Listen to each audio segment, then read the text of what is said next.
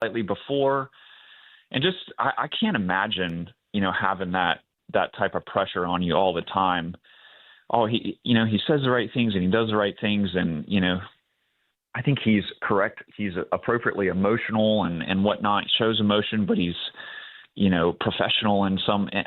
Rory's a great dude. And, it's good to see, good things happen to good people. Well, I appreciate you, Chesson Hadley. Good luck at the Monday after the Masters with Hootie and the Blowfish. I know it's going to be a blast. Go get your biscuit, and I will talk to you soon. Thanks, Adam. Appreciate you having me on. I mean, interrupting a man's biscuit time. That is, it's a good man, Chesson Hadley. All right. One other thing I wanted to get to before we break. Bob Herring is going to join us at the bottom of the hour from Sports Illustrated. We'll try to put Rory maybe into a little bit of a historical perspective. It was such a fun watch over the weekend. A little nerve-wracking. If you were, first of all, one quick thing about the weekend, going into the weekend. Shame on the national media for essentially treating it like the tournament was over. Like they wanted to put the crown and the jacket on McIlroy Friday night. And I'm sitting there going, I have watched way too many golf tournaments at that place. This is not going to be easy. Granted, with relatively benign conditions on Saturday, McIlroy could have made it over, but you knew that there was going to be more pressure on him than all he could do was lose it. They had already given him the tournament. All he could do was lose it on Saturday and Sunday. And he tried. But ultimately, he was the best player this week. End of discussion. All right, let me get to some other things. Tomorrow night, the Hornets will host the Heat in the 9-10 play-in tournament game in the NBA. There's an East and the West. I think it's Phoenix. Is it Phoenix and Portland? I don't know who's playing in the West game. I don't care. But Charlotte hosts Miami. It was not a clean end to the season. We're going to talk about this later on with our friend Kanata Edwards. If they win tomorrow night, and there's a lot of pressure on them to win at home, they will go to either Orlando or Philadelphia, whoever loses the 7-8 game. This is the Charlotte's in the 9-10 game, and they will play at the loser of the 7-8 game. So they have to win twice to get into the playoffs, and if they get in, it'll be against the Detroit Pistons. All right, here is Tim Legler from ESPN thinking that if Charlotte gets in, they could make noise. One in each conference I would look at. I'd look at Charlotte, and they're going to have to win 2 games, but they've been some story here for a few months, and they're doing it on both ends of the floor. Incredibly fun. They're entertaining. They're high-powered offensively. They're young. That's a team that's going to be very interesting to see how they perform in the play-in. And then out west, I'm looking at the Clippers, the way that they turned their season around after starting 6-21. And you've got a Kawhi Leonard on that team. You've got a ton of playoff experience. Now, they're going to play the Golden State Warriors in that first game with Steph Curry now just coming back to the action. So that's a fascinating play-in game to get Kawhi Leonard and Steph Curry. But if I look at a team that potentially, could make a run out of the play-in by winning 2 games, the Clippers look like a team that potentially could do that.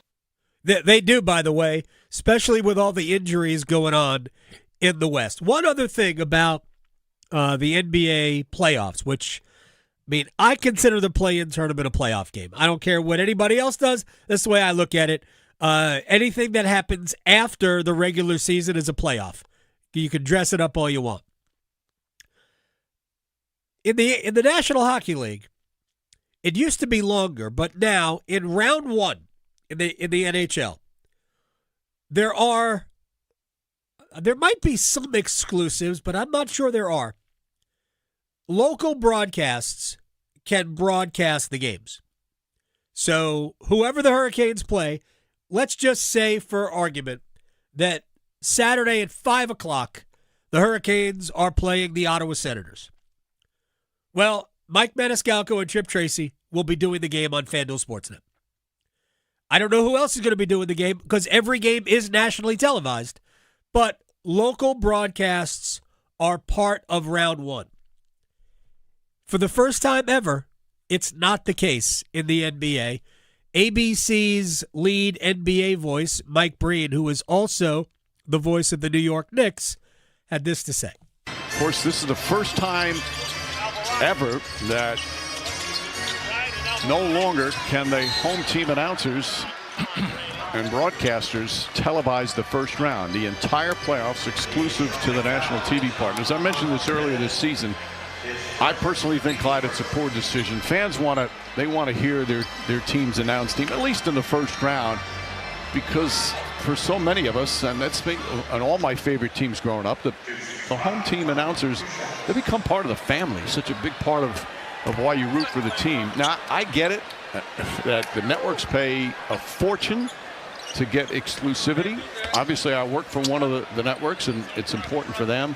But I just think the fans deserve to be thrown a bone once in a while in terms of, let the home team have a little bit of the first round. Somehow, if there's any way it could ever work out some kind of compromise. I'm not hopeful for that, but right. It'd be wonderful to have it because this is our final telecast of the season. So Mike Breen, that was on the Knicks local broadcast.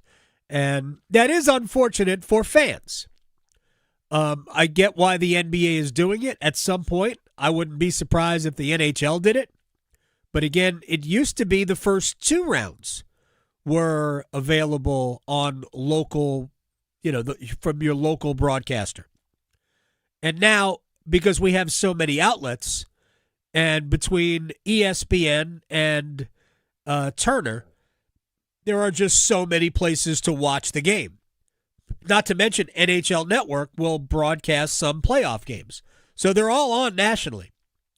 But it would be cool if it was the local broadcaster, at least for another round, but we get one. So a maximum of 7 more Maniscalco Trip Tracy games.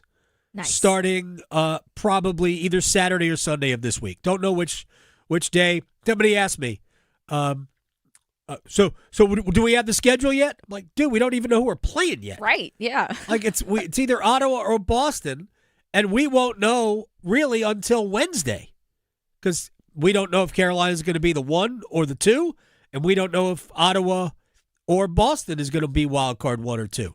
So there's some balls still up in the air. All right, when we come back, try to put Rory McIlroy's second consecutive Masters into some historical perspective with Bob Herring of Sports Illustrated next.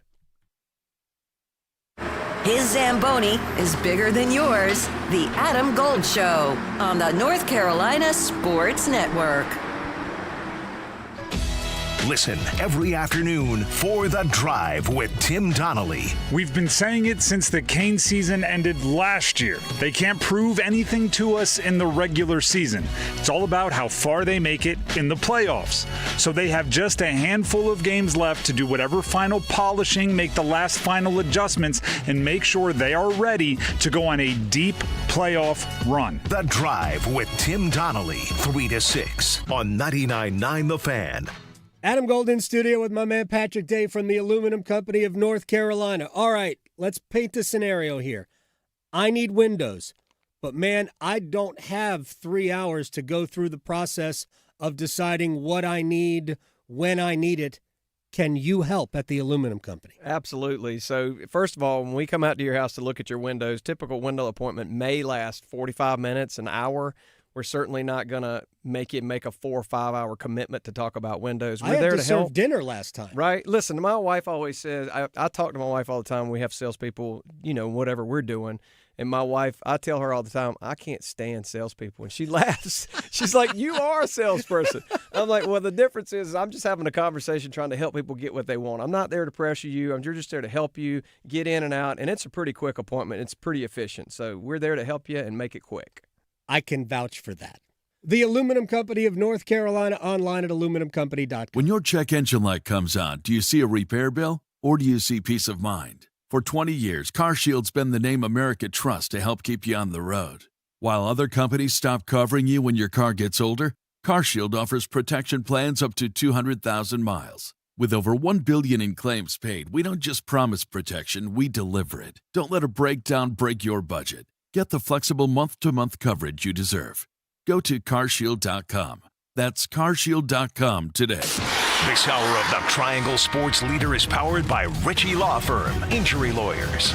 Ritchie Law is on top of it. Go to RitchieLaw.com. That's RitchieLaw.com. They score! Victor deployed for the first time to Afghanistan in 2003. At 4 a.m, my phone rang. They said, "I regret to inform you that your husband was wounded in action." Victor sustained a moderate traumatic brain injury. I was doing school full-time, and I was also then caring for Victor.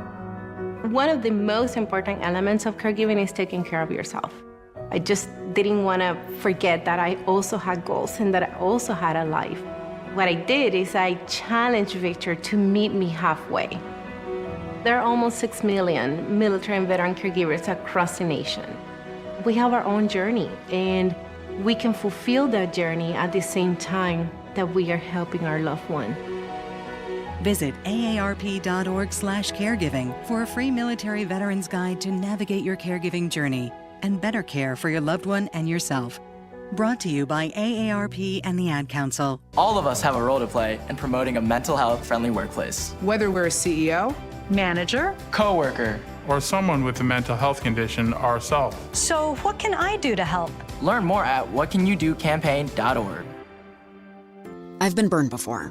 I was just repeating the same patterns. It turns out I had a type. Workplaces everywhere are looking for love. And by love, we mean the easy way to order food at work. Easy Cater. I thought ordering from great restaurants at work had to be complicated, but then I met Easy Cater. So many options, so flexible, and when I ordered for 50 gluten-free vegans without going over budget, I knew I'd found the platform I wanted to do life and lunch with.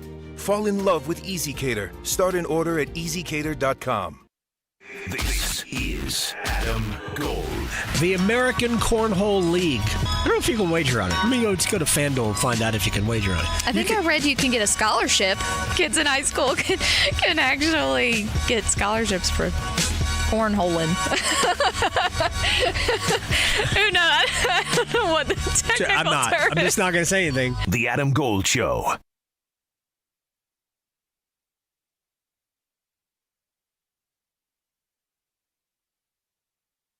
Rory McIlroy won the 90th Masters, and for a good chunk of that time, he was 90th in driving accuracy. I'm not sure if he's a numerologist or not. I'm not sure if Bob Herrick of Sports Illustrated is a numerologist. There's some symmetry there, though. He drove it poorly enough, and he made his requisite double bogey on the final round, so we knew he was going to win. Hey, listen, you're not wrong about 90th in driving accuracy through the first two rounds. Right. 90 out of 91 players. And the guy who was 91st in driving accuracy was actually 91st in the field. So it's kind of there is correlation to poor driving and poor scoring, but in Rory's case, he overcame it. And actually, he drove the ball a lot better on Sunday, but still, he was not the solid Rory route that some of the scoring suggested. Yeah, he talked about it, and we're going to get to it. He talked about why he was where he was, because he basically, and he's probably generous about his driving when he gave it a B+ or a B- maybe. It might not have been that good. It was never going to be easy. I don't think we're not going to have too many easy ones, especially considering that his first two rounds were really the product of chipping and putting more than anything else. What surprised you about the way the weekend unfolded? I thought that the scoring overall was far better than I expected, given how firm and fast the course was. This was an outlier year in terms of weather. They almost always get at least one kind of rainy or soft day. They did not have that at all. I mean, there was barely a drop of rain in a week, and it's been a dry spring. And so several players used the comment, they can do whatever they want. and what that means is they can make it as hard as they want. Yeah. Or they can back off and water the greens. And I think that they did the latter. They did soften the greens a little bit. And maybe they were just concerned that they were going to lose them, that it was going to be unfair if they didn't do that. But, I mean, Saturday, Rory has a 6-shot lead. I'm looking at the pins thinking, it's not going to be that easy out there. And a bunch of guys shot really good scores. And that's Scotty shot 65. Yep. Got him back into the tournament. And so Rory shoots 73 and lets the world back in. So that surprised me. I was surprised that, once again, Rory, 2 double bogeys. Last year he had 4. Yeah. This year 2, 1 each day on the weekend. And the 1 on 4 yesterday I thought was killer. Yep. I thought that might have doomed him. There's no shame in making a bogey on the 4th hole. It happens. But to 3-putt from a pretty short distance and to miss a short one for bogey, that's the kind of stuff that gets in your head. And, then, he's 2 behind and didn't really have a lot going. But then he turned it around. Birdies on 7 and 8 and played amen corner very well.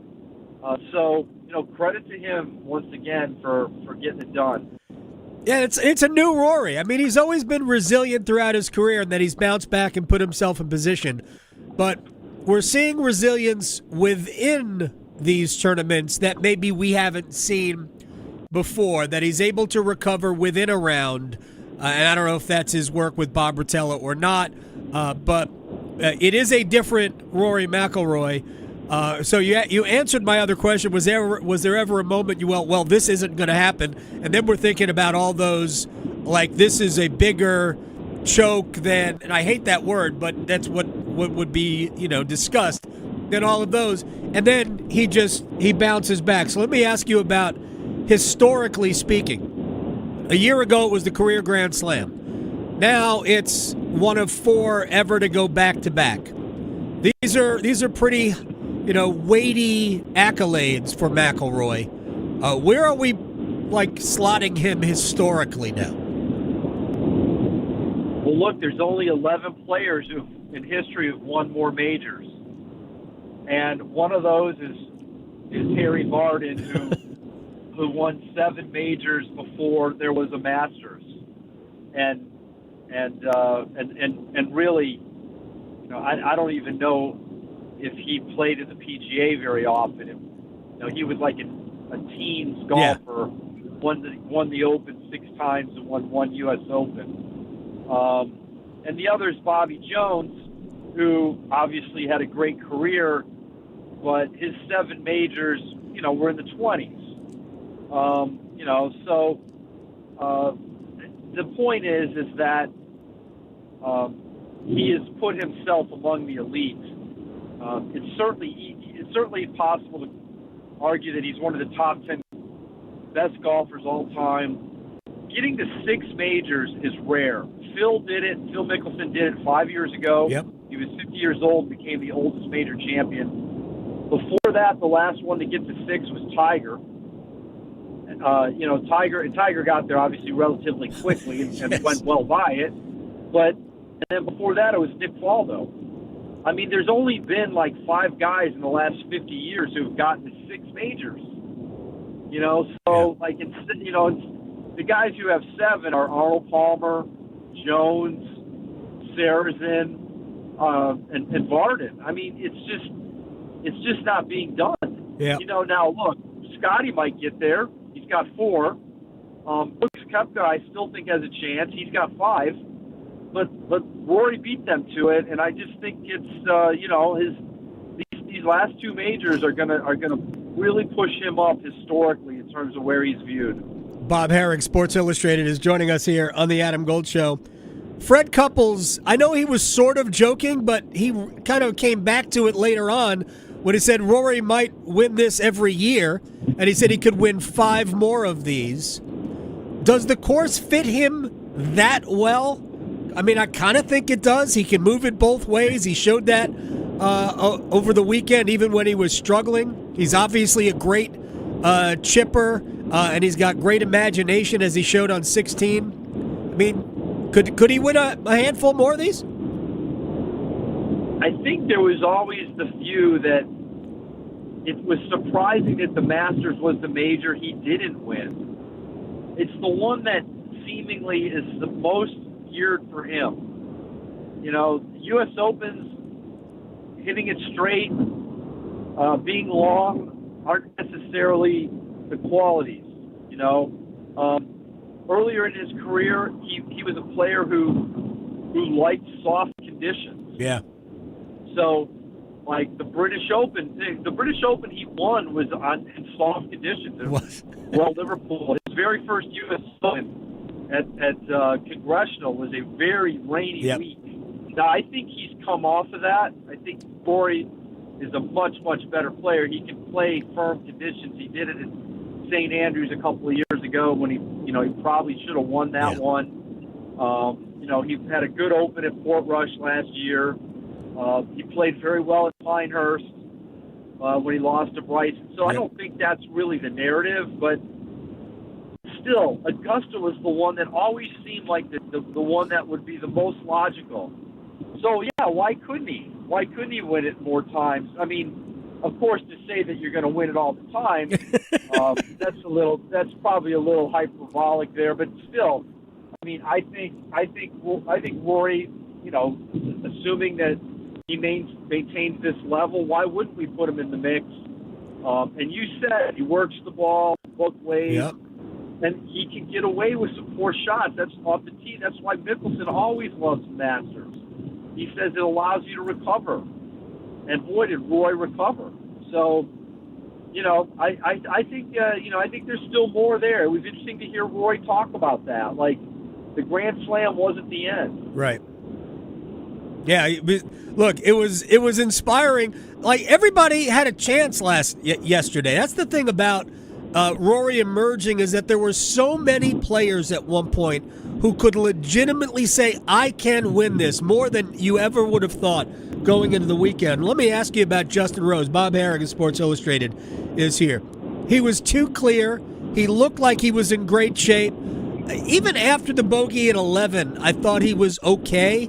I thought that chip at 12 really, I thought that was the gut punch, because by then Rory had recovered and gotten back to 11. What's your read on Justin Rose? Do you think maybe the moment got him a little bit? Yeah, I mean, it's possible. I mean, it's a lot of pressure. I think he's lamenting the fact that he didn't putt that from back there. Yeah. And now you've quickly made 2 bogeys, and all that great work through 10 holes is kind of gone. And then 13, he rebounds with a great drive and approach. I mean, when I first saw the ball flight, I wondered if he had hit it too far to the right. And then you see the thing fly right over the flag. It was a great shot. Unfortunate for him, it rolled out to 30 feet. I think he was expecting it to be closer. But, I mean, he's got a 2-putt birdie there for sure. Instead, he blew it way by and 3-putted. Yep. Like he could have got himself right back in it if he makes that birdie there. So, Amen Corner bit him, and it's a shame because I think Justin Rose has been a terrific player, and he's had, it's got to be tough. You lose 2 Masters in a playoff. You have another second place finish, now a third. He was second at the Open a couple of years ago to Xander Schauffele. In his 40s, he's played some great golf and hasn't come away with another major. I don't think there's any question. Justin Rose is a better player the last 3 or 4 years than he was at any point in his career. More consistently good.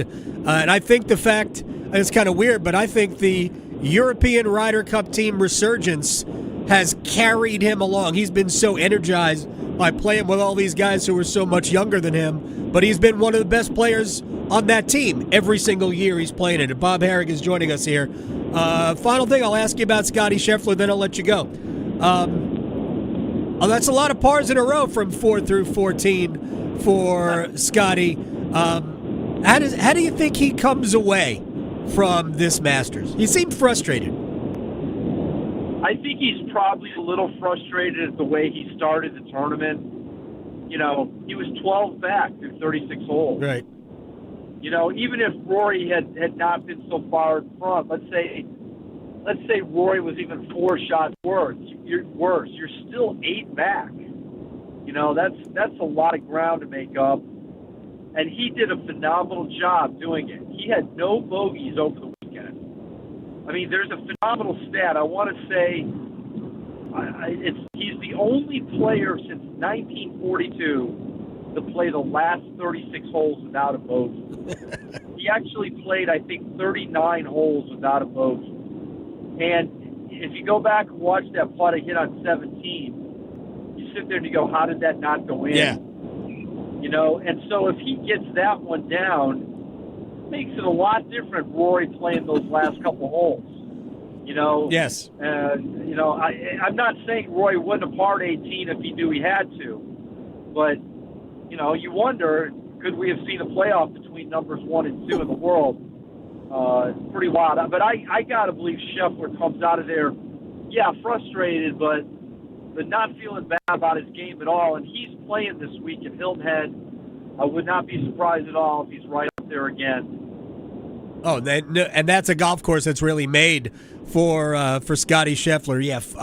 11 pars in a row. That's on that stretch of holes. Yes, there's some difficult holes there too, but to not birdie 7 or 8 or 13 is somewhat of a surprise. But you know the bird, and he almost didn't birdie 15. I don't know where he was. He spent he thought he was Seve for a while. He spent the whole hole in the right trees. Bob Herrick, Sports Illustrated. I thank you very much, sir. Safe travels back. We'll talk again. Look forward to it. Thanks a lot for having me. Honestly, McIlroy won the tournament, but Cam Young, Justin Rose, Russell Henley, Scotty Scheffler, all could have won that event. All of them. There was at one point, I think, a 4-way tie for first at 10 under par. It's crazy. But 2 in a row for McIlroy. All right, when we come back, we will have one-timers, questions and answers. So you can go to the YouTube, search Adam Gold Show or 99.9 The Fan, and Victoria will ask the questions. We have great ones. I know. We always do. Yeah. I can't wait till, who is it? Bone, what's his? Oh, Conebread? Conebread. Mm-hmm. Can't wait till Conebread asks the question about the Hurricanes. All of that is coming up next. Asheville to Wilmington, Boone to Durham, The Adam Gold Show on the North Carolina Sports Network. MuralFest 2026, presented by Winter World, delivers music, moments, and memories each year. Hear Allison Krauss in Union Station featuring Jerry Douglas, Old Crow Medicine Show, Charles Wesley Godwin, Blackberry Smoke, Molly Tuttle, Railroad Earth, the infamous String Dusters, Joy-Alada Coon, Maggie Rose, Sam Bush, Peter Rowan, Steep Canyon Rangers, the Costellos, the Creekers, and more. Join us April 23rd through 26th in Wilkesboro, North Carolina. For the full lineup and tickets, visit muralfest.org. AmeriHealth Caritas North Carolina is with you on your health journey and helping you over life's bumps in the road. We're a Medicaid managed care plan with extra benefits like adult vision care and weight loss memberships. Plus, earn rewards for healthy activities on our care card. We make care the heart of our work. Let's go. Visit AmeriHealth Caritas North Carolina at AmeriHealthCaritasNC.com or call 1-855-375-8811. Have you ever considered a career as a public power line worker? Public power line workers use a variety of specialized skills to build and maintain a locally owned and operated electric system. As a public power line worker, you can expect a career that allows you to work close to home, a safety record superior to other energy providers, and training and apprenticeship opportunities. Learn more about public power and careers in public power at electricities.com. This April, join North Carolina Realtors in celebrating Fair Housing Month. Fair housing means everyone deserves a place to call home, regardless of race, color, national origin, religion, sex, or disability. NC Realtors are committed to fair housing for all North Carolinians and ensuring that everyone has access to safe and affordable housing. Let's work together to create communities where everyone can thrive. Visit ncrealtors.org to learn more about fair housing. Paid for by NC Realtors. Hey, it's Adam Gold from my friends at FanDuel, America's #1 sports book, and we attract new customers all the time. So if you have not joined FanDuel yet, let me give you an incentive. New customers, bet $5, win that bet. Get $250 in bonus bets if you win it. Pick something relatively easy, you win, you get $250 of FanDuel's dollars to use however you like. Then you can bet big and win big and beat the man. And we all want to beat the man. FanDuel.com/local. FanDuel.com/local to get started. FanDuel, play your game. 21 and over and present in North Carolina. First online, real money wager only. $5 first deposit required. Bonuses issued as non-withdrawable bonus bets which expire 7 days after receipt. Restrictions apply. See terms at sportsbook.fanduel.com. Gambling problem? Call 877-718-5543 or visit morethanagame.nc.gov. Are you struggling with your Medicare drug costs? The NC Department of Insurance SHIP program may be able to help. The Extra Help and Medicare savings programs are available for those who qualify, but you have to apply. Contact SHIP today to see if you qualify. Visit ncshiip.com or call toll-free at 855-408-1212. SHIP provides free, unbiased help in all 100 counties. Project supported by grants from the Administration for Community Living. Contents do not necessarily represent official views of, nor an endorsement by ACL, HHS, or the U.S. government. Distracted driving kills. Every glance away from the road puts lives at risk. Eating and drinking, texting, changing the music, or checking your phone. It can all wait. Behind the wheel, your only job is to drive. Buckle up, stay focused, keep your eyes on the road and your hands on the wheel. Protect yourself, your passengers, and everyone around you. Every seat, every time. This message is brought to you by the Governor's Highway Safety Program and the North Carolina High School Athletic Association. This is Adam Gold. I told Tim, who does the afternoon show, I said, I'm about to turn this game around. We need Cheez-Its. So I went to go get magical Lucky Cheez-Its, and guess what? Boom. Period 2, tied it up. And then at the end of the game, I still had like 8 Cheez-Its in the cup left, and I said, Lucky Cheez-Its. There you go. The Adam Gold Show. It's the Adam Gold Show. I'm Adam Gold. Quick story about Cheez-Its. Victoria is producing the program. Got a text yesterday after Rory McIlroy double bogeyed the 4th hole to fall back to 10 under par. And it was from a friend of the program, Brad. It said, Rory just double bogeyed, and I'm all out of Cheez-Its. Yes. Yes. So I thought of you immediately. It's catching on. Very funny. All right. It's time to have questions and answers.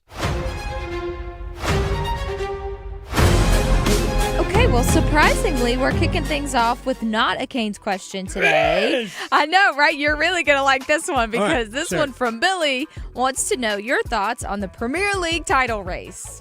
Oh, man. Are we witnessing an Arsenal bottle job? Gosh. Like, no lie.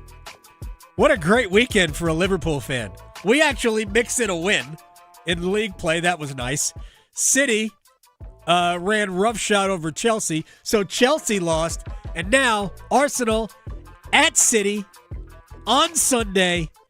And if City wins that, it's a 3-point gap, and the Citizens have a match in hand. Nice. Oh, Arsenal's still going to win the league. Mm-hmm.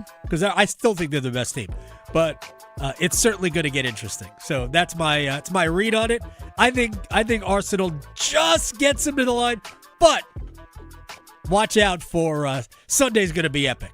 Yeah. Wow. You don't care. I don't care at all. I do. I am fascinated by all I'm of it. happy for you, though, that you do.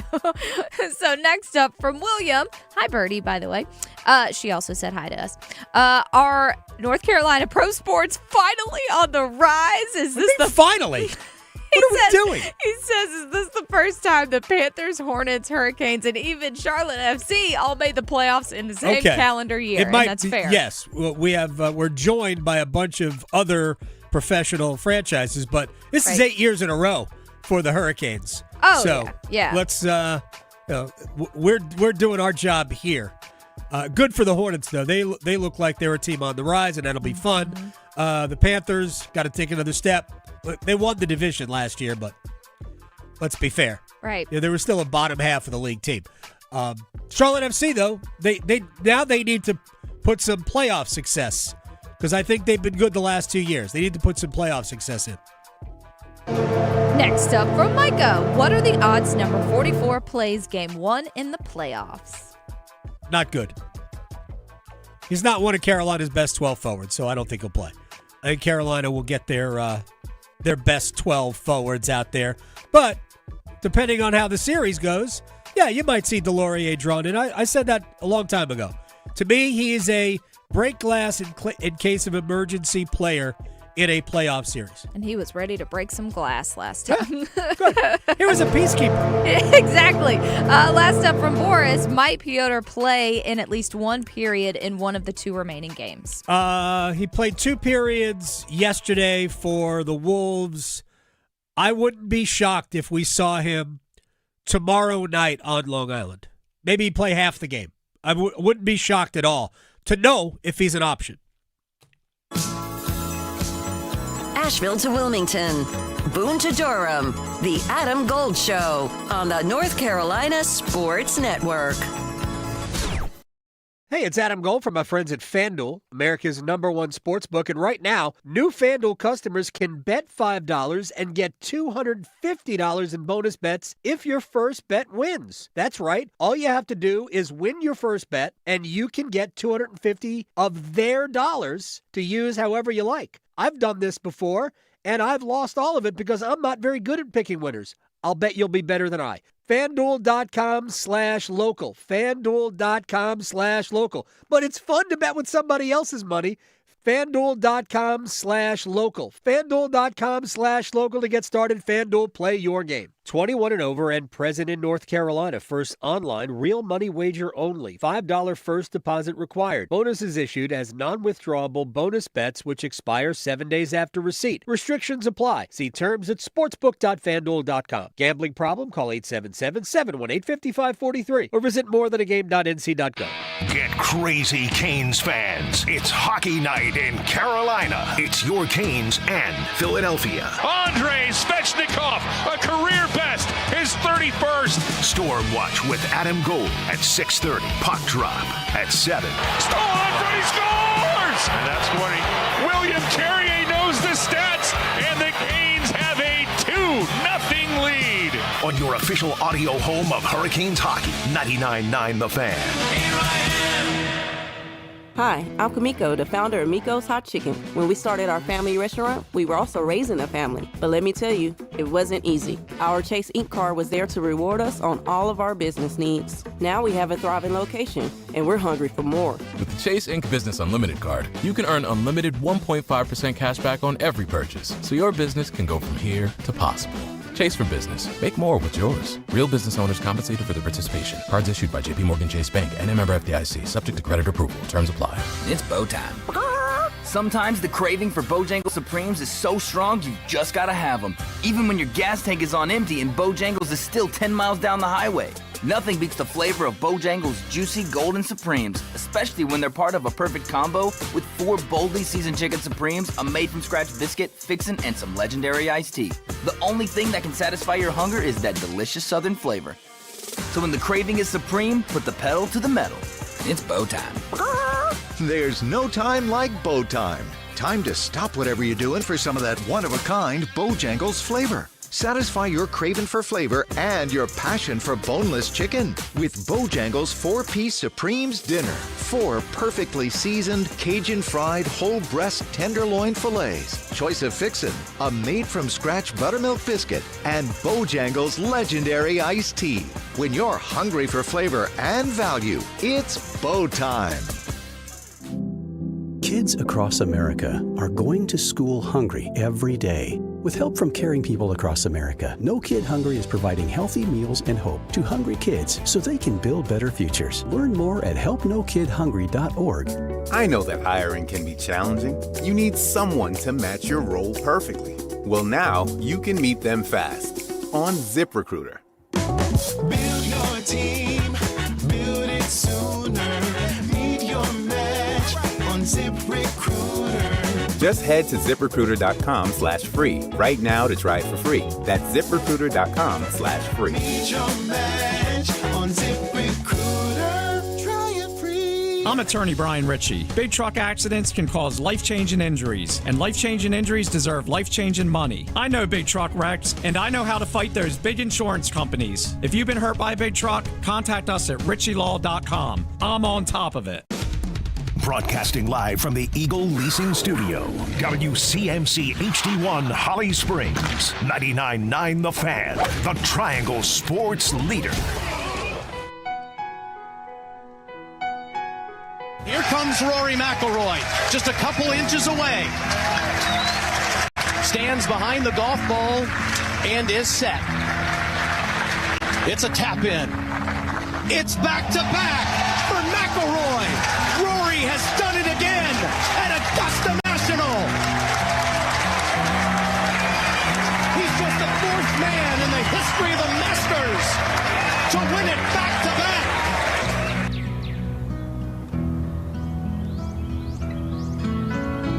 back. Jack Nicklaus, 66. Nick Faldo at 90. Tiger Woods in 2002. The last three back-to-back winners of the Masters before yesterday. And now Rory McIlroy is on two very short lists. 6 players all time have won the career Grand Slam, and 4 have won back-to-back Masters. It's not those are two pretty good lists. By the way, Woods and Nicklaus are on both lists. So there's 3 that have done both of those. It was a fun day yesterday.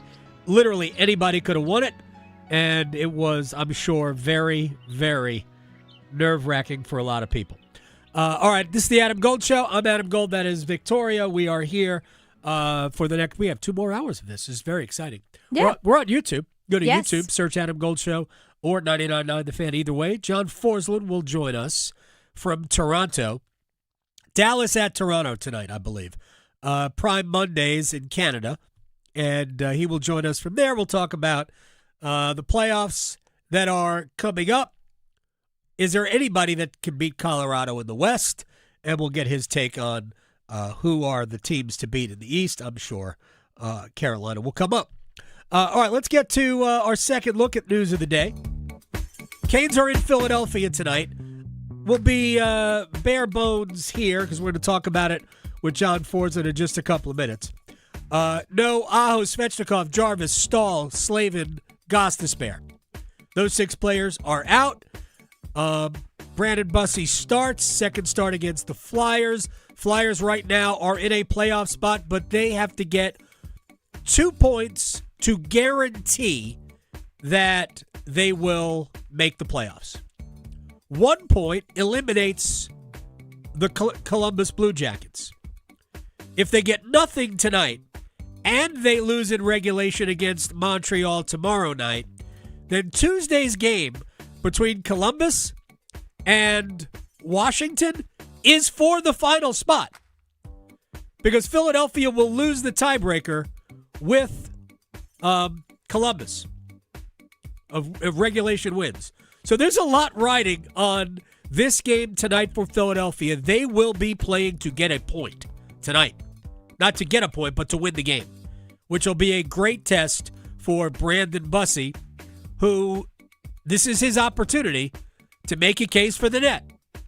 I do believe that Rod Brindamore told us who was starting game 1 of the playoffs when he started Frederik Andersen in back-to-back games over the weekend.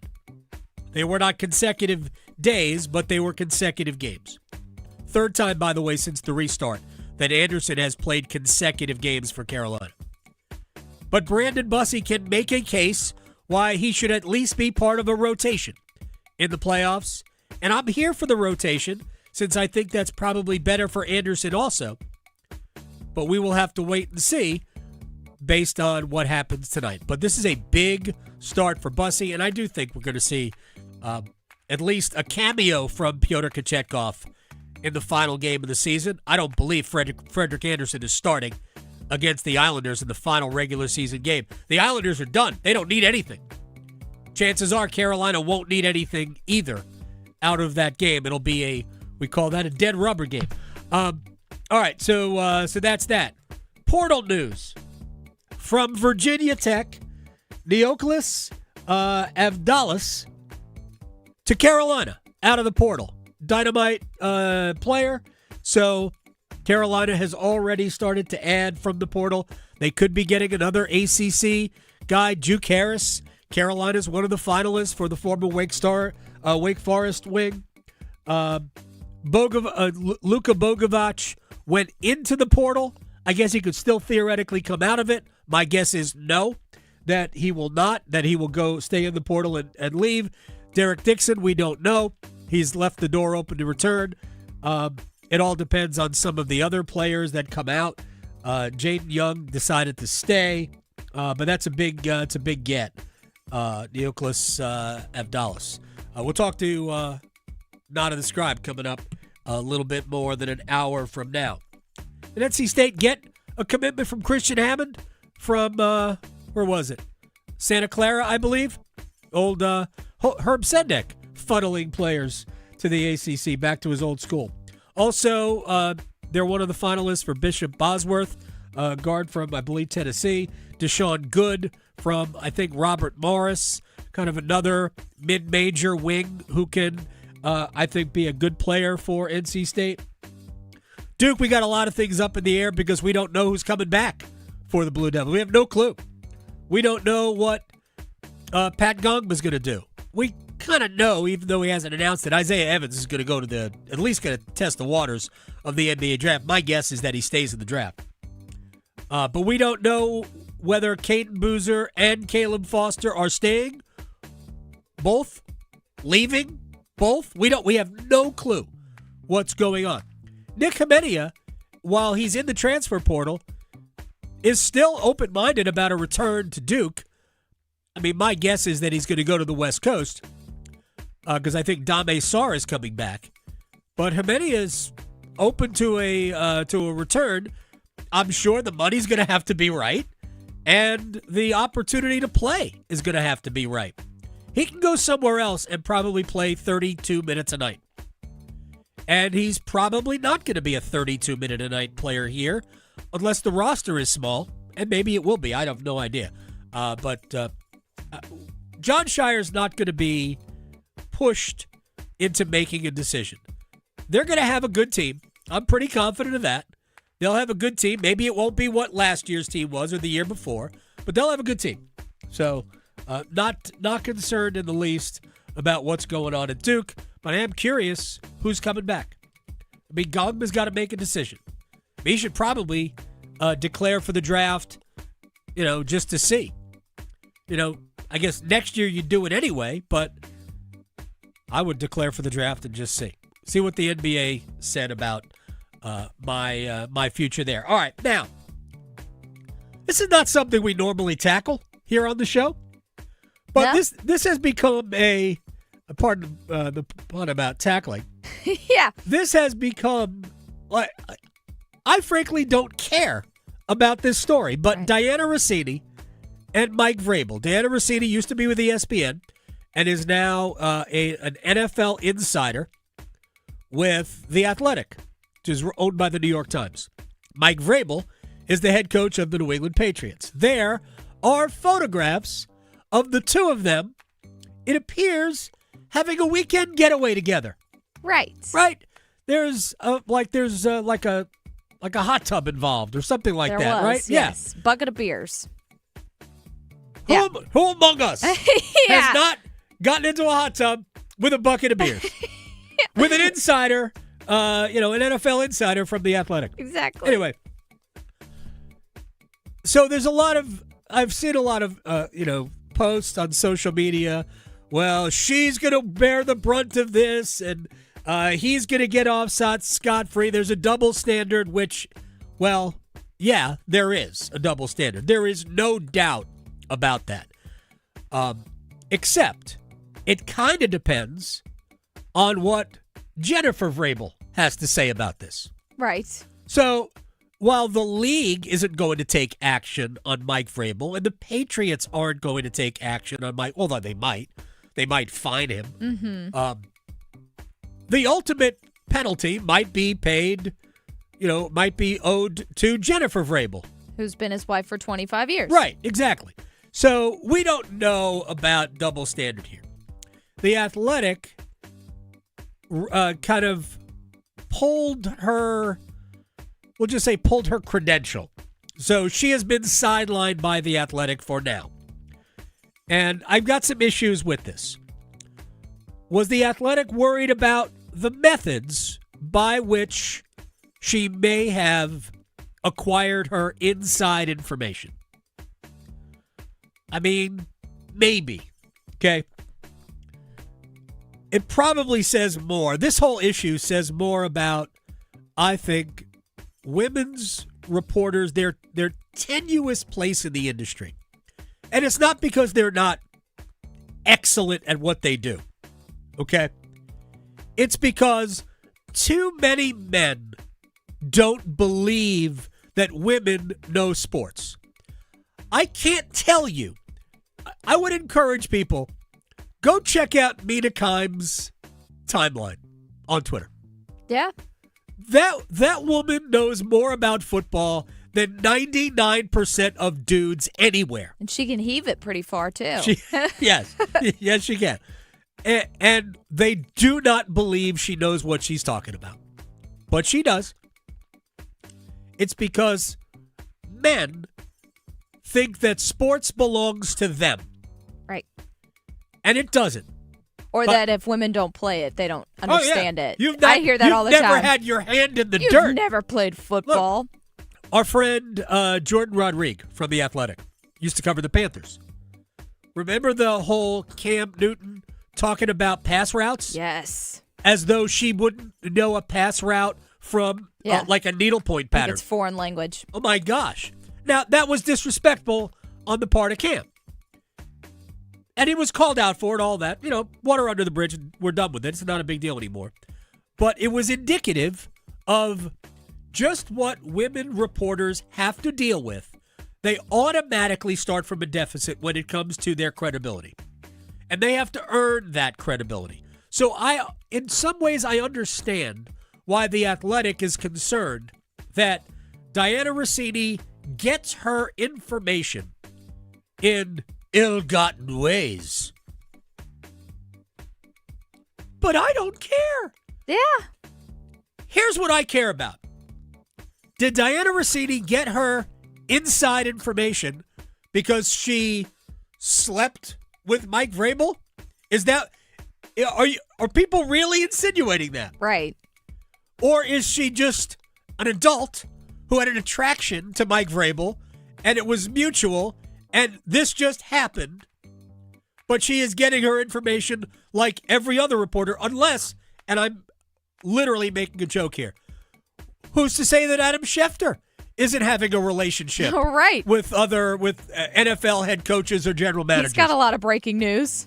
I mean, who's got more inside info than Adam Schefter? Exactly. Well, if she wants to do that, she's allowed to do that.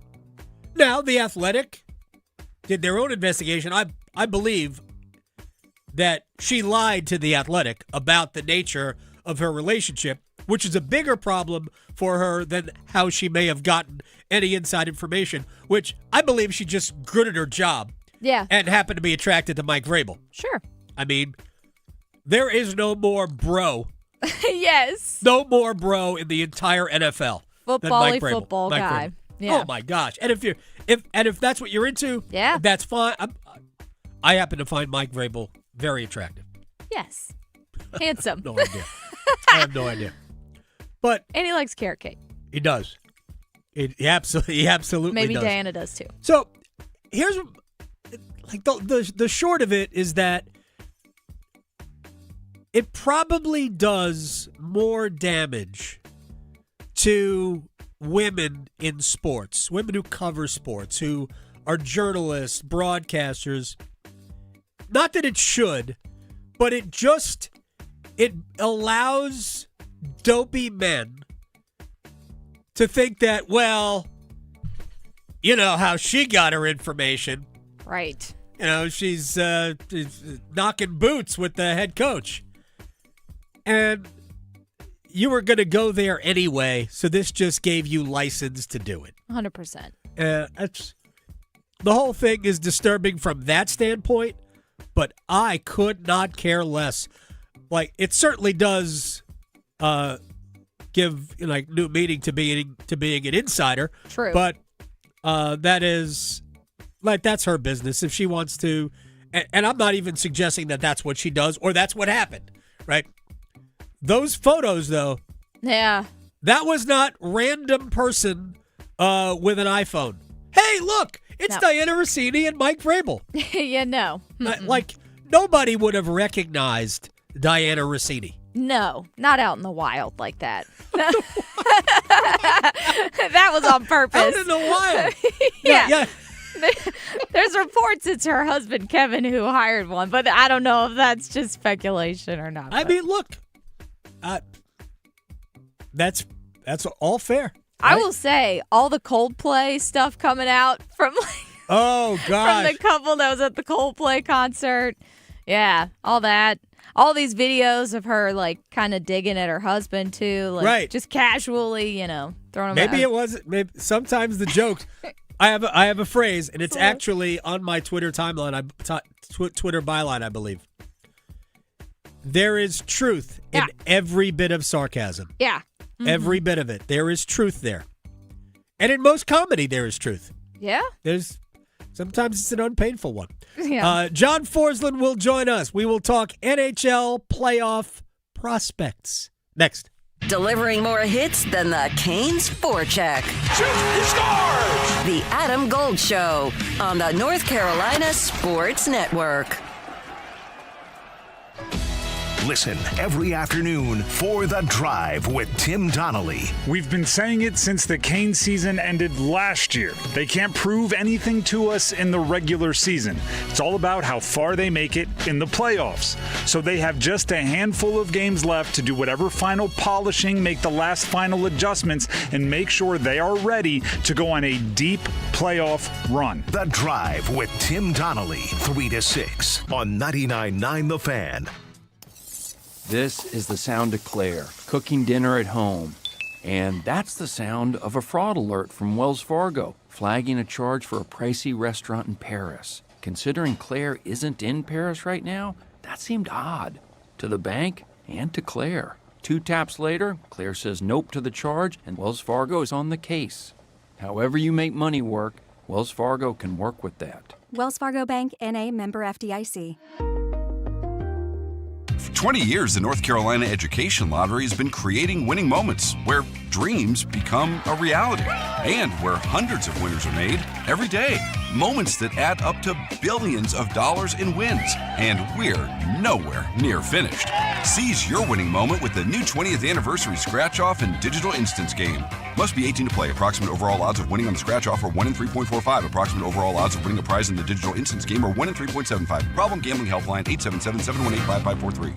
Hi friends, this is Mark Pons with Chapel Hill Tire. Spring is here and it's the perfect time to upgrade your ride. Right now at Chapel Hill Tire, get free installation when you purchase a set of Michelin, Pirelli, and Continental tires. That means expert installation from a team that takes pride in the work so you can drive with confidence all season long. With 13 locations across Raleigh, Durham, Chapel Hill, Carrboro, Apex, and Cary, there's always a Chapel Hill Tire close by. Schedule your appointment today at chapelhilltire.com and drive happy. You've got rhythm, your heart's got rhythm. Then one day your rhythm's off, and you've got AFib, atrial fibrillation.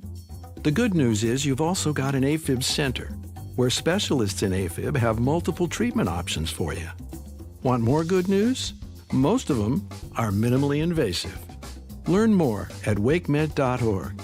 And what do you say you and your heart get the band back together? I'm attorney Brian Ritchie. Workers' comp can be tricky, but my law firm will be on top of all the complicated paperwork and sneaky deadlines so that all of your I's are dotted and T's are crossed. If you've been hurt on the job, I'm on top of it. Contact us at ritchielaw.com. Hey, hockey fans, it's Trip Tracy. If you're ready to upgrade your outdoor living space, look no further than TimberTech Decking and Railing. TimberTech is the #1 premium composite decking brand, and it's tough enough to handle anything. It looks just like real wood, but without the costly maintenance of a wood deck. It won't rot, warp, splinter, or peel, ever. And it's backed by industry-leading warranties, so your deck will last year after year. Connect with a local contractor or order free samples at TimberTech.com to see the TimberTech difference for yourself. TimberTech, everything wood should be. Every year across America, a staggering 4.2 million youth are homeless or trafficked. Covenant House is the national leader providing safe housing for youth, 50 years strong. Help us fight youth homelessness. Go to covenanthouse.org. I've been burned before. I was just repeating the same patterns. It turns out I had a type. Workplaces everywhere are looking for love. And by love, we mean the easy way to order food at work. Easy Cater. I thought ordering from great restaurants at work had to be complicated, but then I met Easy Cater. So many options, so flexible, and when I ordered for 50 gluten-free vegans without going over budget, I knew I'd found the platform I wanted to do life and lunch with. Fall in love with Easy Cater. Start an order at easycater.com. This is Adam Gold. 80-second mark, I scream in the booth. I screamed in the booth. Why the heck is he still on the ice? Did you say it in Finnish? I should have. Yes. No, he wouldn't. He curses in English. He does. 2 seconds later, he scored. Yes. He and I hurt went, you. oh, that's why. That's what. The Adam Gold Show.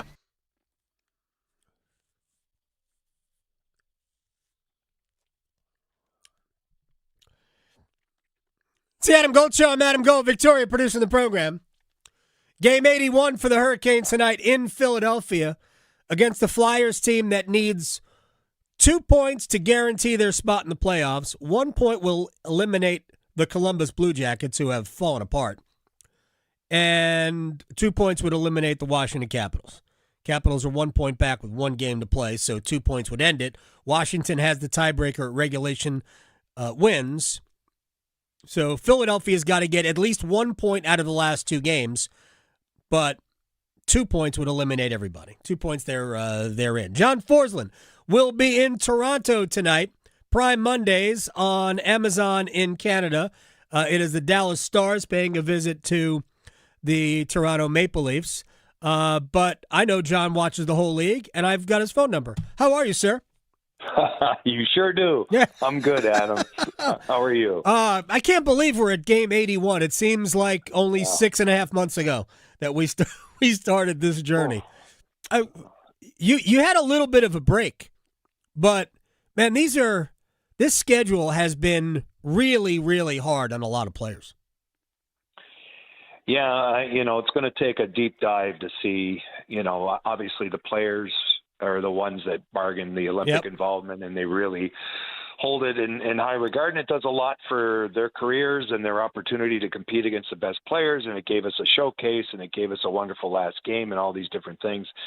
The residuals are interesting, though. The style of play that we saw before the Olympics with regular season play, the style that existed shortly thereafter the Olympics, and then the injuries on all fronts all season, and coaches who have to navigate a season without practicing. By and large, nobody practices anymore. So for the teams that struggle and are chasing playoff spots, you mentioned Columbus falling apart, they had played so well for so long. Yeah. The wheels come off at some point. And then, how do you kind of recapture it? If there's a flaw in your team game, how do you fix it as a coach? You show them a video for 10 minutes and then you play again, because you can't afford to put your players through a practice, or you don't have the time to do it. So it'll be interesting to see where this all goes moving forward. It's a lot of games, a lot of compressed games. Even in my own world, I've done over 100 games this year already, and we haven't reached the playoffs yet. So that's a lot. Yeah. It's a lot of, but you can you're a stud, John. I don't know about that. All right, I do want to dig in. By the way, the Hurricanes, I can't remember the last time they had a practice. I mean, they had a few days off. They had like a 3-day break. Mm-hmm. They practiced one of those days And they don't often even have a pregame skate anymore. They skated today in Philadelphia, but that'll be it. They won't skate tomorrow. Obviously, they're playing on the Islanders, and I don't know that game's going to have any meaning at all. It might for Carolina to be the number 1 seed overall. And right now, Carolina is the 1 seed overall. I mean, they have the obvious flaw, but when you look at the Hurricanes, are you looking at the best team in the East, or is that flaw a serious problem? I think it's pretty close. I don't think there's a clear-cut winner in the East as far as, the best team. I would say if they finish on top, then sure, they got to be looked at that way, and they have to get respect for who they are and how well they've played over the years. But I do think that the East is a lot more competitive than the West has been this year for whatever reason. And so I don't view anybody in a superior position or an inferior way underdog position like we'll have in the West with wild card 2, whoever that is, playing Colorado. Okay? Yeah. That could be over in 3 games. All right? They might forfeit the 4th game. That's right. Anything's possible, but I mean, I to be fair, with the way Colorado has played all year, I don't see how you could say there's anybody close to the way they've played. Right. So in the East, I think it's pretty tight. And the home ice thing, you can debate that till the cows come home because a lot of teams don't even see that as an issue. They might want to start on the road and just split the 2 and then go home. So sometimes that's a better spot to be in. But you play for home ice, you play for last change, you play for the ability to play a Game 7 in your building. It gives you more emotional support, obviously. So those are all the right reasons for the home team there to finish it out strong and earn their spot. And they've been so consistent all season. It's been remarkable to watch. John Forsland is joining us here on the Adam Gold Show. I mean, I look at Carolina, and if they can get good enough goaltending. Yeah. That's the way I look at it. Good enough goaltending, and I like their chances at the very least to be in the conference finals. But I think it's up in the air. It's a roll of the dice. Anderson's last 2 starts have been very good. He's been better than Brandon Bussey since the break. Bussey's got 30 wins, which there aren't a lot of Hurricanes goaltenders ever, not named Cam Ward, to win 30 games in a season, but he hasn't been great since the break. Like, I'm not sure Rod Brind'Amour has a great decision. He has a decision to make, but I don't know that he's got 2 great options. No, but they do have a phenomenal team game, which supports their numbers and supports any goalie who's played there under this regime. Under Brind'Amour's coaching era. Look at all the goalies he's had. And yes, you can point to issues along the way, but all of them, Ranta, Nedeljkovic, Reimer, Mrazek, you go right down the list. They all had career seasons. And Brandon Bussey resuscitated his own career and the team at the right time, right? Oh, my gosh. And it was an incredible story to watch and has been. But, maybe there's a leveling off because there's a reason why, he had waited this long to get a chance. Maybe that's happening to him. Who knows? Maybe he will be a great goaltender moving forward. I think that's in the who knows category. But I think it's Anderson's season. It has to be at least a start. And you lean on him and you hope that he can do what he has been able to do at times, and it should be good enough. Yeah, Pyotr Kochetkov, by the way, has made 2 starts in the minor leagues. If I'm guessing, I think he's going to start Tuesday on the island. And who knows? Carolina might be the first team to rotate 3 goaltenders in the playoffs. I don't think they'll do that. If I told you, and I've been saying this worked with Curtis McElhaney, you remember him, and I don't think they make it the first time around with Roddy without him. That is absolutely true. If I told you today that the Montreal Canadiens would be in the conference finals, would you believe me?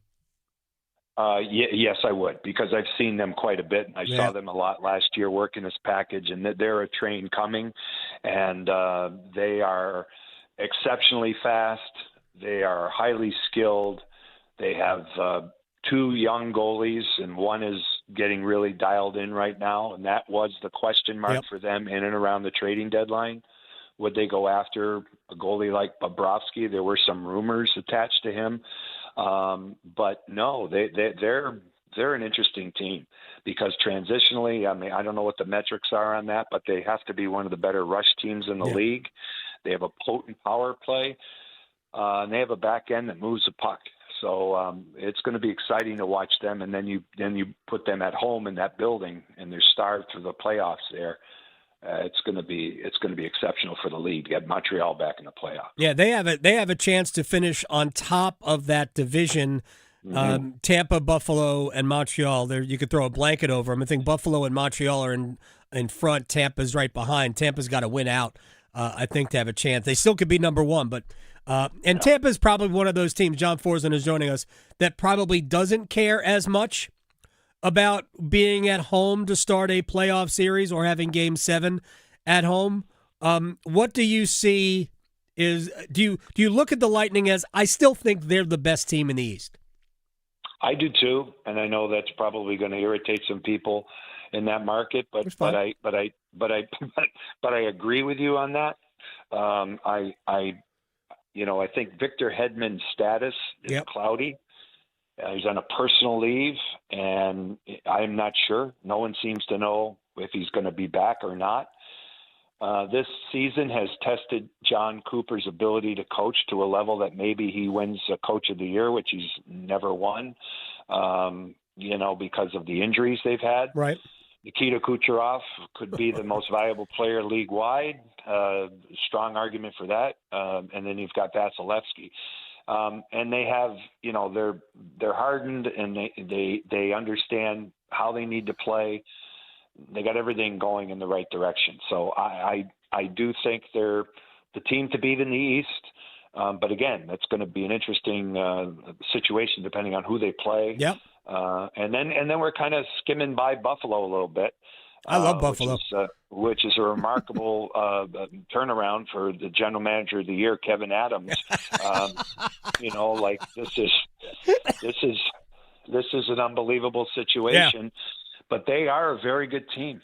They're a very, very good team. So that's what I mean about the East. The East is really interesting, strongly balanced.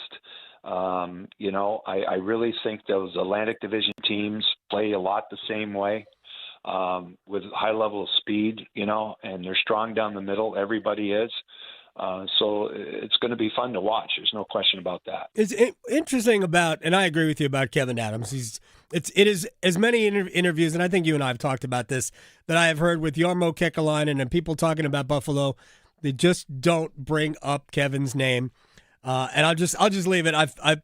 He'll get a job again, and hopefully he's got the Sabres record right at the top of his resume. John Forsland is joining us here on the Adam Gold Show. Carolina's played Tampa twice since the restart after the Olympics. My read on them both times is the same, because they basically had their full lineup both games they played. There might have been like a forward or two out, but on the back end they basically had their full lineup.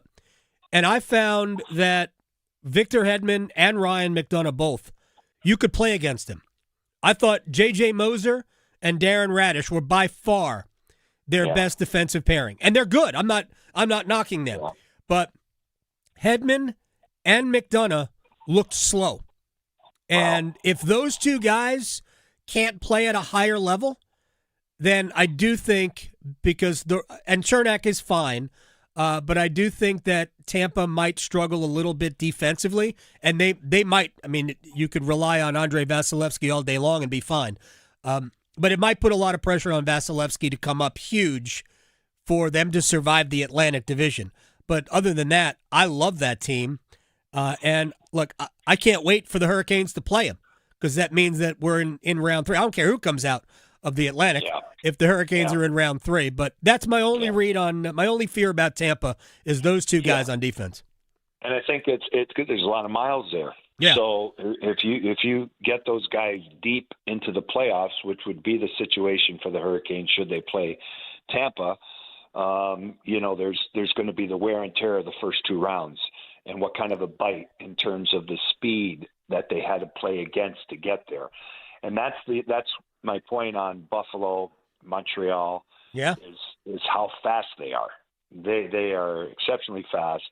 The Hurricanes have an ability to play, except for games that get overly physical. I still think that's a situation that they can't check the box automatically, but they can skate with anybody, and they can play their 5-man game and swarm and do everything they do in forecheck, with any team. And if you get a worn down, older Tampa team that the odometer is starting to click in the wrong direction, then you might have an advantage on it, because they will get worn down by the team speed of either Montreal or Buffalo or both.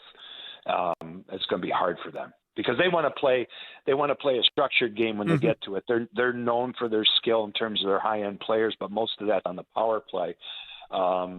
Their game is methodical. Their game is a 3-zone checking game that's very, very methodical when they're at their best. And that's something like out west, Edmonton's trying to do with their players, with their high-end players, is just play a team game, which got them to the Stanley Cup final, kind of playing a tactical defensive system with great players, So that's how Cooper gets it done with his team. He's got some injuries. That third line with Yanni Gourde has been the only line that he's really kept together all year. But Holmberg got hurt in Buffalo in that injury there where he crashed into the board. Right. He's a big part of that line with Gord and Girgensons. So they're not household names, but they're similar to what they had when they won the 2 Stanley Cups with Barclay Goodrow and Blake Coleman and Yanni Gourde at that time. So that makes their whole team game work. Final thing for John Forsland, Amazon Prime or Prime Mondays on Amazon, Dallas in Toronto tonight. Dallas is going to open up the playoffs at home against Minnesota. Those are the second and fourth best teams, maybe in the NHL. Although the way Minnesota is, I think, very good, but I don't know that the way Buffalo, Montreal, Tampa can play. If those 3 teams couldn't make an argument for being better than Minnesota, but let's just assume that Minnesota is the 4th best team. So we get 1, 2, and 4 in the same division. To me, this is the argument why we shouldn't play in divisions first, why we should go 1 through 8, because honestly, Dallas, Colorado, if that's the second round matchup, to have that in the second round almost seems unfair. It really does. I mean, I think it is fair to put those 3 teams in the and put Minnesota in there, take 1 team out of the East, and then, you can look at the Pacific Division, and it's been mired in mediocrity all season, but there's still teams there that have elite potential. I think Vegas. Vegas, and if they get goaltending and, they have the new blood behind the bench now, and that's working. Just a change in messaging. That's all. It's funny the way those things seem to work. And Edmonton's a sleeping giant, so they're just trying to do the same things too, get the goaltending and get their team game in order. But they have eliteness.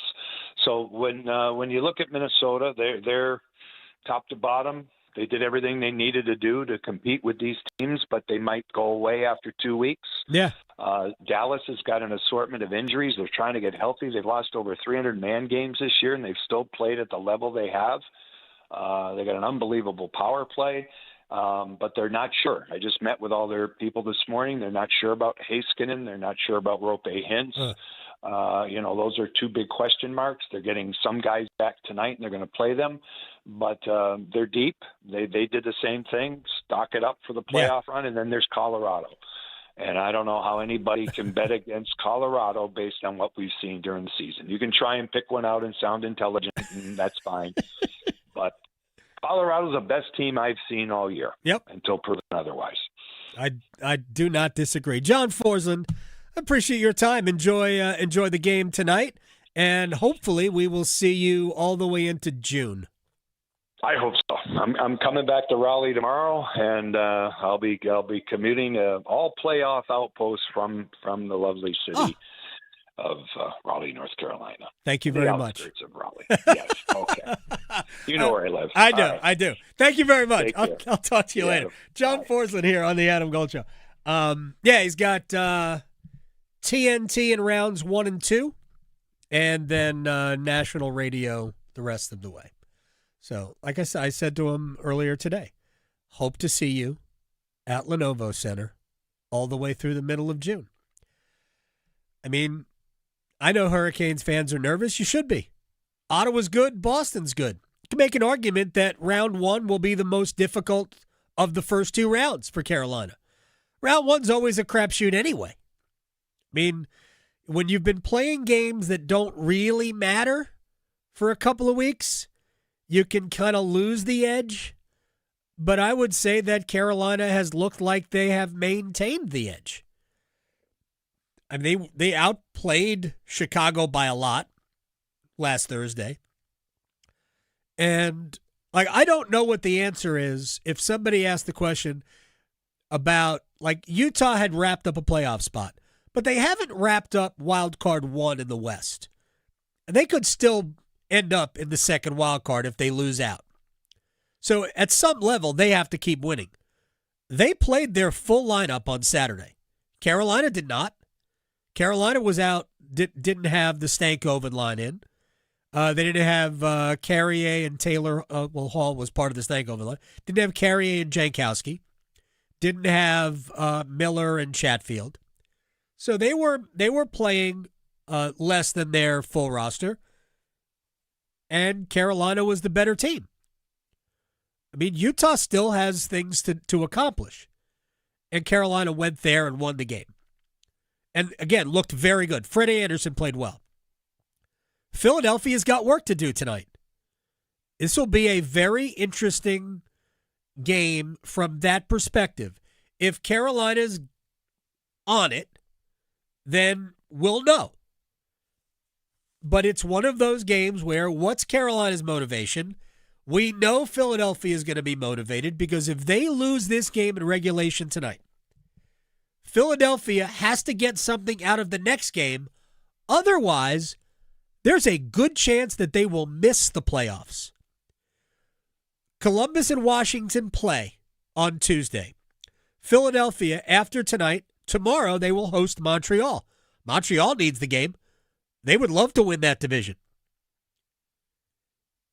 Forget about home ice, avoiding having to beat both Tampa and Buffalo to emerge from the Atlantic. That's way important. Whoever finishes first, that's the real advantage. Not having the home ice. It's really about not having to beat two of those teams. I think there is separation between the top three and Boston and Ottawa. So Montreal's going to play that game, and that could be an incredible atmosphere in Philadelphia for that. But if Philadelphia doesn't get anything out of tonight, they might miss the playoffs. Of course, I say that. All three games between the Hurricanes and Flyers this year have gone to overtime. And if it goes to overtime, Philadelphia will only clinch with a win, but an overtime loss boots Columbus. Right. And then it all depends on what Philly gets out of the Montreal game. They would still have to play it, but Washington could beat Columbus, and if there's a tie between Washington and Philadelphia, Washington would get the spot based on regulation wins. It's all very complicated, but I am curious to see how Carolina plays tonight. I'm curious to see how Brandon Bussey plays tonight. Big start for him. He can lay claim to at least a timeshare in goal in the playoffs with a good performance tonight, but he's got to have a good one. All right, let's take a break. We'll come back. We'll stretch, and we will place bets. Also, if you are interested in Rory McIlroy's vital statistics, I've got him. Next. Delivering more hits than the Canes forecheck. He scores! The Adam Gold Show on the North Carolina Sports Network.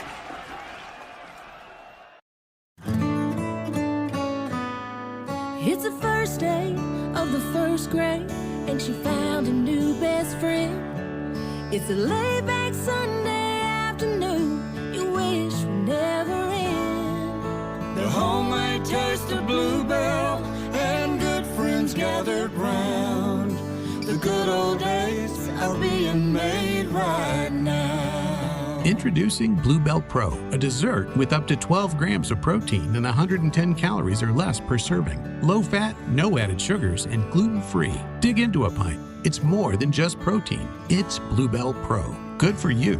Never tasted so good. The good old days are being made right now. The good old days are being made right now. Look for Bluebell ice cream at your local grocer and pick up your favorite flavor today. Distracted driving kills. Every glance away from the road puts lives at risk. Eating and drinking, texting, changing the music, or checking your phone. It can all wait. Behind the wheel, your only job is to drive. Buckle up, stay focused, keep your eyes on the road and your hands on the wheel. Protect yourself, your passengers, and everyone around you. Every seat, every time. This message is brought to you by the Governor's Highway Safety Program and the North Carolina High School Athletic Association.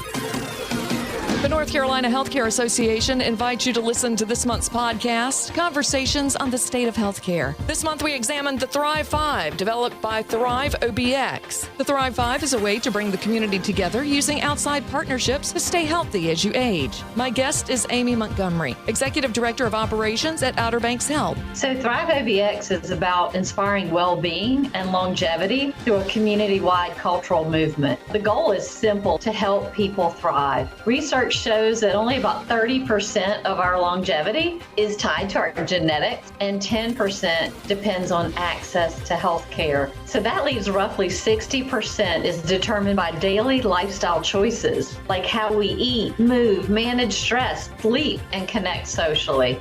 You can learn more and join our latest Conversations on the State of Healthcare wherever you listen to your favorite podcast, and find out more by visiting nchealthcare.org. Hi, I'm Cherie Sample Hughes, Women in Government Board Chair. Alzheimer's disease often starts subtly with a memory slip, lost word, or forgotten appointment. For patients experiencing memory and thinking issues, there are FDA-cleared blood biomarker tests that can help detect the buildup of proteins in the brain that can lead to the symptoms of Alzheimer's disease. That's why early detection and diagnosis are so important. Sharing details about your memory and thinking issues with your doctor can help determine if testing is right for you. Find more at womeningovernment.org. Every day, people battling addiction suffer in silence. Because of stigma, they fear judgment. They fear being labeled, and too often, they don't get the help they need. But you can help change that. Join the Governor's Institute and be a superhero in the overdose battle campaign. Learn how to break the stigma, support those in need, and save lives. Visit governorsinstitute.org/superhero to get involved. Be a hero, fight stigma, save a life. You know the only feeling sweeter than opening a college acceptance letter? Knowing that you'll be able to pay for tuition however far you go. The first step? Completing the free application for federal student aid, or the FAFSA for short.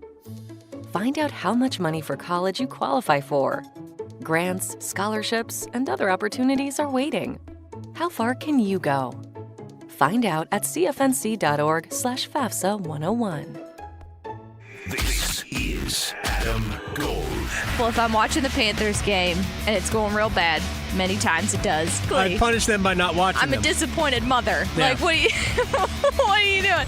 So, yeah, I realize it's not going to change the game, but it makes me feel better, and, There were other factors at play there, but for the most part, I punish them. I will not watch you. The Adam Gold Show.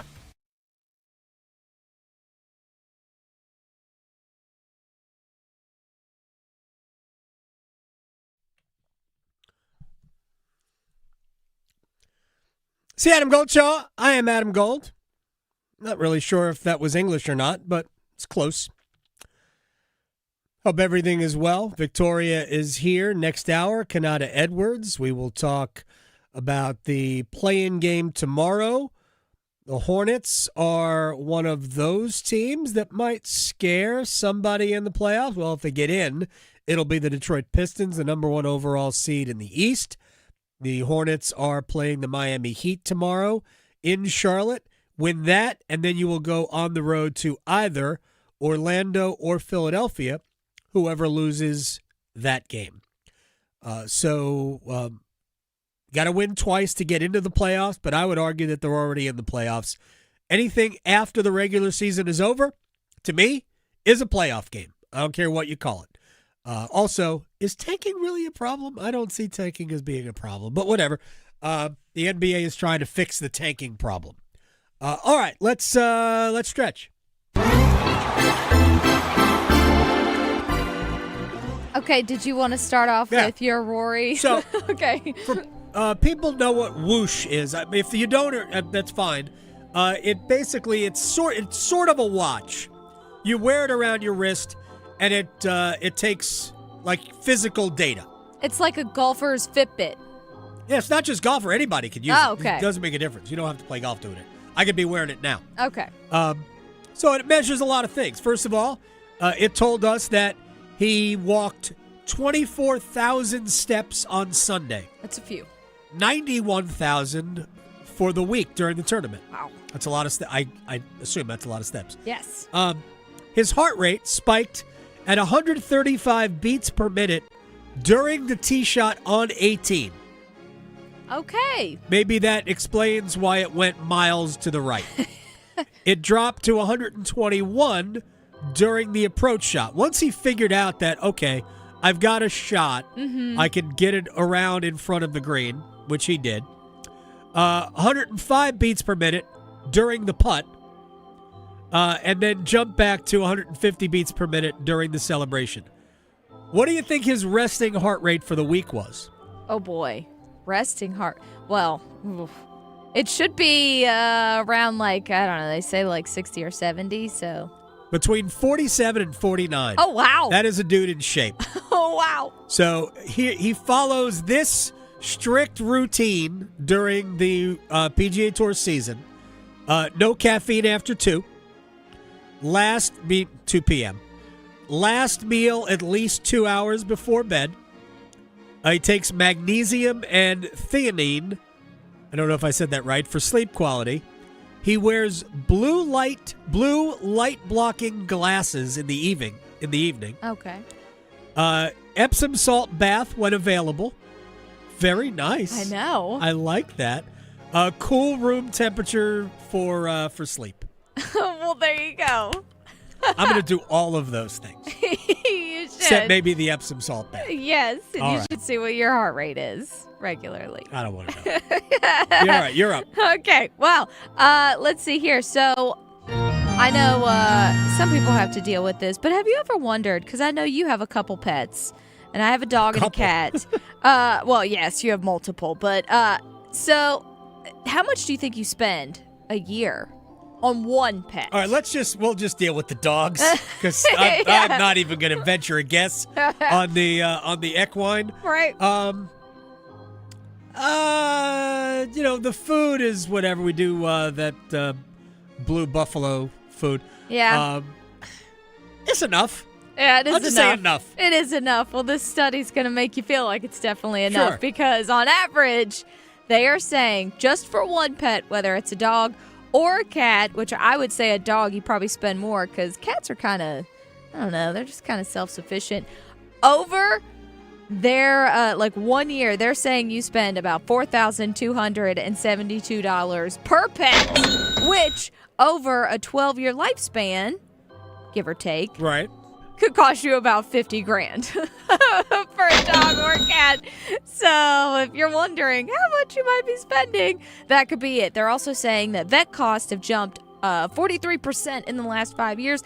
I can believe it, especially if you have a pet like my boy Biff, because he's got allergies and is allergic to everything. So I'm pretty sure I spent $50,000 just in the past month trying to help with his allergies. But yeah, and then it says 37% of pet owners are in debt because of their little fur babies. But we're in debt for other reasons. I mean, Stop yeah, it. exactly. But I wouldn't have it any other way. However, if you're a Gen Zer, then you might, because this is also saying that about 46% of them are considering a petless lifestyle, which Your life isn't as good. I'm exactly. just sorry. I'm telling you right now. It's not as good. No, I agree. Nick Ehlers and I have talked about this. Oh, yeah. Oh, that's right. He does. He's got the little dog. Yeah. Oh, man, I'm going to have to think about what he said, because he even told me the name of this dog. We talked about it. Great. And I looked it up. It's like some kind We of talked dog. about it in the locker room Yes. last week. Yeah, when he was on the show, we talked about, oh, man, I'm going to have to think about it. But, yeah, so if you have a pet, just know that you're spending a bunch of money on them. Yeah, Which if you have a pet, then you already know. So what? But making a good bet might help. Place your bets. Place your bets. Here. I bet you slice into the woods $100. Gambling is illegal at Bushwood, sir, and I never slide. Okay, you can owe me. I owe you one. All right. I didn't win any of my my Masters bets. You go first. Okay, well, hopefully this one, well, let's see if I can find him. Okay, there he is. So between our Canes and the Flyers, I'm going to go with anytime goal scorer, Logan Stankoven, plus 270. Why is he plus 270? But okay. He is on one. I know. All right. I am also going with an anytime goal scorer, Bradley Nadeau, plus 440. He's my first goal scorer, by the way. There you go. In our little in-house contest.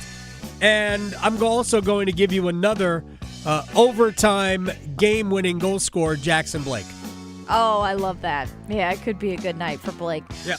Let's see here between the Stars and the Maple Leafs. Give me the Stars to win on the road, and I'll take over 6.5 plus 175. I like that. The Star, they don't really have to do anything I know. here. That's why it's tough picking these. All right. Tampa's got to win. So rather than do Tampa because they're minus a lot, let's do an anytime goal scorer of Jake Gensel is plus 130. We're going to go Gensel and Corey Perry. Combined, that's plus 603. Making it up as I go along. All right, we'll break. We come back. We'll have the Wall of Sound, and then later we'll talk NBA playoffs with Kennard Edwards. Because your fantasy football team needs all the help it can get, the Adam Gold Show on the North Carolina Sports Network. Hey, it's Adam Gold from my friends at FanDuel, America's #1 sportsbook. And right now, new FanDuel customers can bet $5 and get $250 in bonus bets if your first bet wins. That's right. All you have to do is win your first bet, and you can get $250 of their dollars to use however you like. I've done this before, and I've lost all of it because I'm not very good at picking winners. I'll bet you'll be better than I. FanDuel.com/local. FanDuel.com/local. But it's fun to bet with somebody else's money. FanDuel.com/local. FanDuel.com/local to get started. FanDuel, play your game. 21 and over and present in North Carolina. First online, real money wager only. $5 first deposit required. Bonuses issued as non-withdrawable bonus bets which expire 7 days after receipt. Restrictions apply. See terms at sportsbook.fanduel.com. Gambling problem? Call 877-718-5543 or visit morethanagame.nc.gov. Hey, it's Amanda here, back again with Coach Pete DeRuta. Coach, I need to know how I need to start planning for retirement. What's the most crucial step? To start. Quit procrastinating. Well, we all procrastinate. Of course, we're talking about money, and we're talking about putting money away. So we think it's being taken from us, but really we're giving it to our future self. Mm-hmm. And we're going to, for every dollar you put aside now, if you can leave it alone for a while, it'll be 2 or 3 or 4 or 10 times more than what you started with. Yeah, Think so about if you it. start spreading it out, you won't even know it's gone. Yeah, so instead of buying a car today, put the money away and buy 3 cars in 20 years. That kind of thing. So because it's the time value of money and compounding. So we need to take advantage of that, Amanda. And there are ways to make sure that you're in control. We put together plans all the time to help folks know with certainty what the retirement income is going to be.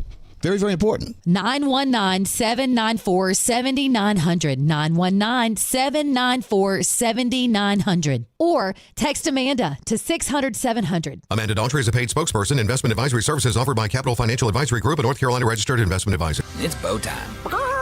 There's something special about the first bite of a Bojangles Cajun filet biscuit. Like an edible alarm clock that slaps you awake with bold Cajun flavor. The moment you sink your teeth into that soft, fluffy, made-from-scratch biscuit, then strike gold with a juicy piece of fried chicken, you'll know. Nothing beats the first bite. Except the second first bite. Get a Cajun filet biscuit combo today at Bojangles. It's bow time. It's bow time. Time to satisfy your craving for Cajun with a Bojangles Cajun Filet Biscuit. Enjoy a Cajun fried filet tucked inside a hot made-from-scratch buttermilk biscuit. Make it a combo and add your choice of fixin' and legendary sweet tea. And remember, Bojangles Cajun Filet biscuits are served all day, every day. Bojangles Cajun Filet biscuit. When you're hungry for flavor and value, it's Bo time. To some, a baby's babbling doesn't mean much, but it does. Especially if there's no babbling at all. Little to no babbling by 12 months or later is just one of the possible signs of autism in children. Learn more at autismspeaks.org. Brought to you by Autism Speaks and the Ad Council. I know that hiring can be challenging. You need someone to match your role perfectly. Well, now you can meet them fast on ZipRecruiter. Build your team, build it sooner. Meet your match on ZipRecruiter.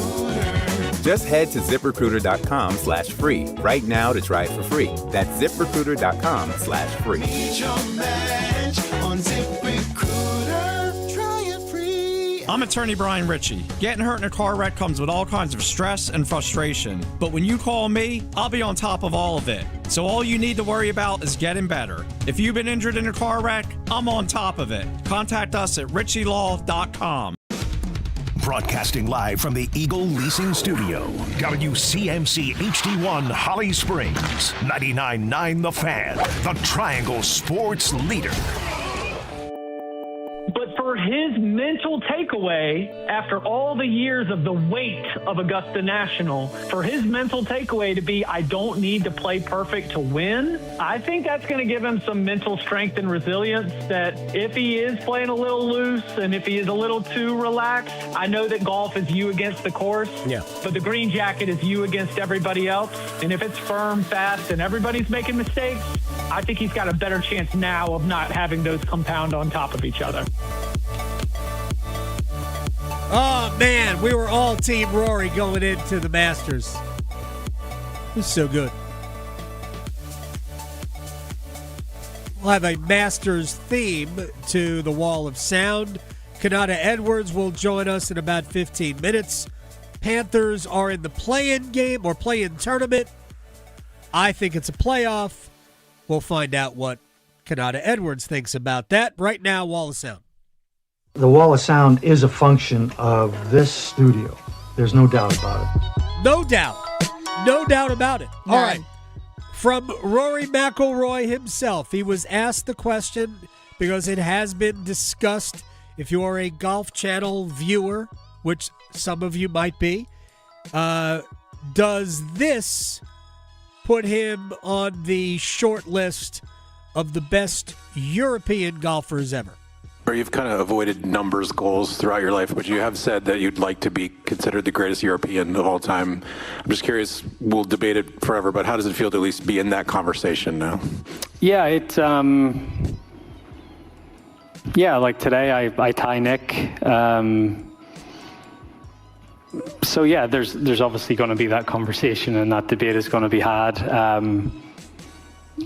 But it's a cool conversation to be a part of. So, but again, like it took me 10 years to win at my 5th major, and then my 6th one's come pretty soon after it. So yeah, I'm not putting a number on it, but I certainly don't want to stop here. So 6 majors. Nick is Nick Faldo. Also, Phil Mickelson's got 6, and Lee Trevino has 6. The group of players that he left behind at number 5 also includes Seve Ballesteros. And in Ballesteros and Faldo, these were, I don't know, maybe the 2 best European players of all time. We could talk about some of the, turn of the 20th century players, but no. All right, no.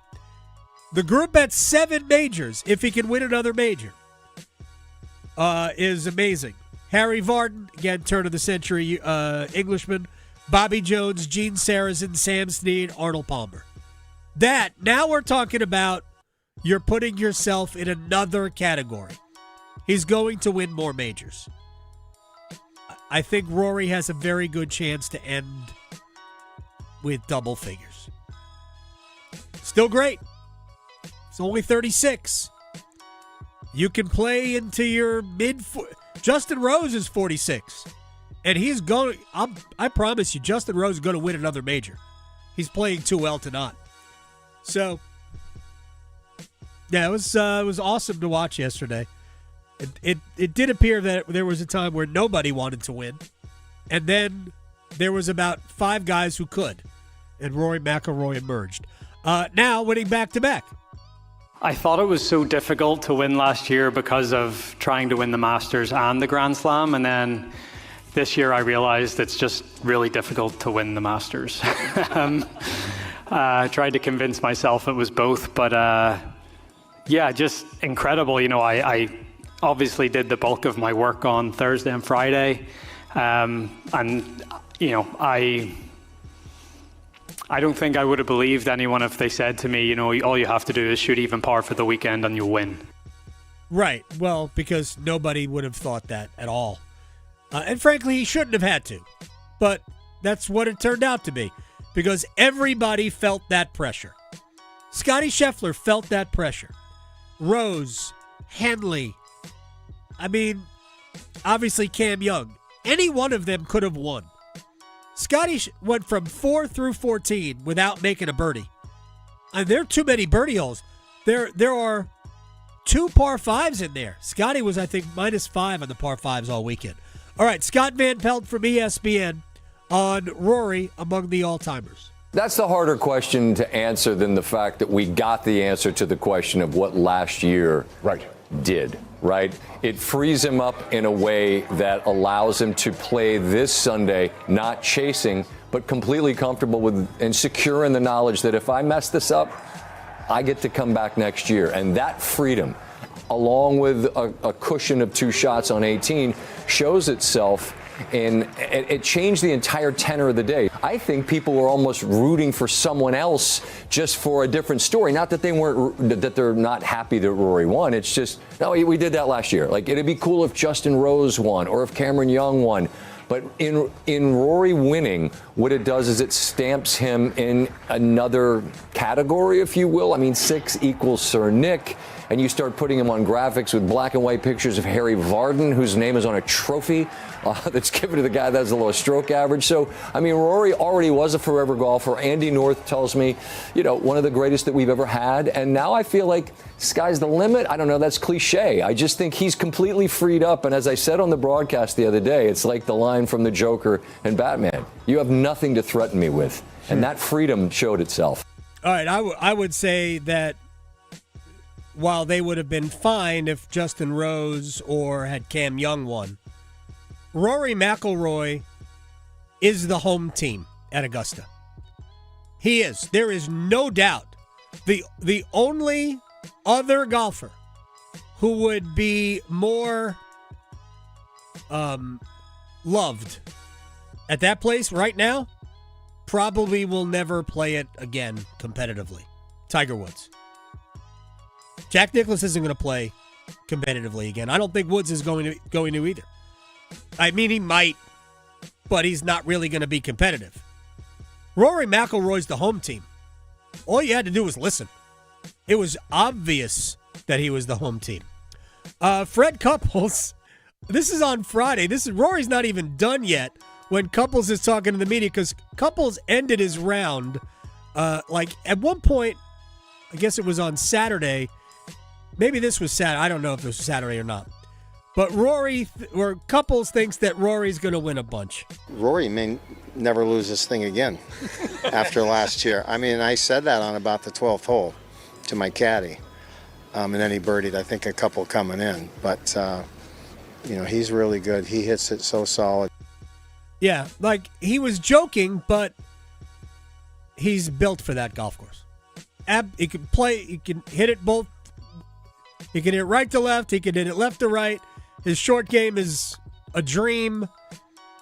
Now that he's done it twice, I'm sure that's another comfort level. Oh, next year he's going to win it again. Yeah. I'm not even joking. I am not. He's going to win it again. If he's healthy, a year from now, it'll be 3 in a row. And honestly, it might. Couples might be right. He might never lose it again. All right, to basketball, and this will transition us into a conversation with Kanata Edwards, who's going to join us in about 7 or 8 minutes. Tim Legler of ESPN on the 2 teams that could emerge from the play-in tournament to make noise in their respective conferences.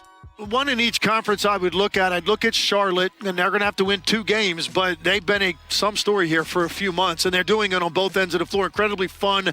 They're entertaining. They're high-powered offensively. They're young. That's a team that's going to be very interesting to see how they perform in the play-in. And then out west, I'm looking at the Clippers, the way that they turned their season around after starting 6-21. And you've got a Kawhi Leonard on that team. You've got a ton of playoff experience. Now, they're going to play the Golden State Warriors in that first game with Steph Curry now just coming back to the action. So that's a fascinating play-in game to get Kawhi Leonard and Steph Curry. But if I look at a team that potentially, could make a run out of the play-in by winning 2 games, the Clippers look like a team that potentially could do that. Yeah, I mean, you have got Kawhi Leonard. We can stop right there. But it's going to be fun to watch the Hornets. It absolutely will. I'm going to bring this up with Kanata. I saw highlights of the Lakers yesterday, and I realized this is not a new phenomenon. The Lakers on Sundays wear white uniforms at home. I think there are certain teams in sports that do not need, actually should be banned from, alternate uniforms. The Lakers are on that list for me. We'll talk to Kanata Edwards, maybe about that, but about the Hornets and about the portal. By the way, Jaren Stevenson coming back to UNC for his senior year. We'll do all of that next. Still arguing whether hockey or golf has the tougher dress code? The Adam Gold Show on the North Carolina Sports Network. 1 goal. Taylor Hall. Bringing it back. Nikishin. Ehlers. Shoots and scores! Oh, the power play! Gentili in front. Shot. Oh, what a save by Bussy! Absolutely robbing Kirill Marchenko. Be the last team standing. Sebastian Aho in. Short hit back in. Scores! Oh, talk to me, Shorty! The Stanley Cup playoffs begin April 18th on 99.9 The Fan. The Triangle Sports Leader. Hey friends, Paul Eihander from 99.9 The Fan for FanDuel. And right now, new FanDuel customers can bet $5 and get $250 in bonus bets if your first bet wins. That's right, turn $5 into $250 in bonus bets just for getting started. And when every possession matters in the NBA playoffs, FanDuel makes it easy to get closer to the action. From player props on your favorite stars to all the tools you need to back them up. FanDuel puts player research right at your fingertips so you can check stats, trends, and matchups all in one place and make your picks with confidence. Everything you need, all in one app, so don't miss your shot. Head on over to FanDuel.com/Paul and get started. FanDuel.com/Paul. FanDuel, play your game. 21 plus and present in North Carolina. First online real money wager only. $5 first deposit required. Bonus issued as non-withdrawable bonus bets which expire 7 days after receipt. Restrictions apply. See terms at sportsbook.fanduel.com. Gambling problem? Call 877-718-5543 or visit morethanagame.nc.gov. This is the sound of Jack buzz cutting his way to a small fortune. To Jack, every time he cuts his own hair, that's $50 right in his pocket. If Jack sees DIY buzz cuts as a saving strategy, Wells Fargo is right behind him. And with their mobile app, tracking his savings is easy. Oh, ouch. However you make money work, we can work with that. Mobile carriers' message and data rates may apply. Wells Fargo Bank, N.A., member FDIC. This hour of the Triangle Sports Leader is powered by Ritchie Law Firm, injury lawyers. Ritchie Law is on top of it. Go to ritchielaw.com. That's ritchielaw.com. Adam Gold in studio with my friend Ryan Monsine from the Aluminum Company of North Carolina. Because you guys do everything for the exterior of your home, these things can add up. And there are a lot of people who think, I can't afford this. How can the Aluminum Company make it easier? Yeah, well, Adam, we have plans that are 12 months, 0 interest, and 0 payments for 12 months, which make it super affordable for people to do anything on their home, whether it's windows, siding, doors, roofing, gutters, any kind of exterior home improvement. The Aluminum Company has financing plans that can fit in your budget and make it easy. So wait a second. I can get everything done, no interest, and no payments for 12 months? Yeah, and you get a lifetime warranty once the project's done. I get a lifetime warranty once the project is done. Yes, sir. What about my down payment? No down payment, no What? deposit. No down payment, no deposit. No payment until the project's done. No payment till the project's done. Exactly. Where do I sign up? Aluminum Company of North Carolina, aluminumcompany.com. The future depends on teachers who are reinventing the classroom and starting their students on journeys that will change the course of history. Shape the future. Teach. Learn more and receive free support at teach.org. I checked Allstate first and saved hundreds on my car insurance. Really smart. Unfortunately, I didn't check if I took the gas hose out of my car's tank. Ooh, not smart. And I drove off while still attached to pump number 3. Yeah, checking first is smart. So check Allstate first for a quote that could save you hundreds. Potential savings vary, subject to terms, conditions, and availability. Allstate North American Insurance Company and affiliates, Northbrook, Illinois. This is Adam Gold. He doesn't have many years to choose from. No, and part of that was COVID. Nobody's picking COVID. COVID was a great year. Yeah. Look, if you invested in Zoom, Oh, that was a good year. you Yes. had a good year during COVID. Yep. The Adam Gold Show.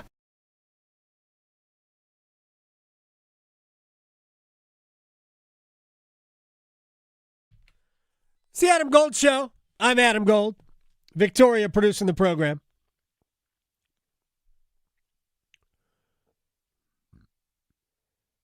Canes tonight in Philadelphia. Look forward to Brandon Bussey's, I'm going to guess, final start of the season. Theoretically, I guess he could go back out there tomorrow. I don't believe that we will see a Frederick Anderson start in what is going to be a game that my guess is doesn't matter to anybody. Even if it mattered for Carolina to get home ice advantage throughout, I don't think Carolina's going to. Rod Brind'Amour is not going to play the last game to go, oh, we need to win this. He just won't. If they win it, they win it. You can win it. They've already proven they can win without, a whole bunch of starters. All right, let's get right to it. Kanata Edwards, Nana the Scribe, joining us here on the Adam Gold Show at Nana the Scribe on Twitter. All right, sir, we're going to start with the portal because we have some Carolina news today. It just came down the pike that Jaron Stevenson is going to return for his senior year in Chapel Hill. Also, Neoklis Avdalis. I have no idea if I said that right or not, but is in the portal from Virginia Tech, and he is coming out of the portal in Chapel Hill. So, initial thoughts on portal work for Michael Malone. He's done a better job probably with the portal than I would say Hubert Davis has ever done outside of Brady Manick. That's Brandon Ingram and Cormac Ryan were good.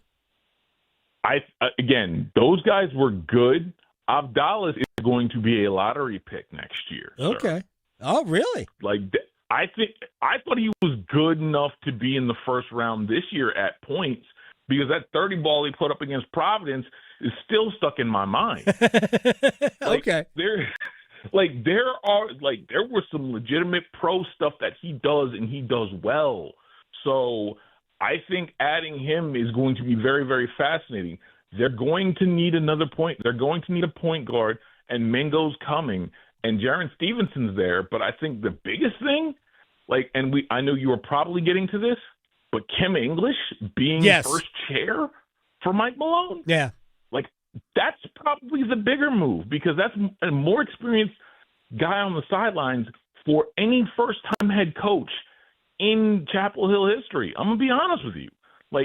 If you told me Kim English, if you had told me they were gonna keep Hubert but bring Kim English in as first chair, I would have loved it because at least you had a really good replacement should everyone get tired of Hubert. But if you're telling me Kim English is first chair for Mike Malone, who has no experience doing college ball on a 2026 level for a big boy job, there's no better way to do it because I think Kim English is a really good coach who was in a really, really bad situation in Providence. And I think we'll end up springboarded from this job to another big high major job in about 3-4 years. And English, also Chuck Martin helped recruit off John Calipari's staff, right, from Arkansas. And he's been with Calipari forever. He was with him at Kentucky. He was with him at UMass. So it is a great spot for Michael Malone has done a very good job. Now we just got to figure out if Henry Vesar is coming back. Looks like Luka Bogovic is out. Also, we don't know what Duke Harris is going to do. I know he was at Michigan's parade. I don't know if that matters at all, but he was decked out. Yes, it does. The check is cleared. The Larry Ellison, Stephen Ross / Tom Brady check is cleared. We all know where he's going. And honestly, as someone that used to take a Larry Ellison check, I understand how well it pays. I don't blame him either. Okay. All right. Oh, look, that's fine. That's good. It's all good. My gosh, that's funny. Kanata Edwards, not a scribe, is joining us here on the Adam Gold Show. What are your thoughts? Do you think Henry Vesar will return, or is Vesar at 7 feet, who can shoot the way he can, destined for like the 23rd pick in the draft? I think it's going to be that's going to be one of those where I would take it all the way up to the draft combine if I'm him. Sure. Because there's no point in not exploring this and taking it as far as you can. Because if he can get, I don't know, if he can fool somebody into getting a lottery pick, or if he can get into that 15 to 20 range and get a draft promise from someone in that range, he's better off staying. I do believe that what Dan Hurley said, I believe it was last week, about it's better to be in college than be anywhere from the 15th to the 30th pick. I do believe there's very much some truth to that. And it's stuff that I believe Isaiah Evans should be thinking about. Yep. Vesar should be thinking about. Patrick Gongba should be thinking about. But at the same point, if you're done with school, you're done with school. But I think it's in Vesar's best interest to take this as far as it can. And that means that decision's not going to be made until at least Memorial Day for him. Yeah, and I would, if I were Evans and Gongba, I would be doing the exact same thing. Now, I understand that might jam up head coaches. My level of empathy for that is nil.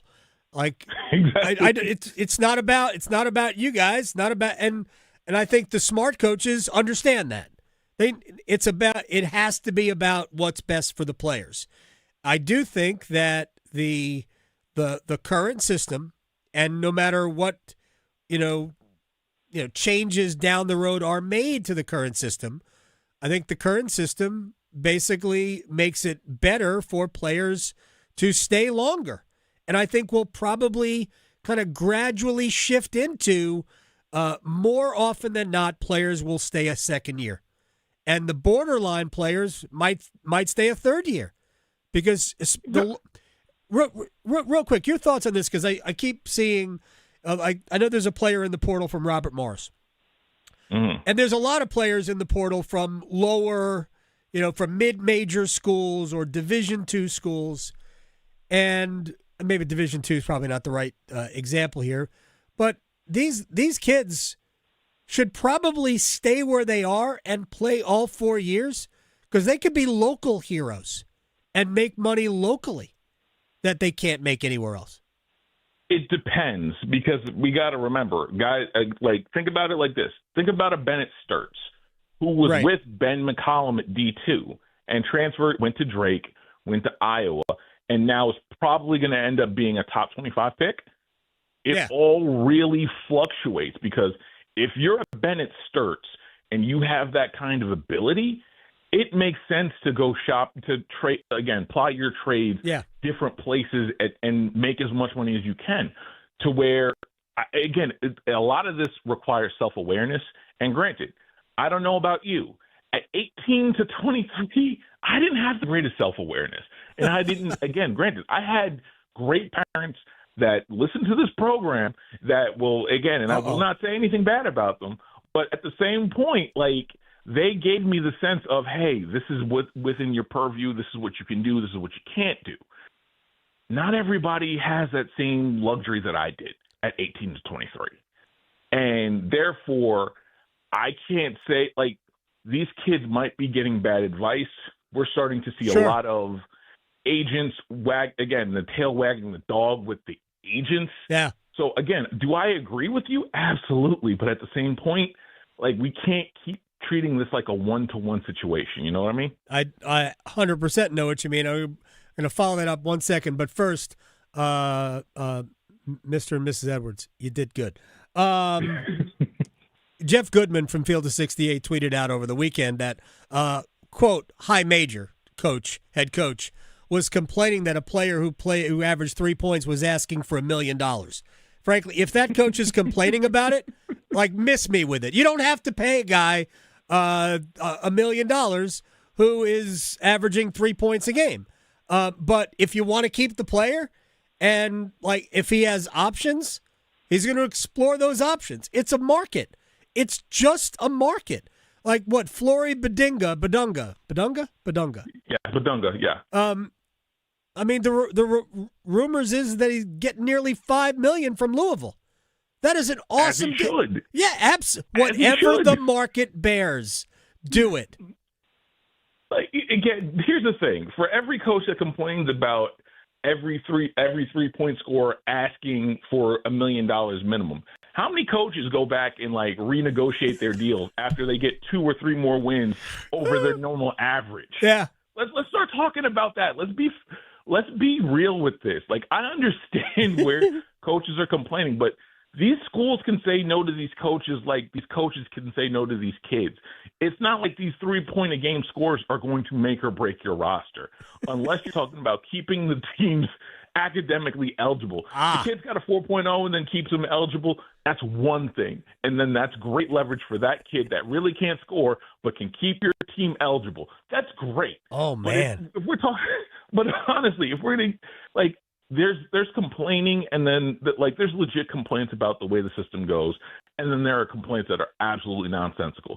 That one goes in the latter. Oh, no doubt about it. And I think we all know a former football player who would have been worth a lot of money at his college back in the day. All right, let me get to the play-in game. First of all, my opinion, we can call it a play-in game all you want. It's a playoff game. Can't we agree on that? Thank you. It is. And everyone keeps saying Charlotte again, the Hornets haven't made the playoffs in 10 years. It's that in the third. And we have to treat these like one-game playoff series.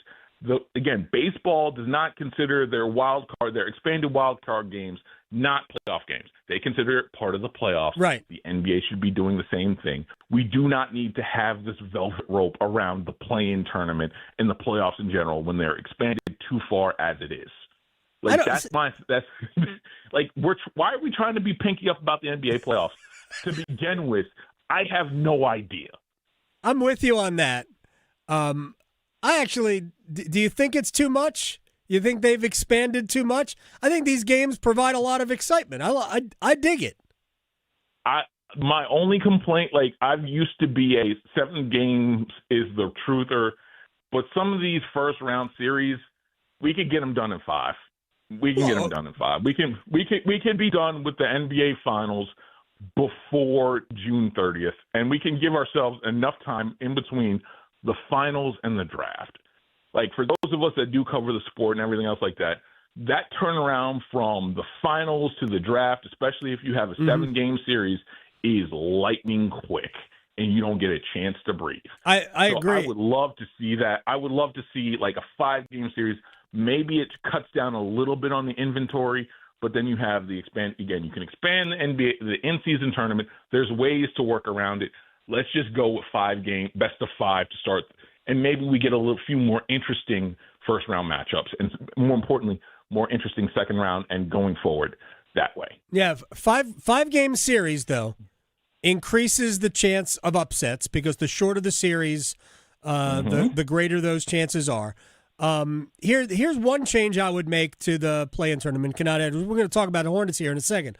I would have the 7-8 games tonight or tomorrow, and the 9-10 games Wednesday, and then make those teams play back-to-back so we can get to the playoffs by Saturday, a little sooner. Well, we're getting them. We are getting them Saturday. I do believe we are still getting our Saturday games. Okay. We are getting our Saturday games. It's just that those maybe we can get them Friday games, night. Then, yeah, we could Friday night.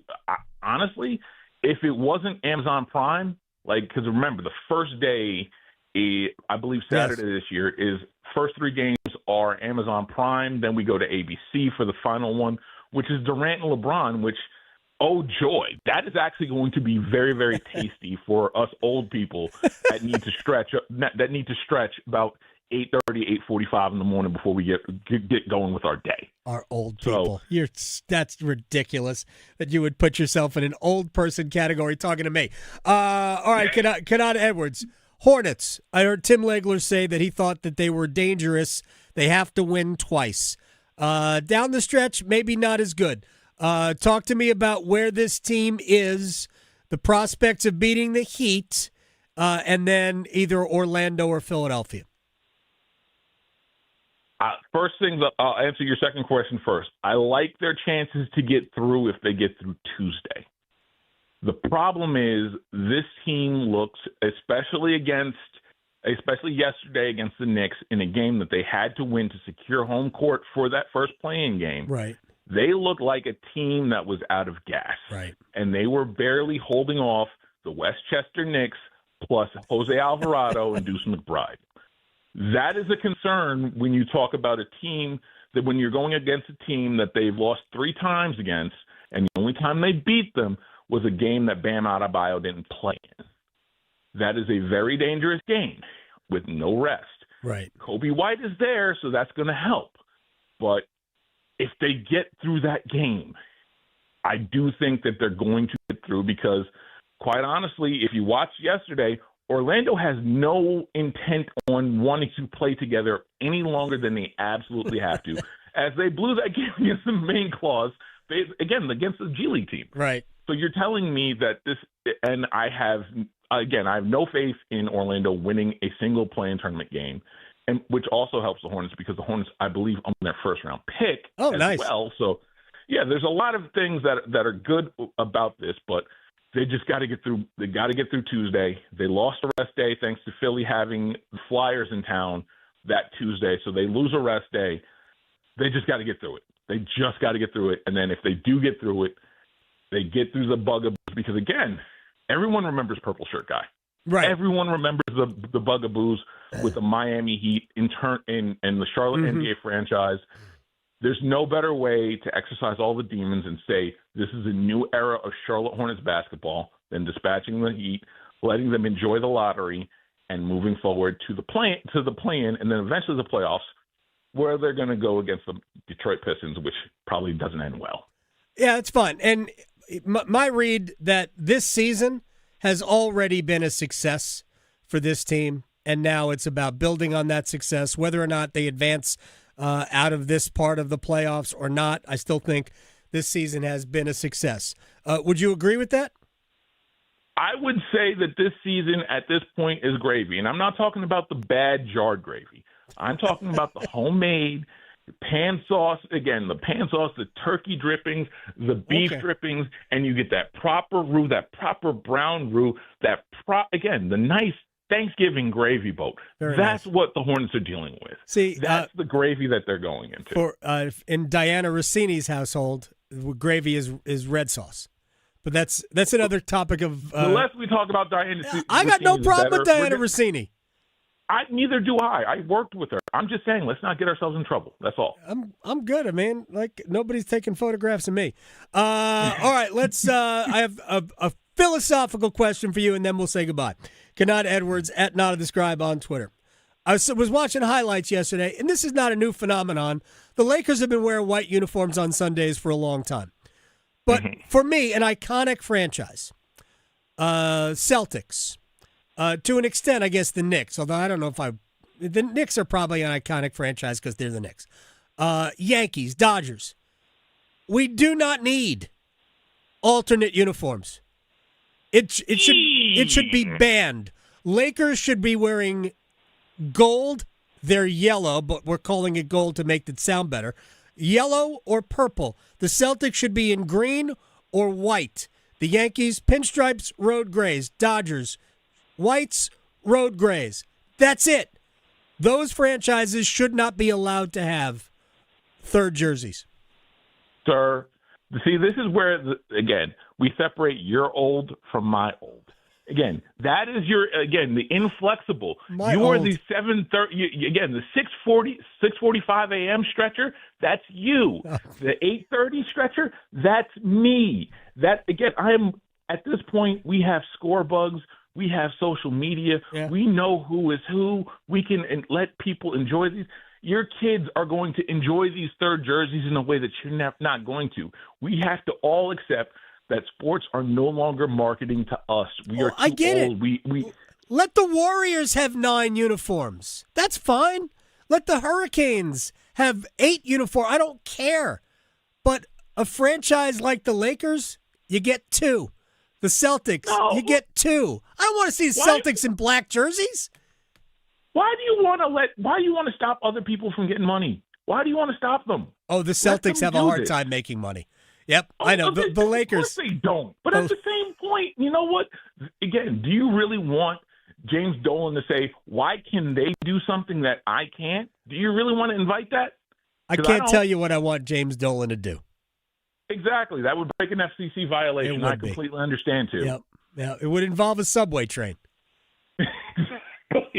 Exactly. It would involve going underneath Madison Square Garden for James Dolan. By the way, the Knicks will go how far in the playoffs? I think they go 2 rounds. Yeah, they get bounced in the second round. I don't like their matchup with Boston this year. Heck no. Those guys look focused, and we might have to have a conversation about Joe Mazzulla being a top 3 coach. Oh, he's awesome. I think he is awesome. And I think you're awesome. You've been raised right, Kanata Edwards. Thank you, sir. Thank you. I will relay this to my parents and my father, who's absolutely listening to us right now. Well, I'm sure he's blushing. I am. My man, Nada, I'll talk to you later. Absolutely. Talk to you soon, man. You got it. All right, we'll break. We have a rewind on the other side.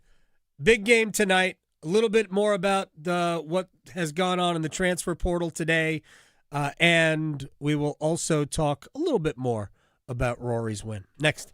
Questioning goalie interference calls since day one. The Adam Gold Show on the North Carolina Sports Network. Carolina Complete Health. From neighborhoods in Charlotte to families in Greensboro, Raleigh, and Durham, all the way to Asheville and Wilmington, and everything in between. We are here for communities across North Carolina, connecting you to the care and support you need. We are here to make healthcare easier to access and understand. We are here to bridge the gap, because your health matters. Your community matters. You matter. We are here for your health. Visit hereforyourhealthnc.com. This April, during Line Worker Appreciation Days, we celebrate our hometown heroes, the public power line workers who keep our communities powered and connected. From powering homes and businesses to restoring service after storms, public power line workers show up every day, rain or shine, to keep the lights on in the communities they serve. Join us in saying thank you to these dedicated, skilled professionals by visiting electricities.com/thank-a-line-worker. From the food we eat to the clothes we wear, agriculture touches every corner of our daily lives. I'm Lee Ivey, director of the Agriculture Institute at NC State University. With the world's population growing, we need people equipped and trained to meet the needs of our future. In our program, we rise to meet that challenge every day, and our students are engaged and invested. Invest in yourself and learn more about our program online by searching NC State Ag Institute. Deadline for fall enrollment is June 1st. 2 years, 1 degree, endless possibilities. Are you struggling with your Medicare drug costs? The NC Department of Insurance SHIP program may be able to help. The Extra Help and Medicare savings programs are available for those who qualify, but you have to apply. Contact SHIP today to see if you qualify. Visit ncshiip.com or call toll-free at 855-408-1212. SHIP provides free, unbiased help in all 100 counties. Project supported by grants from the Administration for Community Living. Contents do not necessarily represent official views of, nor an endorsement by ACL, HHS, or the U.S. government. Government. Hi, I'm Cherie Sample Hughes, Women in Government Board Chair. Alzheimer's disease often starts subtly with a memory slip, lost word, or forgotten appointment. For patients experiencing memory and thinking issues, there are FDA-cleared blood biomarker tests that can help detect the buildup of proteins in the brain that can lead to the symptoms of Alzheimer's disease. That's why early detection and diagnosis are so important. Sharing details about your memory and thinking issues with your doctor can help determine if testing is right for you. Find more at womeningovernment.org. Hey, it's Adam Gold from my friends at FanDuel, America's #1 sports book, and we attract new customers all the time. So if you have not joined FanDuel yet, let me give you an incentive. New customers, bet $5, win that bet, get $250 in bonus bets if you win it. Pick something relatively easy, you win, you get $250 of FanDuel's dollars to use however you like. Then you can bet big and win big and beat the man. And we all want to beat the man. FanDuel.com/local.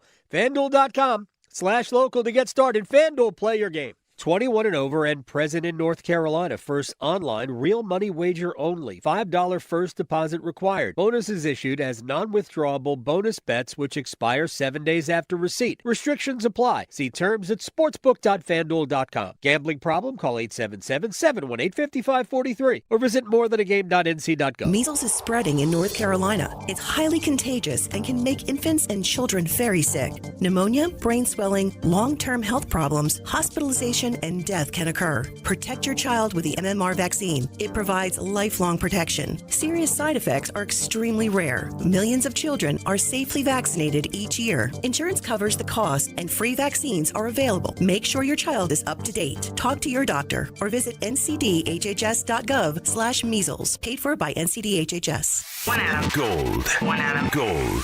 I told Jack in the car, you know what the word of the year is? He goes, what? I said it's 6-7. He just laughed. I know. It just means nothing, and that's fantastic that it's now the word of the year. What a country. Can we bring back cool story, bro? That way, us millennials can be like, yeah, cool story, bro. I would love The Adam Gold Show.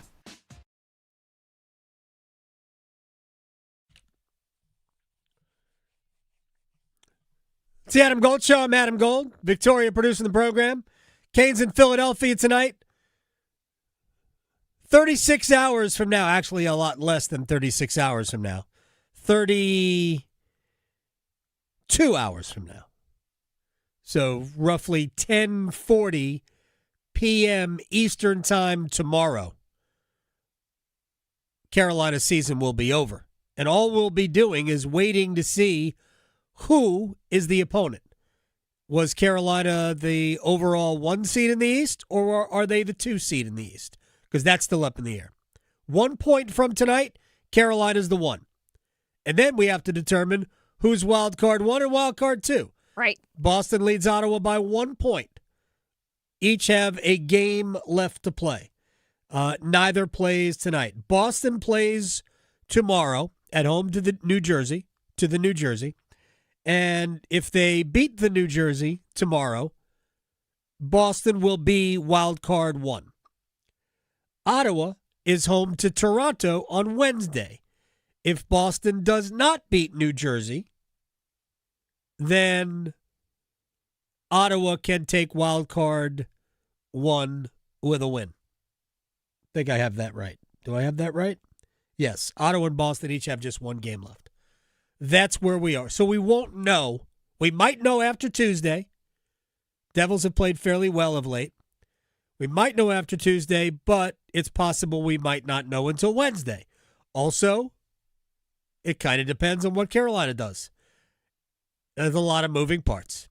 Real quick, before we get into a rewind, we'll talk about the Hurricanes with John Forsland, and we'll talk about Rory McIlroy and the Masters with Bob Herrick. There will be no Aho, Svechnikov, Jarvis, Stahl, Slavin, and Gostisbehere tonight for Carolina. Brandon Bussey starts. Everybody else who was in the lineup, in terms of the guys who drew in because of guys sitting out, all those guys are going to play. Kotkaniemi is in. Delorier is in. Josiah Slavin was sent down to Chicago. Skylar Brindamore is in. Bradley Nadeau is in.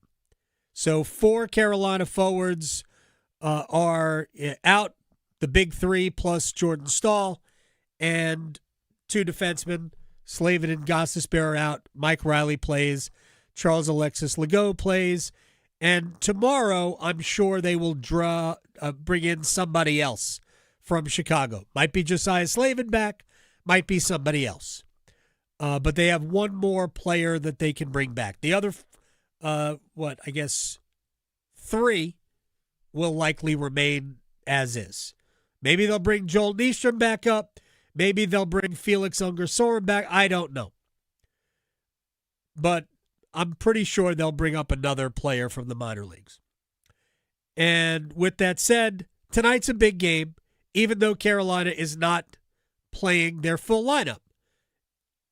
Because there is still something to accomplish. So the players that are out there will be busting it to accomplish that, which they did in Chicago and they did again in Utah. The one time that they weren't clearly emotionally invested was the game in Ottawa. They were not in that game. And I know a lot of people took a lot from that game because Ottawa looked good and Linus Ullmark played well and all that. Oh, that's the team you don't want to play. Look, I would have said that about Ottawa regardless of what happened in that game. Ottawa and Boston are good and playing well and present problems. Every team in the playoffs should. But I'll say it again. If Carolina gets decent goaltending, I don't think they're going to have a problem. I think they'll advance past round 1 and round 2 to the Stanley Cup, but to the Eastern Conference Finals. If they get decent goaltending. They don't need awesome. No bad goals. No bad goals. We're playing in, mid to late May. That's my read on it. Could I be wrong? Sure. You could run into Igor Shesterkin. You could run into Sergei Bobrovsky at a .955 save percentage, in which case it doesn't matter what you do. But I like Carolina's chances. Best team they have put on the ice in the Rod Brindamore era, in my opinion. Best team. Top to bottom, best lineup. Deep, get you from all different areas. Love everything about it. My one fear is, will the goaltending hold up? Let's rewind. Speaking of that, John Forsland, the voice of Monday Prime on Amazon in Canada. All right, let's talk about the Canes and their, in my opinion, obvious flaw. Do you look at it as they are the best team in the East? I think it's pretty close. I don't think there's a clear-cut winner in the East as far as, the best team. I would say if they finish on top, then sure, they got to be looked at that way, and they have to get respect for who they are and how well they've played over the years. But I do think that the East is a lot more competitive than the West has been this year for whatever reason. And so I don't view anybody in a superior position or an inferior underdog position like we'll have in the West with wild card 2, whoever that is, playing Colorado. Okay? Yeah. That could be over in 3 games. All right? They might forfeit the 4th game. That's right. Anything's possible, but I mean, I to be fair, with the way Colorado has played all year, I don't see how you could say there's anybody close to the way they've played. Right. So in the East, I think it's pretty tight. Mm-hmm. And the home ice thing, you can debate that till the cows come home because a lot of teams don't even see that as an issue. They might want to start on the road and just split the 2 and then go home. So sometimes that's a better spot to be in. But you play for home ice, you play for last change, you play for the ability to play a Game 7 in your building. It gives you more emotional support, obviously. So those are all the right reasons for the home team there to finish it out strong and earn their spot. And they've been so consistent all season. It's been remarkable to watch. Right. Real quick. Game 7 home ice, that's important. But just being able to control matchups, that's probably more important than where the game is played. And I think if you asked most coaches, they'd say, yeah, being able to control who plays against who is more important than where we play the game. And that's not to disparage the crowd at Lenovo Center or any other building. I think the Hurricanes have had one of the best road records in the league all year long. They can win anywhere. Their game travels.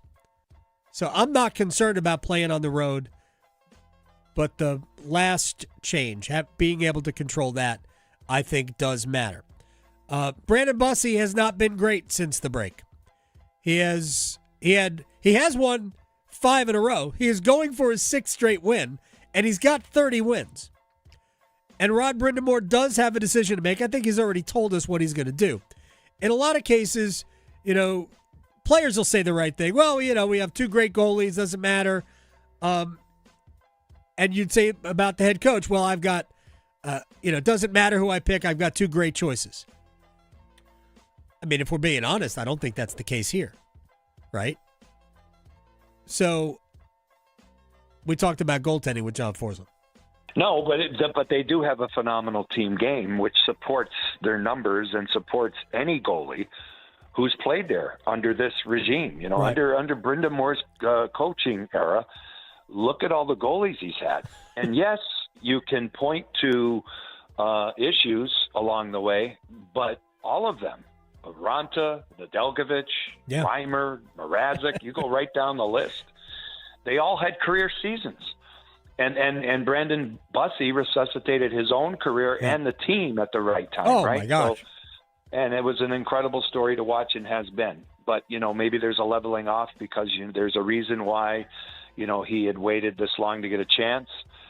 Maybe that's happening to him. Who knows? Maybe he will be a great goaltender moving forward. I think that's in the who knows category, but I think it's Anderson's season. It has to be at least a start. And you lean on him and you hope that he can do what he has been able to do at times, and it should be good enough. Yeah. I put this out on Twitter.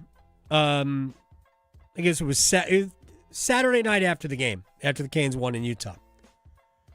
Because there are people that are still deathly afraid of Frederik Andersen playing in the playoffs. I get it. He has had a bad year. I mean, there's no other way to look at it. Better of late, but still, overall, not good. And even the numbers of late don't look top to bottom great. He's just played much better if you've watched. In his career with the Hurricanes, I'm not talking about whether when he was with Toronto or when he was in Anaheim. With the Hurricanes, Frederik Andersen in first-round playoff games is 8-2 with a .928 save percentage. Obviously, if he puts up a .928 save percentage, Carolina's probably winning their series in 4 or 5 games. Just going to say it. I can't think of a way that Carolina loses a playoff series if they get that kind of goaltending.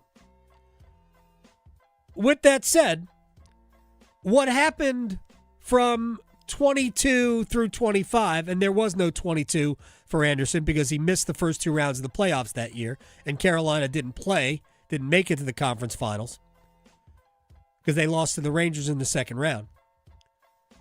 What happened in the other 3 years doesn't matter. None of it matters because this year is a different animal. So, yes, Andersen, the reason I bring up is Andersen's, past performance is simply to remind people that he's been good in the playoffs, very good in the playoffs. We have this, in my opinion, incorrect notion that Carolina's gotten bad goaltending in the playoffs. They have gotten bad goaltending at times. But I promise you, it is my job and the job of a lot of people to analyze why Carolina lost. And there have been, no doubt, instances where goalie play has cost them a game here or there. And granted, when you lose a game in the playoffs, It's a lot more painful than when you lose a game during the regular season. So I'm not in any way, shape, or form minimizing it. But the reason why there is not a single series that I look back and go, man, Carolina wins that series if we don't get crappy goaltending. 0 times I have thought that. It has been always the same thing for me. Either Carolina can't get the goal that they need to get, or the other team's power play has destroyed them. The Rangers' power play has done them in twice. The Bruins' power play has done them in twice. Even Florida's power play has been a problem for Carolina. That's not goaltending. That's can't stop the other team's power play. At least more than enough to make those power play opportunities not hurt as much. That's why Carolina has exited the playoffs. The inability to get that goal, which remains to be seen whether or not they have solved, and other teams' power plays. It isn't about Carolina's goaltending. Yes, was Freddie Anderson in Game 6 of the 2024 Conference Finals, was Anderson bad in the third period? Yes. But Carolina was 3-0 down in the series, and that had nothing to do with Anderson being bad. It just didn't. But I get it. Goalie loses, save percentage, blah. But that's not why Carolina hasn't advanced. It has been about goal scoring. And Carolina's tried to address that. And here's the other thing. Everybody loves Eric Tulsky. I mean, Tulsky is the man to these people. If Tulsky thought goaltending was their problem, they would have addressed it. Now, I think they should have addressed it at the deadline, but they assume that Pyotr Kochetkov is coming back, which actually might be overrating Pyotr Kochetkov a little bit, but that's fine. Victoria, thank you. Canes, Flyers tonight. See ya. Because your fantasy football team needs all the help it can get, the Adam Gold Show on the North Carolina Sports Network. Hey, it's Adam Gold from my man Gordon Miller, Miller Lending, Kildare Farm Road in Cary. I've told you this before. I knew the guy who invented the crazy straw. You remember the crazy straw? Hard plastic, lots of swirls and all of that. And you'd watch the chocolate milk go through it when you were a kid. It was an awesome invention. Made millions, believe it or not, actually sold a patent to Disney for a whole bunch of money a long time ago. That's a different story. Gordon Miller invented the no closing cost mortgage in 1987. That is the crazy straw of mortgages, because here's what it does. It allows you the freedom to refinance free of charge when the rates come down. Also, it allows you to keep thousands of your own dollars in your account. Closing cost, real money. You keep it. Refinance when the rates drop. And by the way, in the last year, they've dropped a point, and they're probably headed lower because, the economy. Miller Lending, home of the original no closing cost mortgage. An equal housing lender, NMLS ID 250-2146. Hey, Carolina Panthers fans, it's Dennis Cox from 99.9 The Fan. And me, Chris Lee from WRAL TV. We're in the offseason, but our podcast, Panthers Playbook, presented by Wake Orthopedics, rolls on. In every episode, we'll keep you up to date on Panthers news as the NFL Draft approaches. Insights on free agents and prospects. Plus all the insider info on who the Panthers want to pick at number 19. Follow and subscribe to Panthers Playbook wherever you discover your favorite podcasts or watch on YouTube. It's bow time. Sometimes the craving for Bojangles Supremes is so strong you just gotta have them. Even when your gas tank is on empty and Bojangles is still 10 miles down the highway. Nothing beats the flavor of Bojangles' juicy golden Supremes, especially when they're part of a perfect combo with 4 boldly seasoned chicken Supremes, a made-from-scratch biscuit, fixin', and some legendary iced tea. The only thing that can satisfy your hunger is that delicious southern flavor. So when the craving is supreme, put the pedal to the metal. It's bow time. There's no time like bow time. Time to stop whatever you're doing for some of that one-of-a-kind Bojangles flavor. Satisfy your craving for flavor and your passion for boneless chicken with Bojangles 4-piece Supremes Dinner. 4 perfectly seasoned, Cajun-fried, whole breast tenderloin fillets, choice of fixin', a made-from-scratch buttermilk biscuit, and Bojangles legendary iced tea. When you're hungry for flavor and value, it's Bo time. Spring's the season to plant, grow, and glow up. Save on gardening staples from Lowe's during Mulch Week with Stay Green Premium 2 cubic foot mulch. 5 bags for $10 and select 1 pint annuals for $1. Plus, rewards members get 5 times the points on an eligible mulch purchase because you know how we roll. Members get more at Lowe's. Valid to 4/15 while supplies last. Selection varies by location. Excludes Alaska and Hawaii. Point boosters subject to exclusions and more terms apply. Activation required. I'm Dr. Miller, a dentist and a volunteer for Dental Lifeline Network. DLN asks dentists to volunteer to see just 1 patient per year who might not have access to proper oral health care. Join me in making a difference. Go to willyouseeone.org to learn more. Think only current and former smokers get lung disease?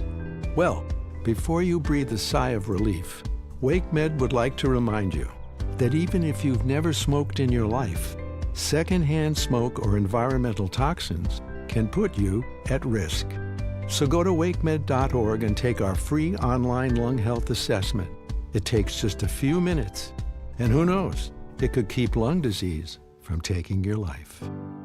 I'm attorney Brian Ritchie. Big truck accidents can cause life-changing injuries, and life-changing injuries deserve life-changing money. I know big truck wrecks, and I know how to fight those big insurance companies. If you've been hurt by a big truck, contact us at ritchielaw.com. I'm on top of it.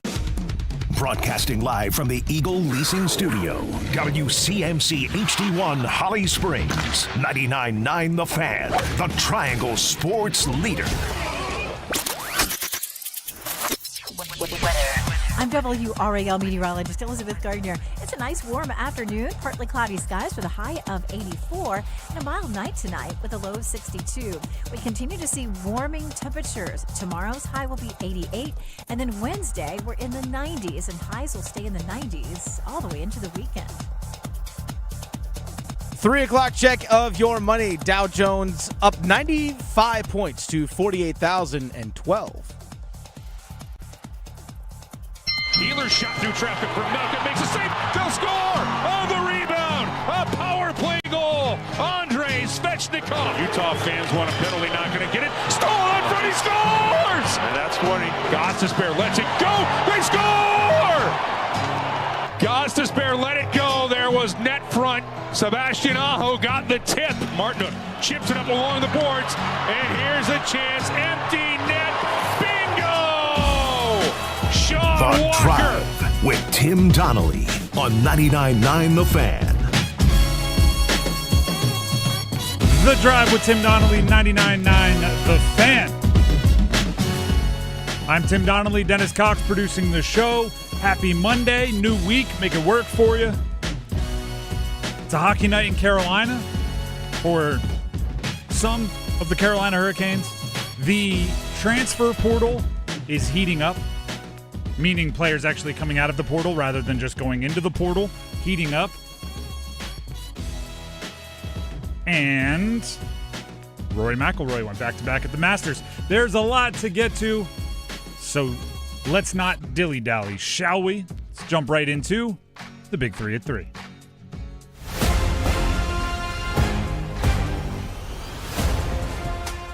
Number 1. By the way, as we jump into it, the Big 3 at 3 is presented by Manor Service Company. Heating, cooling, plumbing, electric. Wherever your house needs a little attention, little TLC, Manor Service Company is ready for it. MAYNOR services.com. Number 1, the Canes beat Utah over the weekend 4-1. Canes played at night in Philly, 7 p.m. With a couple games to play, they are a point away from clinching the East and being the top seed in the East.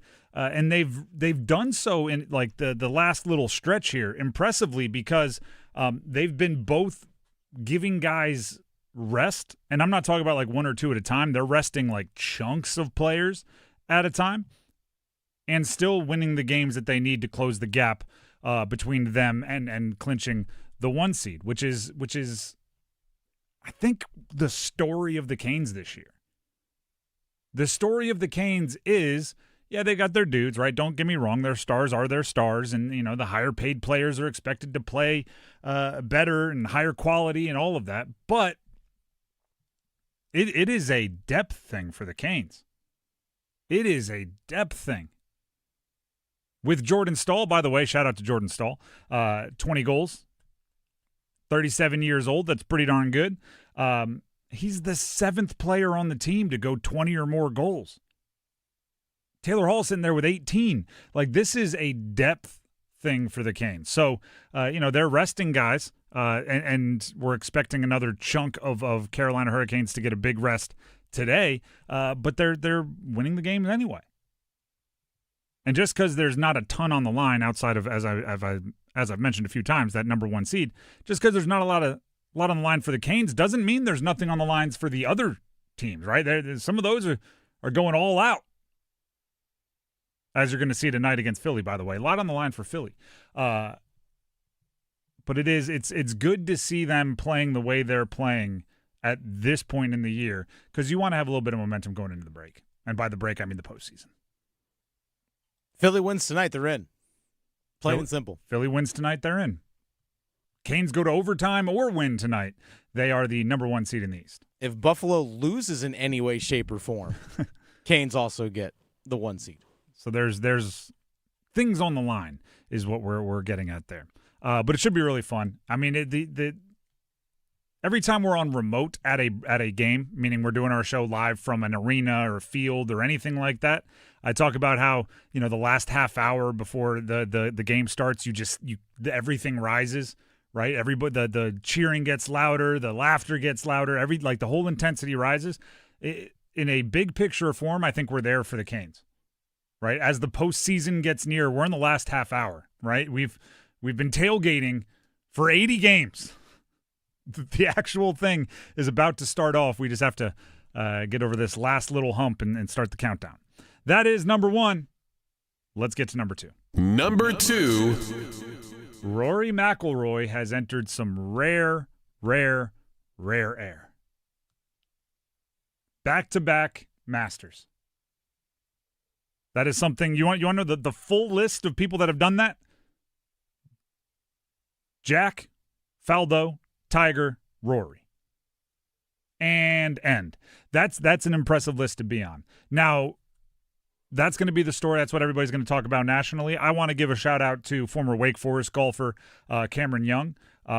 There's some really interesting stuff about his story. He finished tied for 3rd in the Masters, and a lot of people are going to act like that's a disappointment because he had a share of the 54-hole lead at the end of Saturday. Tied 3rd at the Masters is tied 3rd at the Masters. Tied 3rd at the Masters for a guy who, last spring was having to qualify for certain majors, was having to go through qualifying, not having exemptions, not having qualified by the way he played on the PGA Tour, not even having guaranteed PGA Tour status moving forward. Tied 3rd at the Masters. That's pretty darn cool. There was a point in time on the weekend where back-to-back duos, back-to-back twosomes off the tee had University of North Carolina golfers. There's Ben Griffin, followed up by Ryan Gerard. Flip it, there was Ryan Gerard, and then in the next tee time, it was Ben Griffin. So there's a lot of stuff going on there, but as I said, the story is Rory. Rory's now, I actually think this is a really fun club, and I didn't realize it existed, but I think it's a really good place to start if you're just looking for the top 10 golfers of all time. It's called the 36 Club, 30-6, not 36. The 36 Club, which means you have 30 PGA Tour wins and 6 majors. It's Jack Nicklaus, Tiger Woods, Arnold Palmer, another Wake Forest golfer, Sam Snead, Tom Watson, Ben Hogan, Walter Hagen, Gene Sarazen, and now Rory McIlroy.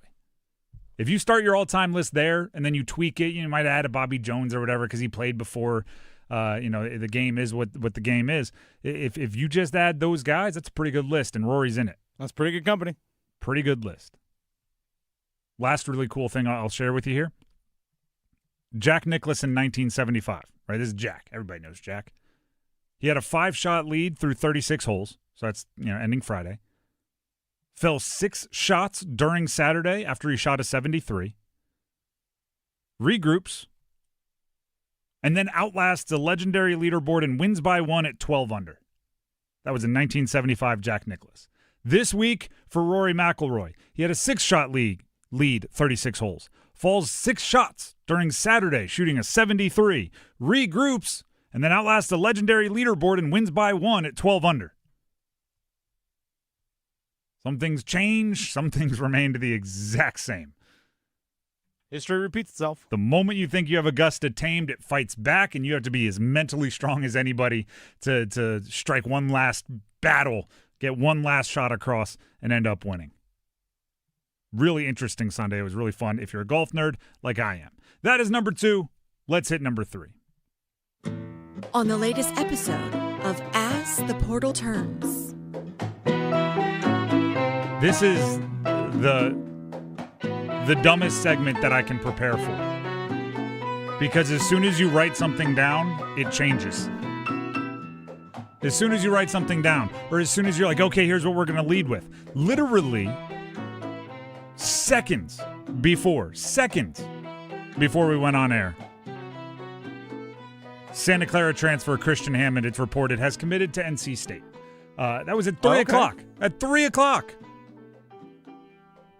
That coming from League Ready, which is a high school tracking website, 38,000 followers. On3 has it as well. That's a 6'4" guard that shoots the 3 pretty well, average about 16 points per game for Santa Clara. You know who the Santa Clara head coach is? Who's that? I believe, let me make sure I get this right. It's somebody with a history with... Oh, it's Herb Sendek. There you go, with Justin Gainey. Justin Gainey plays for him. His player hits the portal, maybe gets a little reference note. Coached under him, too. There you go. So he commits to NC State. I was going to lead with the fact that Carolina has received a commitment, and I will do my best to pronounce this name, and I'll get good at it by the time he's playing.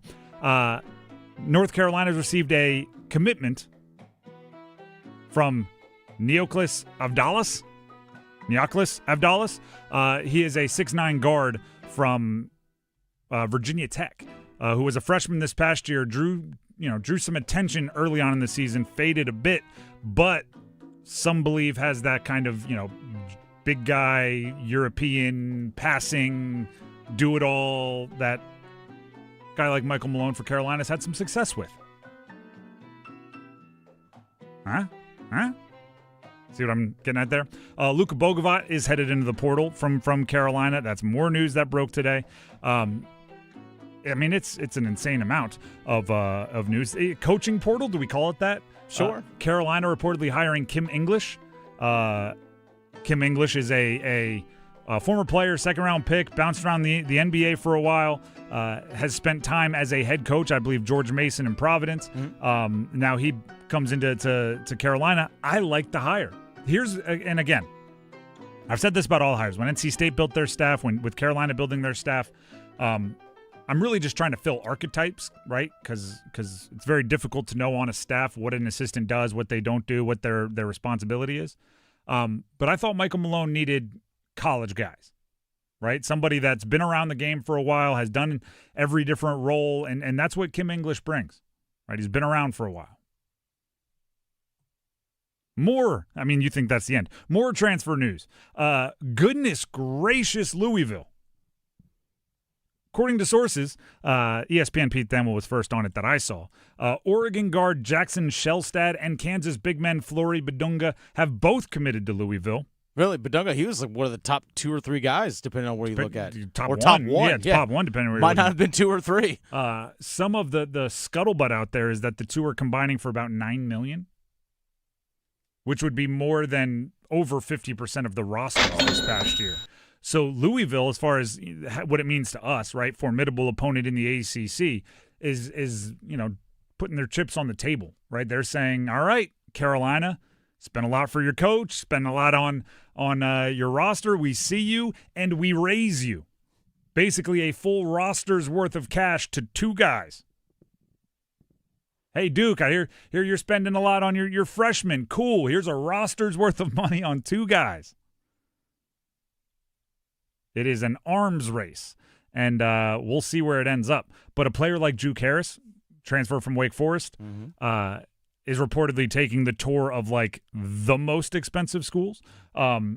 Michigan, Carolina, Tennessee, NC State have all been linked to him. The offers that are rumored are gigantic. The money is going to keep growing until everybody looks at a player and says, I'm not paying it. And we'll have more details as the show goes on, but Jeff Goodman of the Field of 68 tweeted out a comment over the weekend that said some form of, just spoke with a Division I head coach.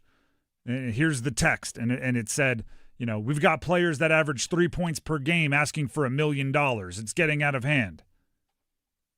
My response is very simple. Say no, right? My response, if somebody is asking for $1 million, you don't think they're worth it because they don't score enough, cool. Say no. Let someone else pay it, and then they'll be paying $1 million to a guy that you don't think is good enough. You can ask for whatever you want. Exactly. Yeah. Also, this is a side pet peeve. Every coach in the world will say you can impact the game in a million ways other than scoring. It's not just scoring. It's not just scoring. You have to sometimes sacrifice your scoring for the good of the team. Then the moment you're asking for money, they're like, you didn't score enough. What are we doing? If you're going to make that comment and it's going to be published by a national media member, you got to give more context. He's got 3 points per game. He's asking for $1 million. Did you not say that he's averaging like 4.5 blocks and 10 rebounds? I don't know. Or is he just a nobody that didn't play? Again, more details. Darren Harris from Duke, former top 40 recruit, reportedly committing to Indiana. That's going to be a big opportunity for him to be at another quote-unquote blue blood and perhaps have a bigger role than he would have carved out at Duke. Jaron Stevenson staying at Carolina. Jaden Young taking his name out of the transfer portal for Carolina, staying as well. Maximo Adams, a top 25 recruit in the country, who had been committed to Carolina, recommitted to Carolina, saying we were committed to the old coaching staff. We're going to be committed to the new coaching staff. Dylan Mingo, another player that was committed to the old coaching staff for Carolina, even higher ranked than Maximo Adams. Indecisive, hasn't yet decided whether he will remain committed or not. Again, all of these are reportedly, on 3247. All of them are kind of on it, ESPN. So the transfer portal is picking up, and you better, have good peripheral vision if you're going to keep up with all of it. Because while you're watching this guy, when you're reading this article, someone else is committing in the other tab. It's that kind of crazy. The Drive with Tim Donnelly, 99.9 The Fan. That is the Big 3 at 3, presented by Manor Service Company. When we come back, we dive back into the Canes. They play Philly tonight, but let's be real. It's all about the postseason for the Carolina Hurricanes. Stick around. Warmer weather is here, which means truck time. Take advantage of Declaration of Deals right now at John Heister Chrysler Dodge Jeep Ram in Lillington and get geared up for a great summer. Drive home a brand new 2026 Ram 1500 for 20% off. Plus get 2.9% financing for 72 months. America's best-selling truck comes with a terrific powertrain limited warranty. 10 years or 100,000 miles. Excludes RHO and tungsten. See dealer for details. So get off your keister and get to John Heister Chrysler Dodge Jeep Ram in Lillington today. The Chase Ink Business Premier Card is made for people who make things happen, like me. I'm Sam, founder and CEO of Manifest, a product design company that makes everyday products designed smarter. I get 2.5% cash back on purchases of $5,000 or more, plus unlimited 2% cash back on all other purchases, which helps us make more smart ideas into a brilliant reality. The Ink Business Premier Card. Chase for business. Make more of what's yours. Real business owner compensated for their participation. Cards issued by J.P. Morgan Chase Bank. NA member FDIC. Subject to credit approval. Terms apply. Is your heating and air system ready for the warmer weather? Call Newcomb & Company to ensure your system is running at peak performance. As a Comfort Contract customer, you'll get priority service and a 15% discount on all HVAC and plumbing service calls and repairs. Newcomb & Company, your Carrier Factory Authorized dealer, has proudly served our community for more than 70 years, delivering reliable comfort and peace of mind. Call 919-862-3000 or visit newcombandcompany.com. Newcomb & Company, your comfort is our business. Find what you love, love what you find. A Total Wine and more. There's so much waiting for you. All kinds of beers and thousands of wines. Guides in the know and prices so low, it just might blow your mind. You're gonna find what you love and love what you find. find. With curbside pickup and delivery available, you'll always find what you love, only at Total Wine & More. Take responsibly. Utah fans want a penalty, not going to get it. Stolen, Freddie scores! And that's 20. William Carrier knows the stats. Number 20 for the captain. And the Canes have a 2-0 lead. The Drive with Tim Donnelly, 99.9 The Fan. We're going to talk Canes here, obviously, and they play Philly tonight. They beat Utah over the weekend. I have some questions. I have some observations. Should be, I believe, a good conversation. But I do want to let Canes fans know out there. At some point today during the show, we still have one final contestant slot available for the 5K Slapshot Showdown. Okay. Just one. All right. This is not, I've done this is the last one of today. I've done, this is the last of the hour. I kind of joke with that. I'm not joking. This is our last one. There's only one more spot in our 5K Slapshot Showdown contestant pool. And at some point today, we will get that contestant.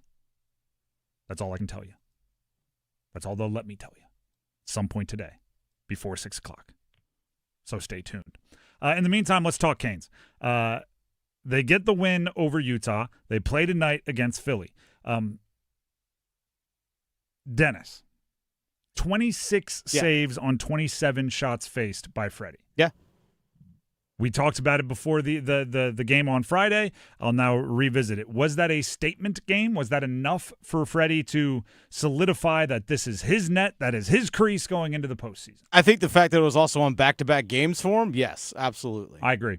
I think now we're to the point where Freddie gets the first go of it.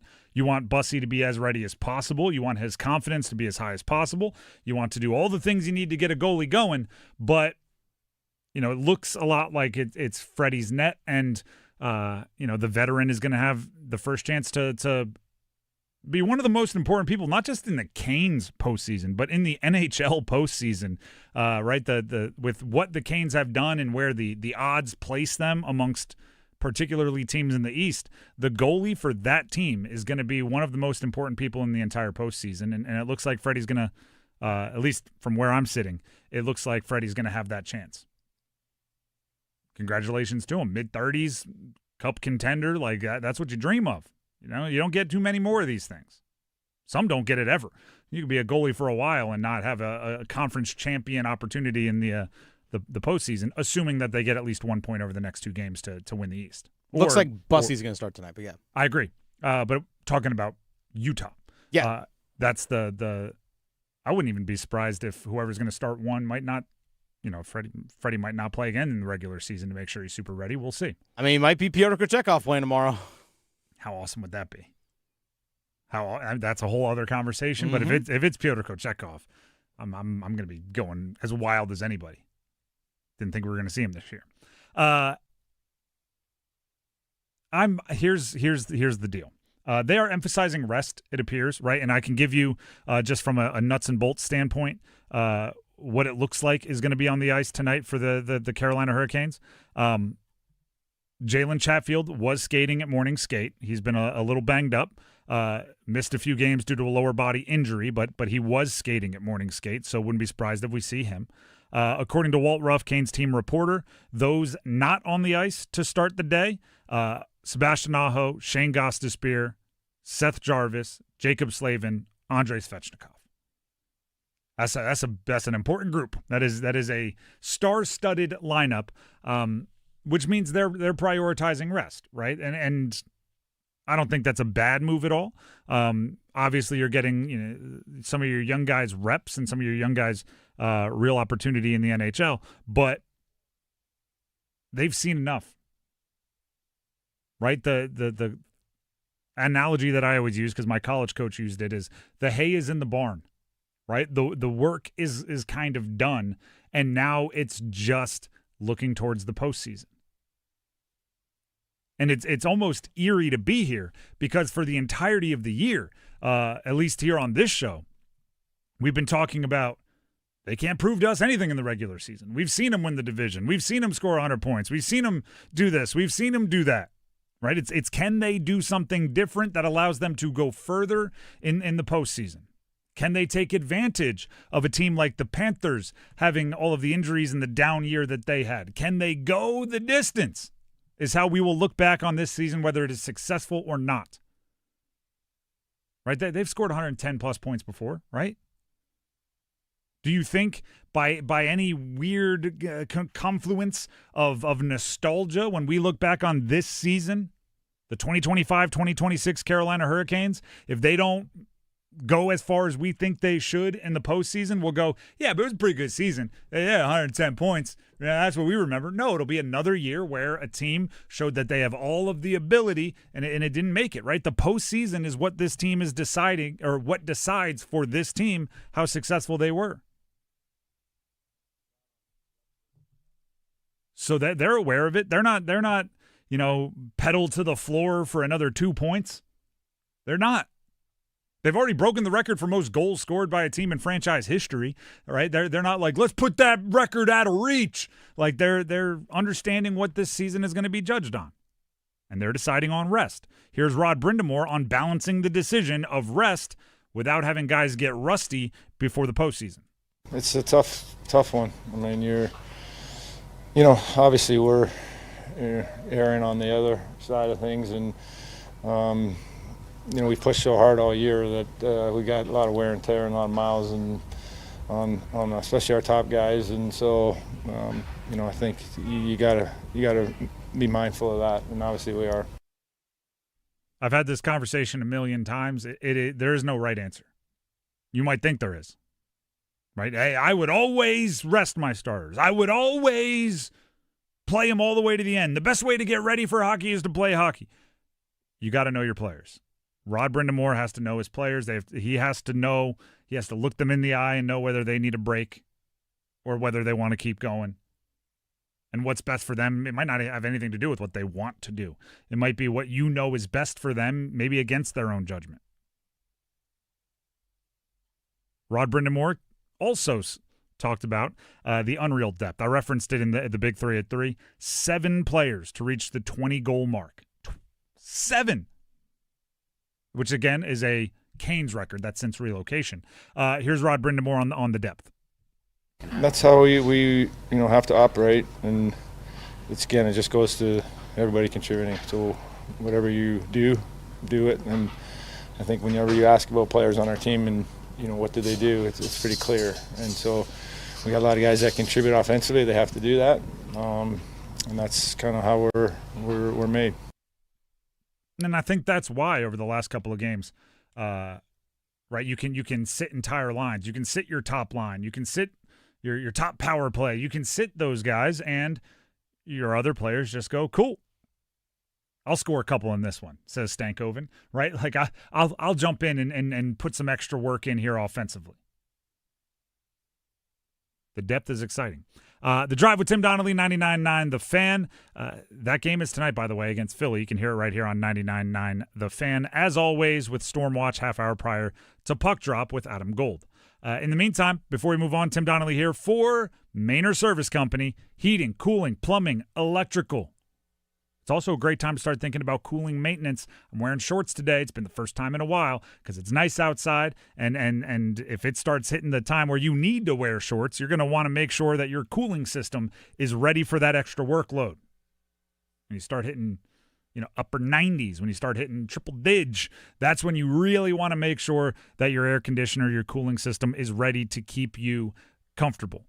So get Mainer Service Companies, get the call made, right? Get them set up, get them coming out for a little bit of a service run, a little bit of a maintenance check, so you have the best chance of setting yourself up for success once it gets really, really hot. That's not all Mainer Service Company does, though. Heating systems, cooling systems, and plumbing, electrical, really everything when it comes to your house that we normally take for granted. So give them a call, 919-361-0993. Not just maintenance either. Those emergency situations, heating, cooling, plumbing, electrical, give them a call, 919-361-0993, or visit them online at MainerServices.com. That's MAYNOR Services.com.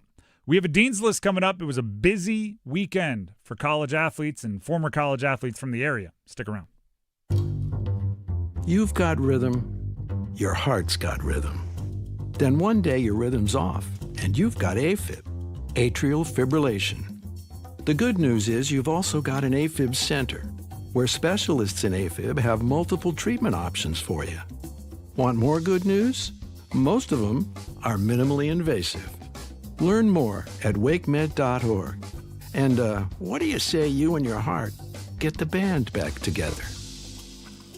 For 20 years, the North Carolina Education Lottery has been creating winning moments where dreams become a reality and where hundreds of winners are made every day. Moments that add up to billions of dollars in wins. And we're nowhere near finished. Seize your winning moment with the new 20th anniversary scratch-off and digital instance game. Must be 18 to play. Approximate overall odds of winning on the scratch-off are 1 in 3.45. Approximate overall odds of winning a prize in the digital instance game are 1 in 3.75. Problem Gaming Helpline 877-718-5543. It's bow time. There's something special about the first bite of a Bojangles Cajun Filet biscuit. Like an edible alarm clock that slaps you awake with bold Cajun flavor. The moment you sink your teeth into that soft, fluffy, made-from-scratch biscuit, then strike gold with a juicy piece of fried chicken, you'll know. Nothing beats the first bite. Except the second first bite. Get a Cajun Filet biscuit combo today at Bojangles. It's bow time. It's bow time. Time to satisfy your craving for Cajun with a Bojangles Cajun Filet biscuit. Enjoy a Cajun fried filet tucked inside a hot made-from-scratch buttermilk biscuit. Make it a combo and add your choice of fixin' and legendary sweet tea. And remember, Bojangles Cajun Filet biscuits are served all day, every day. Bojangles Cajun Filet biscuit. When you're hungry for flavor and value, it's bow time. Jake from State Farm. I just beat my running PR, so I'm celebrating with the Banana Bonanza smoothie. Hey, and you can keep celebrating when you create an affordable price just for you by bundling your home and auto with the State Farm Personal Price Plan. Go bananas. I will. Hey, make it a large. Bundling, just another way to save with the Personal Price Plan. Like a good neighbor, State Farm is there. Prices are based on rating plans that vary by state. Coverage options are selected by the customer. Availability, amount of discounts and savings, and eligibility vary by state. This is the story of the one. As a procurement manager for a hospital system, she keeps every facility in her network stocked and ready. That's why she counts on Grainger to be her single source for thousands of products, from disinfectants to lighting, air filters, and more. And with fast, dependable delivery, Grainger helps her keep every facility stocked, safe, and running smoothly. Call 1-800-GRAINGER, click Grainger.com, or just stop by. Grainger, for the ones who get it done. Looking for Trimble, instead has to go high post to Basar, back to the back. Basar is going to turn and shoot again. Basar for three.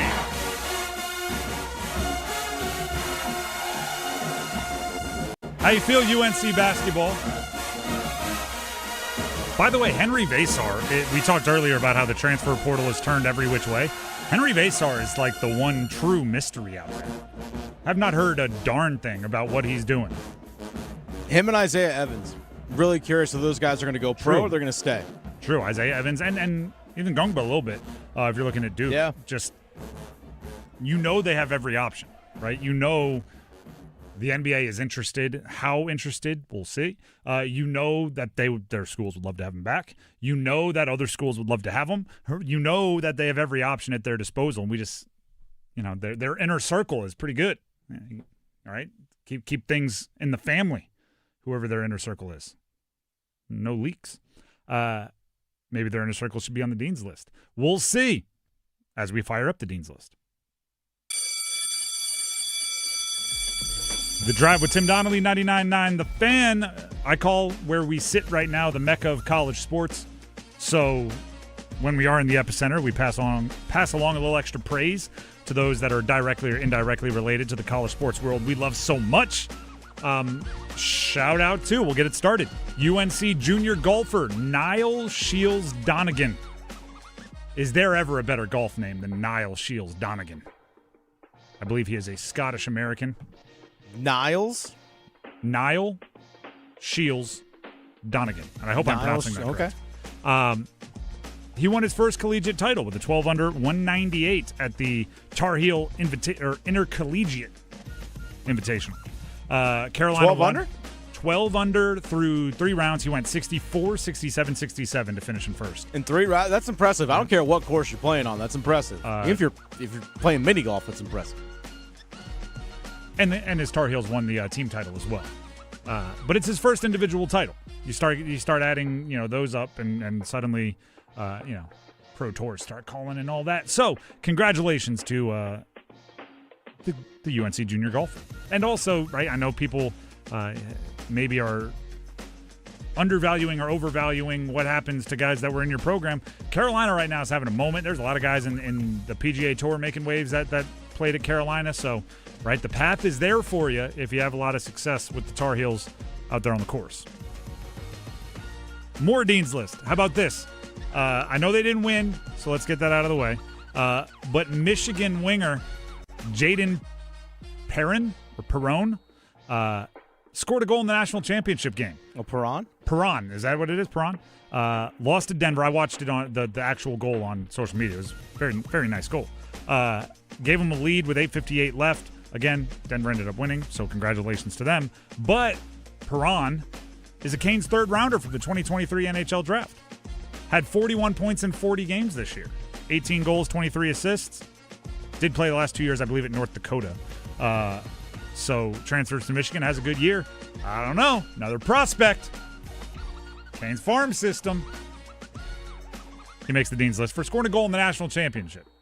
He can't be happy about it, or you got to act like you're angry after the game, like, oh, it didn't happen in a win. I'll tell you, probably feels good.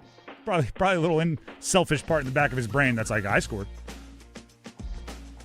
Do you have some Dean's Listers you'd like to throw out here, Dennis? I do. I'll throw a couple out here. One, I'm actually going to throw a young woman by the name of Holly Height. Let's hear it. Holly, I actually helped coach her at Meredith College. Just inducted into now she's going to be inducted into the USA South, the Conference Hall of Fame for women's lacrosse. The Conference Hall of Fame. Congratulations. Yes, she actually played local here at Middle Creek High School as well. Hall of Fames are exciting. Also, I'm going to throw on the Dean's List. I'm going to throw in LeBron James and Nikola Jokic onto the Dean's List as well. When you get thrown in graphics from UNC basketball, you're on the Dean's List. I mean, when somebody has been your assistant coach for 5 years, I don't think it's outlandish that coach would try to remind people about it. That Chris Paul also on the Dean's List. Chris Paul also on the Dean's List. And Boogie Cousins. Throw them all on the Dean's List. You know, if you take how many games that Michael Malone was on the coaching staff for Chris Paul, I think you get around 5.5 times how many games Coach K coached Kyrie Irving. So maybe he did have enough time there to pass along a little bit of wisdom. Maybe. We're going to talk about that later on, by the way. I don't know. Maybe Malone learned a lot from Chris Paul, seeing as he was like a 3-time All-Star and a first-team All-NBA and a second-team All-NBA before he started coaching. My favorite part about being a elite All-Star is that there's nothing else to learn. Once you get 3 All-Stars, your assistant coaches can't help you get better. It's kind of nice, according to everybody that was roasting Carolina this past week. Right? Once you, I guess, average like 18 points, there's nothing that an assistant coach can work with you on. It's nice. And I'm being facetious. I'm being sarcastic. I do have one more to throw on the Dean's List. All right, let's hear it. Jamison Crowder. I have him as well. Yep. Back with Duke football. Their inaugural former player coaching fellowship. Yeah, I thought it was actually really cool. Yeah. Jamison Crowder, if you're unaware, wide receiver, played at Duke. I mean, it had to be 12 or 14 years in the NFL. He played for a long time. Played a lot of years with Washington. Yeah, had some really good years, some really high-volume catch years. And now he's back passing along that wisdom. And it's obviously a give and take, right? Like, Duke gets a decade-plus of NFL experience on their coaching staff, and he gets to dip his feet in the waters of coaching and see, if it's something he wants to do long-term, if it's something he wants to pursue as a post-playing career. But no, I think that's great for Manny Diaz and Duke. Yep, 10 years of NFL experience. Wow, it's just 10. Yeah. Felt longer than that. More Dean's List. Former Carolina basketball player Cormac Ryan. Okay. You've had him on the Dean's List for quite a bit. It keeps getting better. So he finally started a game. Obviously, teams that are out of it or, that they start playing some younger guys later on. He finally started a game in his first career start. 28 points, 5 rebounds, 3 assists, 5 made threes, shot 55% from 3. And then I was like, all right, well, I saw that, okay? I'm going to give you the full run of how this happened. I saw the stat line and went, oh, that's cool. I should put him on the Dean's list. Moved on with my life. Later on in the weekend, I was like, oh, I don't want to forget Cormac Ryan. So I searched his name. He dunked on a dude. He caught a tip dunk, and that's not what I remember him for from his time at Carolina. But he dunked on a guy in the NBA. So then I was like, oh, I don't want to forget this. So I grabbed the clip and I texted it to myself. And then this morning, I'm looking in my text, and I see the dunking on somebody, and I go, oh, that's not even what I wanted to remember originally. I wanted to see the stat line. So I searched for his name again, and are you ready for this? It is a fact that should absolutely have the context of he didn't play a ton this year. But do you know how many rookies in NBA history have averaged 50, 40, 90 shooting splits? Meaning 50% from the field, 40% from three, 90% from the free throw line? Exactly one rookie in NBA history, Cormac Ryan. And if you, there is at least a little bit of a minimum 100 field goal attempts. 50, 40, 90 for Cormac Ryan. First rookie in NBA history. Again, the context being he didn't play a ton, so I wouldn't guess he's very much higher than 100 field goal attempts, but really, really good. He probably earned his way into a legit NBA career, even if it's just as a bench guy. More Dean's List. Speaking of guys getting an opportunity, I'm throwing Tyrese Proctor, former Duke basketball player, plays for the Cavs. Late in the season, he gets the opportunity against the Wizards over the weekend. You ready for this? Stat line. 22 points, 11 rebounds, 8 assists. Nearly a triple-double for Tyrese Proctor against the Magic. And he was, the 5th highest drafted guy off that team last year? Yeah, I think so. I think Sion James actually went ahead of him. Yeah, Sion James was right at the top of the second round. So yeah. Think about that. And then last one, back to Carolina. Carolina baseball. They're up to number 3 in the D1 baseball rankings in the country. Nice. 30-6 on the year. They're up from number 6 last year. And I guess that could expand a little bit to ACC baseball because they're kind of dominating the top 10. Georgia Tech 2, Carolina 3, FSU 8, UVA 9 in the country, D1 baseball. Boston College 24th, but it's not top 10. Still noteworthy. Imagine being the 9th ranked team in the country and you're only the 4th best in your conference.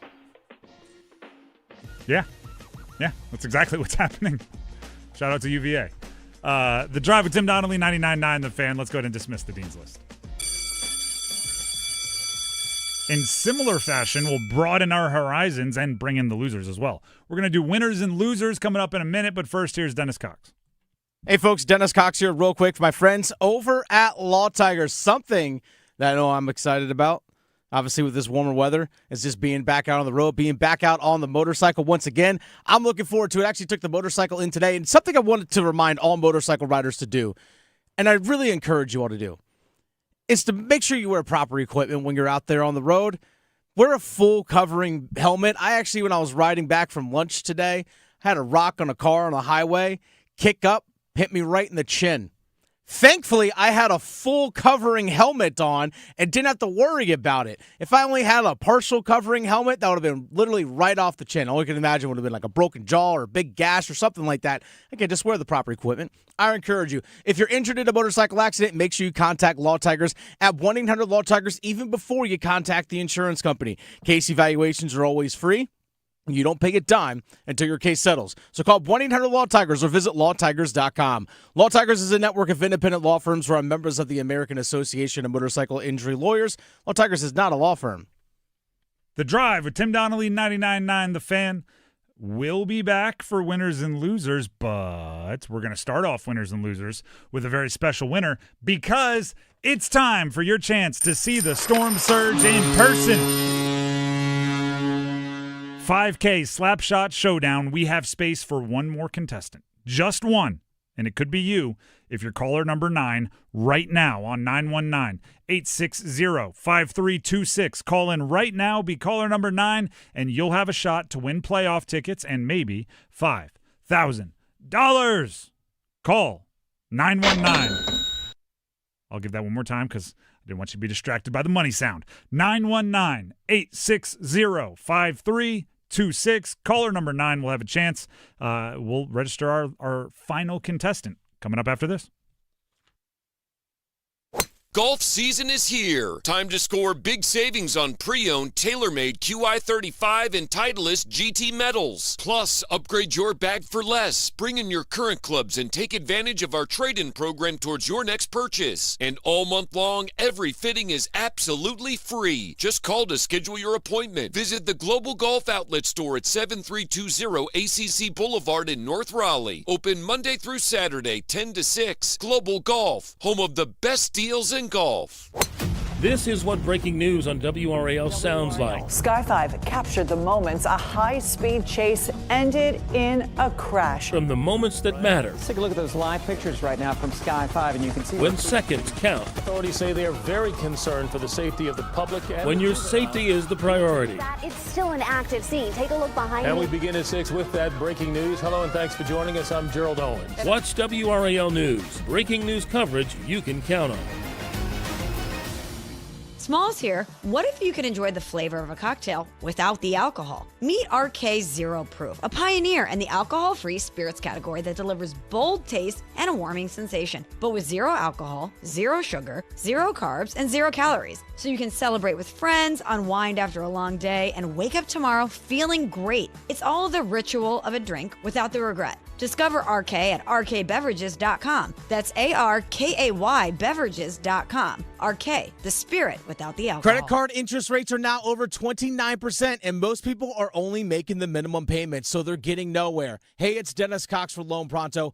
But here's what many homeowners don't realize. Using the equity in your home, you can easily access hundreds of thousands in cash. With Loan Pronto's Rapid Equity Loan, you can pay off your credit cards, your existing HELOC, your car loans, or get money for that home improvement project. One client just got $100,000 approved and saved over $1,500 a month.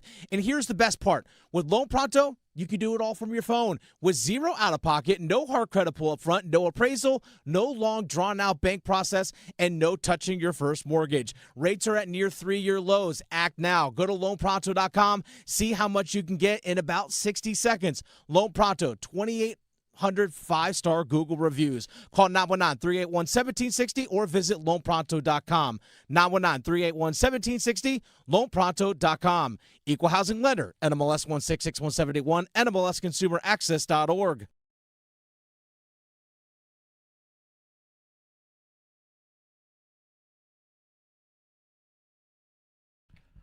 The Drive with Tim Donnelly, 99.9 The Fan. We have Ray on the line, hoping to become our final contestant in the 5K Slapshot Showdown. Dennis, I misheard or I didn't hear Ray in Broadway. Didn't know where Ray was calling from. But he's Ray from Broadway, and he's one simple question and answer away from being our final contestant in the 5K Slapshot Showdown. Ray, can you hear me? I can. Okay, beautiful. The question today is very simple, as it often is. If you answer this correctly, and we're not trying to trick you with any kind of a hidden meaning or anything, just a straightforward, easy question. If you answer correctly, you are our final contestant in the 5K Slapshot Showdown. Are you ready to answer?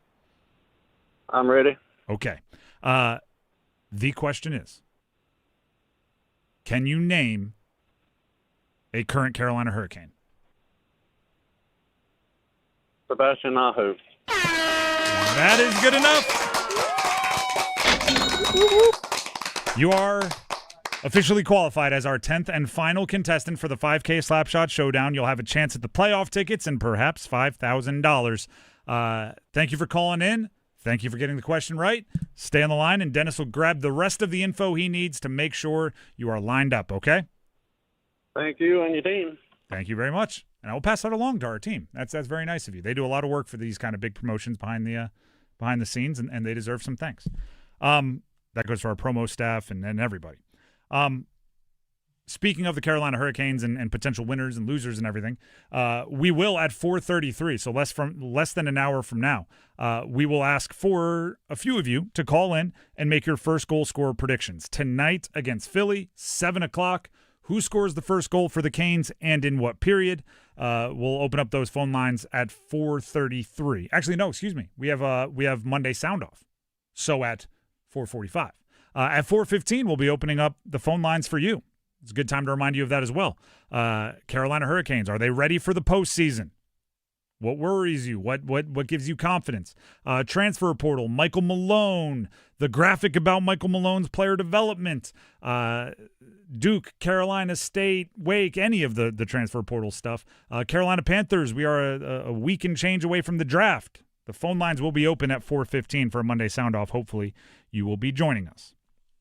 Now, here at this time, we have some time here before the top of the hour, so let's decide who's a winner and who's a loser. This team will never lose again. Winners and losers, it's more vibes than scores, meaning, anybody can check the box score and decide who wins. We have to decide on vibes. Winner. I know they fell a little bit in the play-ins. The Charlotte Hornets are going to be winners, particularly the Charlotte Hornets young shooters. Con Knipple led the entire NBA as a rookie in three-point makes with 273. His teammate LaMelo Ball finished second in the NBA in three-point makes with 272. Next closest amongst anyone in the league was Luka Doncic at 254. Knipple and Ball are the first teammates to be 1-2 since Steph and Clay. The only teammates to go over 270 each, aside from Steph and Clay. Pretty much everything about it is either the first time since or the only other than, and then you just finish Steph and Clay. Steph Curry, Klay Thompson. But if you are a group of shooting teammates and you find yourself on a whole bunch of lists with Steph Curry and Klay Thompson from the peak of Splash Brothers shooting, you're going to be in a good spot and you're going to be a winner to me. Loser, Sergio Garcia. I know everybody watches the every detail of the Masters. You can't crash out at the Masters. Didn't he break his driver? He, first of all, tore up a tee box, slamming his driver down, then broke his tee, or broke his driver, his club head. Some reports are saying that he was grabbing while his playing partner's caddy was raking a bunker, he grabbed the bag and moved it along, trying to move along everything. You can't crash out at the Masters, especially as a former Masters champ. He didn't break the rake. He tested his durability and then placed it in the woods because they wanted to be back with its family. Imagine if Happy Gilmore had none of the charm and likability of Adam Sandler with young Adam Sandler with the twinkle in his eye. You got a little bit about what Sergio Garcia was doing at the Masters. More winners and losers. Winner, Ashlyn Jackson and Tana Mayer, both from Duke. The WNBA draft is tonight, and both of them are projected second-round picks, according to ESPN, in their mock drafts. Both Ashlyn Jackson and Tana Mayer from Duke, second-round picks, 19th and 25th overall. Kind of the only local connections, or local triangle school products expected to be drafted highly in the WNBA draft. That's tonight. That's why I said. Yeah, that's tonight. That's right. Tonight, WNBA draft. Good luck to them. I'm sure the butterflies are all willy-nilly in their nerves are acting up, but good luck to them. Dennis, do you have any winners and losers you'd like to throw out? I do. David, Scott, Roy, Austin, Ben, Sal, Ryan, the other David, Kyle, and now Ray. These are our 10 contestants here on our Slapshot Challenge. Slapshot Shootout. 5K Slapshot Showdown? Yes, Slapshot Showdown. It's a really fun event, and we do it kind of often. So if you didn't get through, just stay tuned to us forever. Keep rooting for the Canes. Stay tuned to us for as long as the Canes keep it rolling. And honestly, it's on Wednesday. We'll probably should give more details out eventually, maybe later on tomorrow and such. But I'm always nervous talking about this one because there are certain rules of what I am and I'm not allowed to say. So I just kind of settle into vague, it's awesome. You want to be a part of it because it really is awesome and you do want to be a part of it. But if I could tell you more details, it'd be even more exciting. What is it if listeners or people want to come check it out, I guess? We'll talk about it tomorrow. We'll talk about it. We'll run it through the powers that be. I don't want to get anybody in trouble. That's true. That's fair. But yes, it is exciting, and it should be on Wednesday. Speaking of the Canes, I'll put a winner. I'll put goal scorers for the Canes. All right. They broke the record for most goals scored in franchise history in a season. That's cool, right?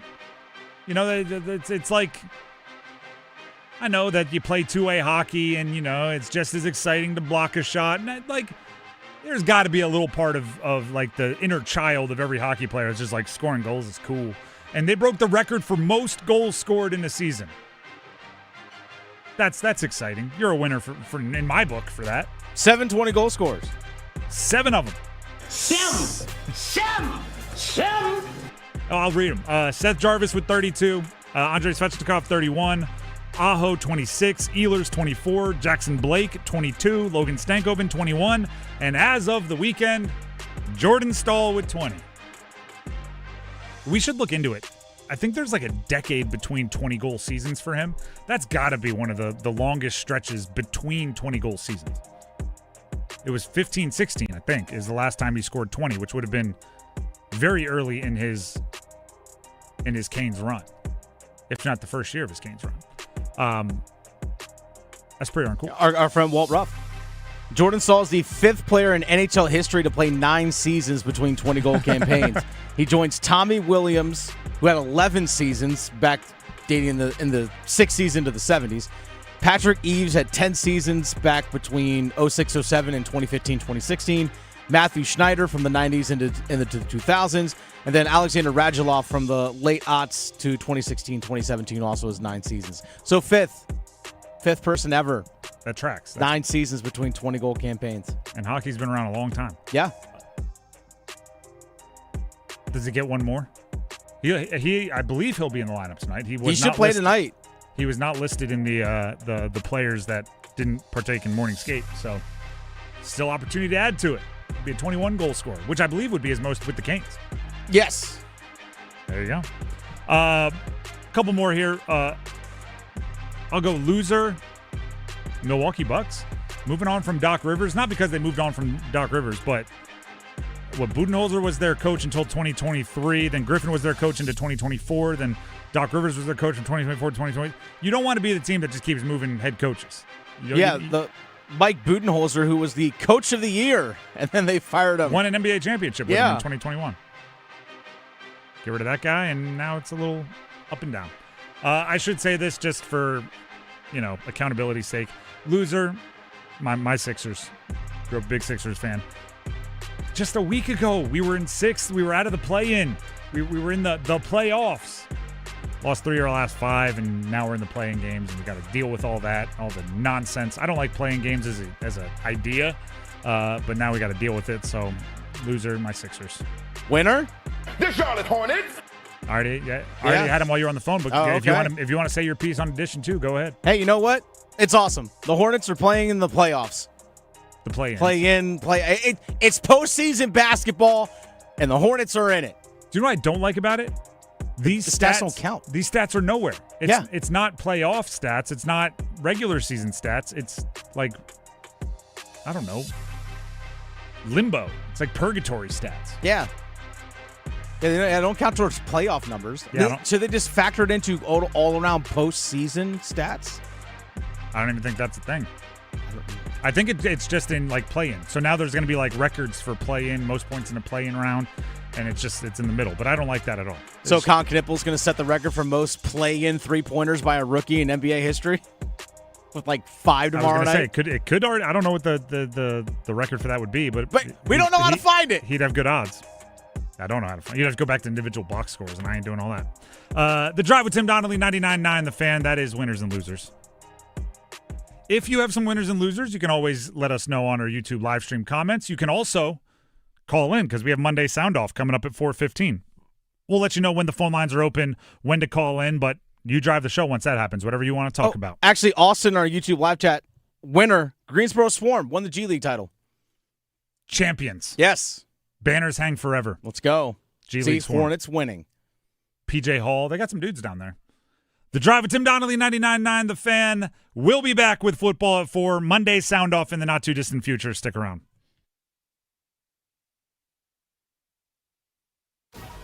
McDonald's is putting value back on the menu. Whether you're craving a Big Mac, McNuggets, or sausage, egg, and cheese McGriddles, make it a meal and save. Your favorite is now your wallet's favorite, too. Extra value meals are back.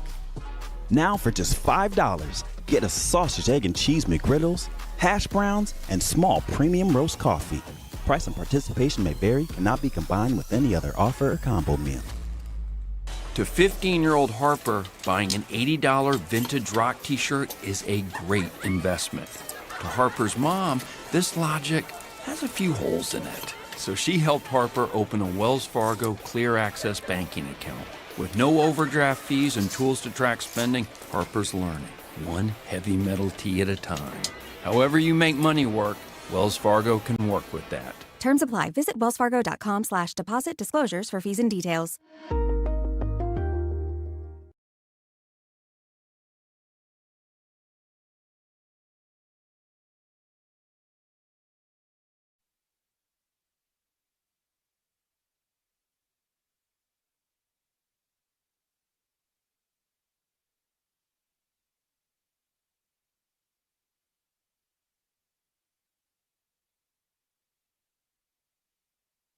Is your heating and air system ready for the warmer weather? Call Newcomb & Company to ensure your system is running at peak performance. As a Comfort Contract customer, you'll get priority service and a 15% discount on all HVAC and plumbing service calls and repairs. Newcomb & Company, your Carrier factory authorized dealer, has proudly served our community for more than 70 years, delivering reliable comfort and peace of mind. Call 919-862-3000 or visit newcombandcompany.com.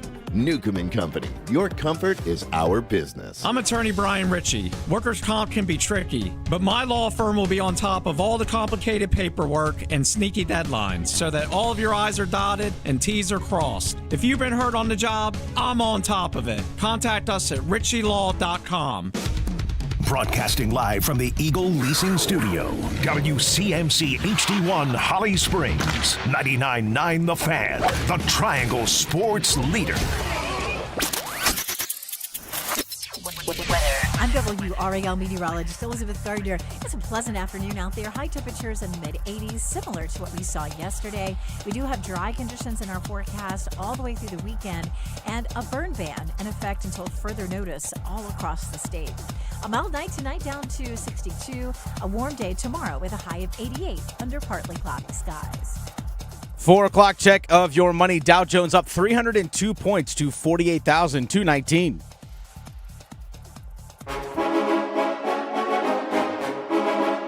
Let's move the chains.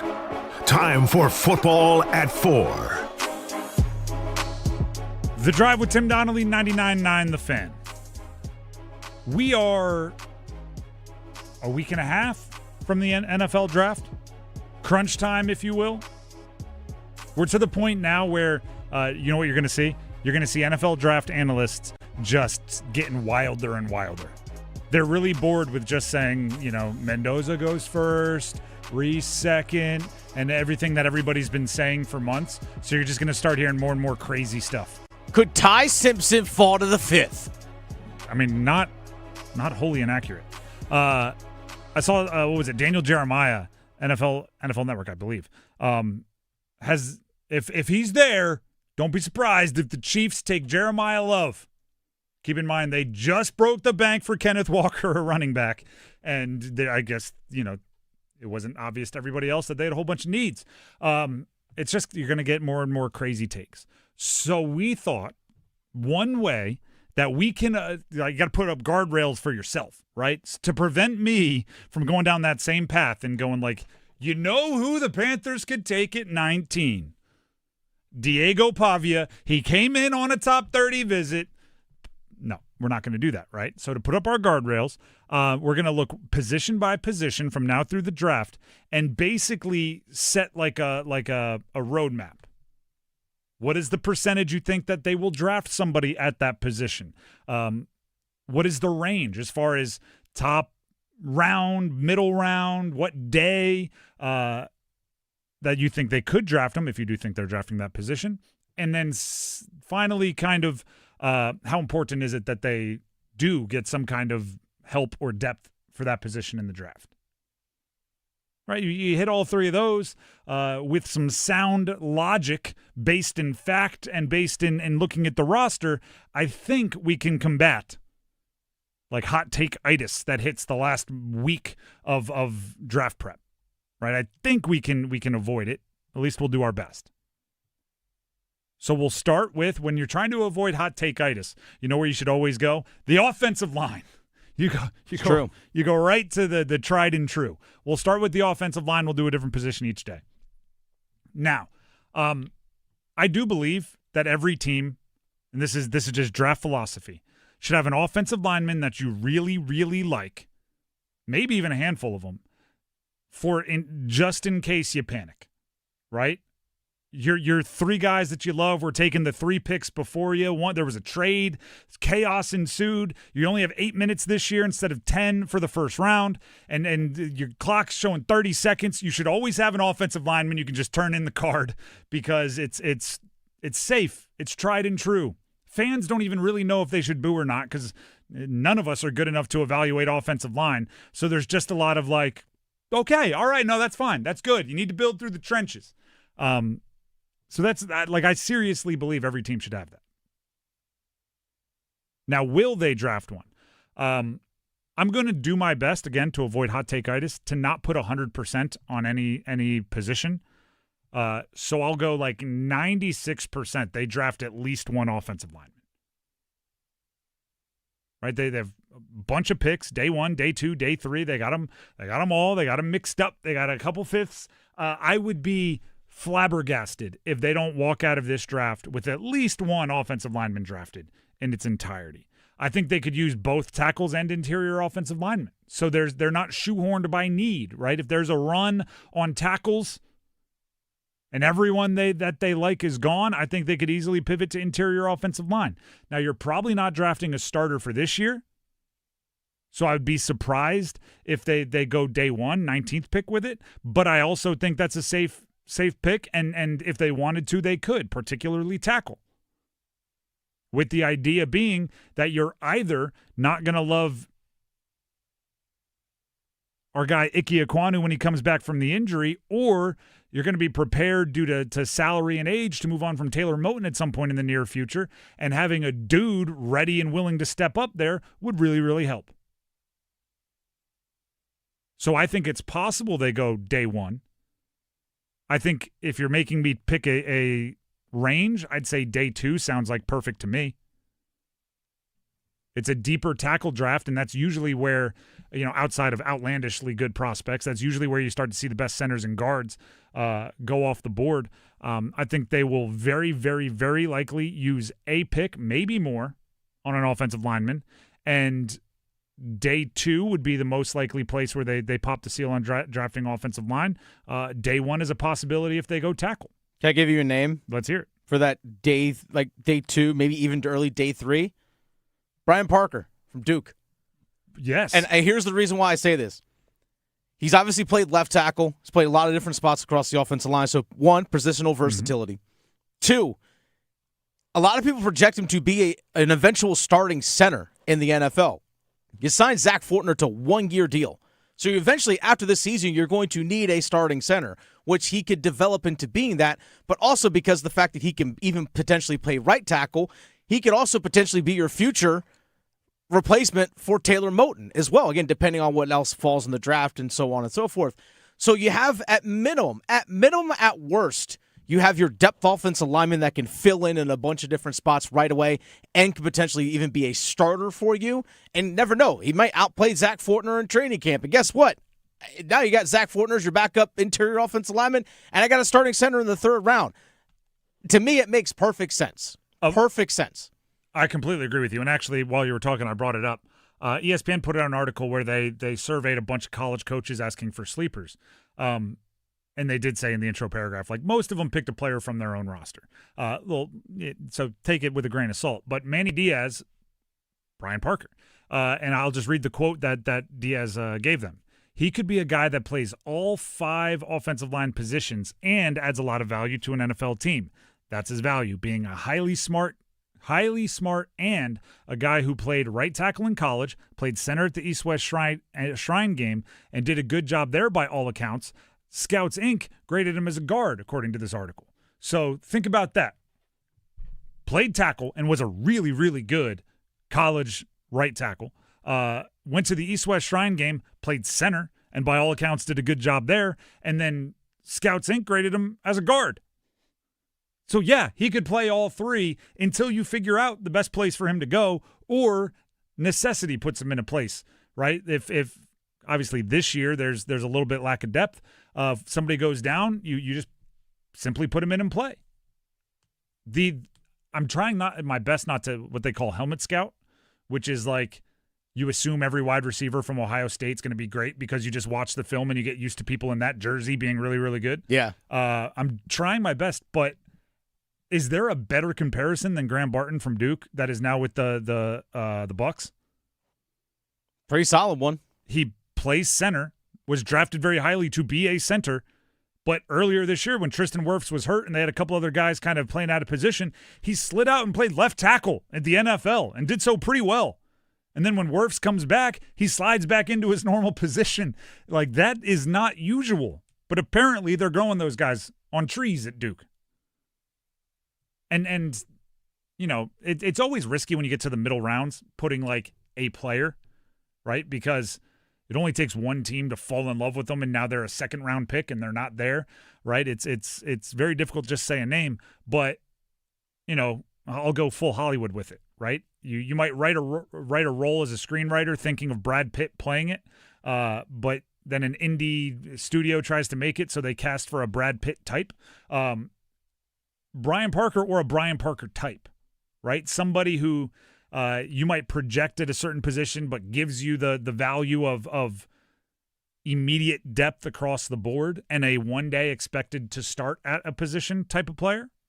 I think that works, right? Because they do have some stopgaps up there, right? I think it would take a very, very good mid-round pick, third-round pick to like unseat Rasheed Walker as a tackle, right? They signed him as a free agent. But Walker is on a one-year deal, similar to what Dennis was talking about, right? So if you have a guy who can give you depth at both tackles and potentially step into that Walker spot if he moves on next year, or maybe you give the Panthers reason to believe you should move on in the offseason because of how well you play or what you show them in practice, that's all good. And then, yes, offensive line is one of those positions you can never have too many good players.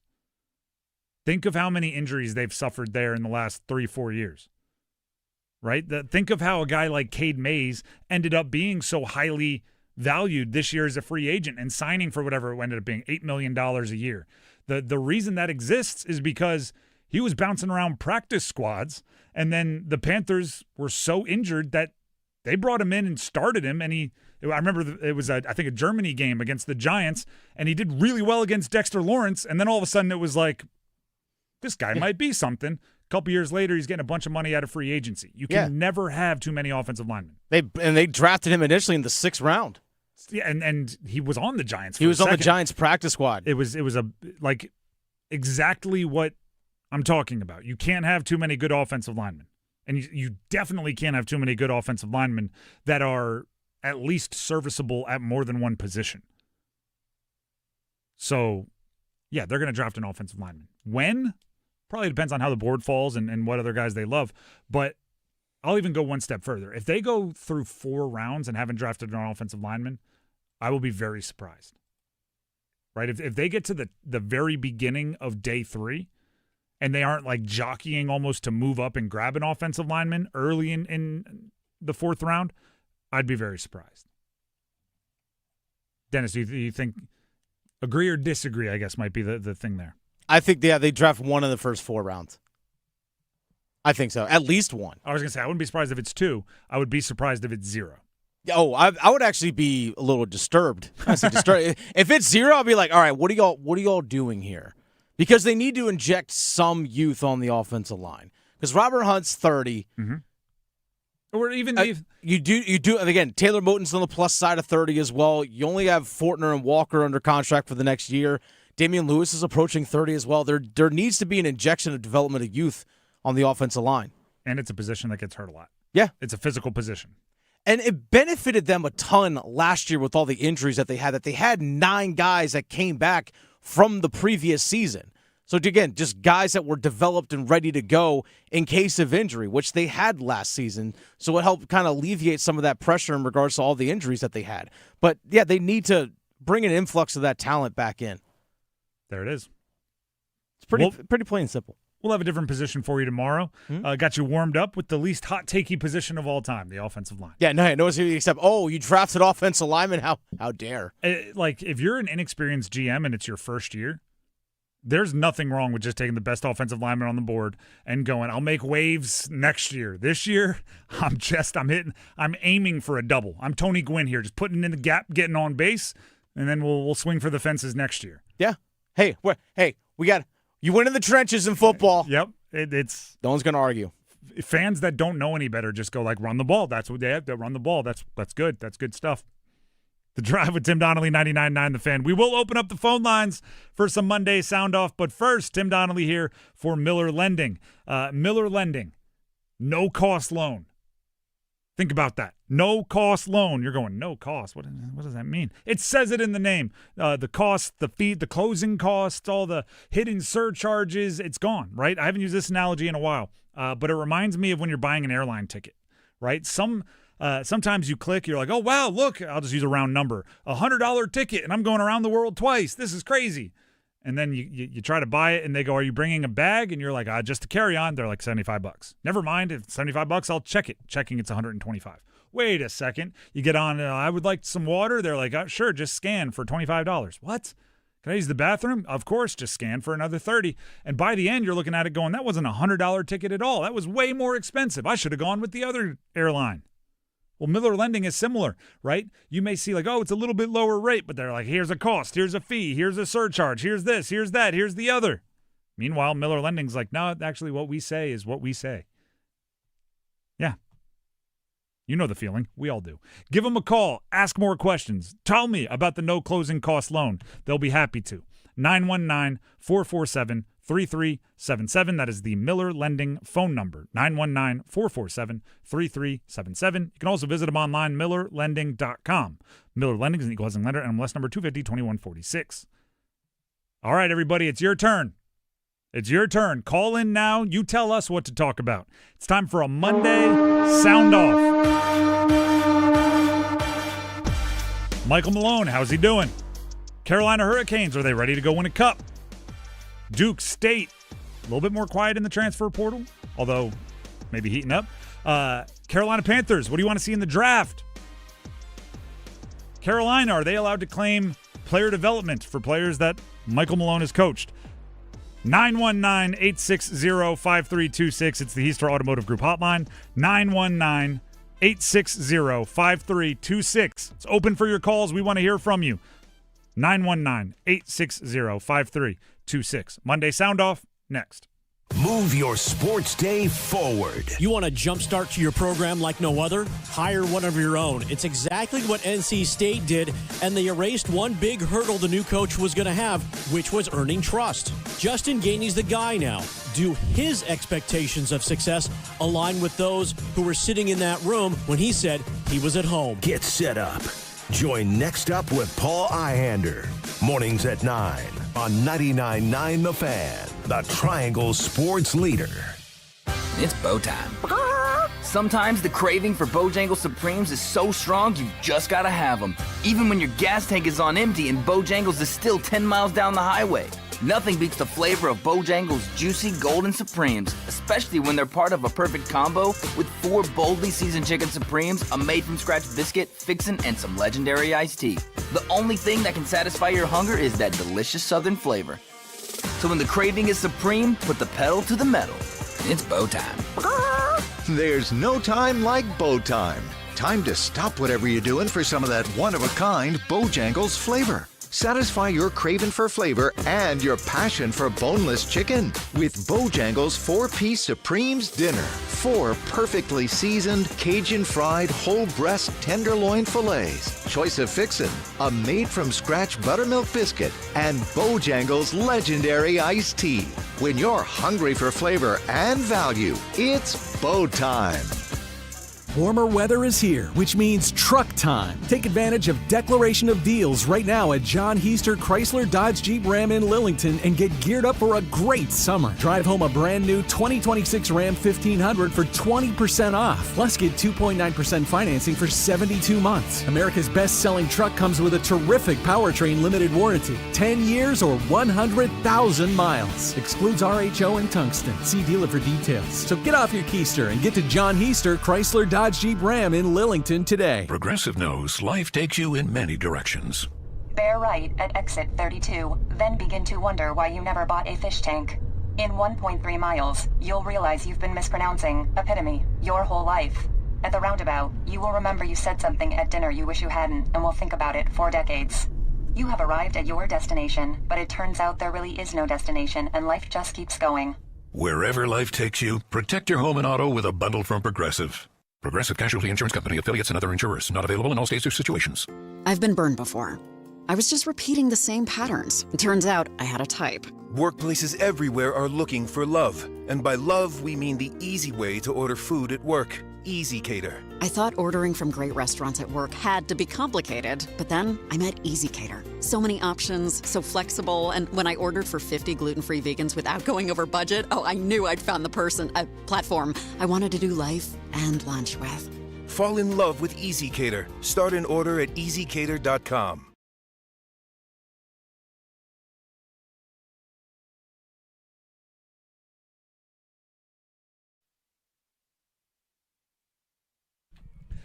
The Drive with Tim Donnelly, 99.9 The Fan.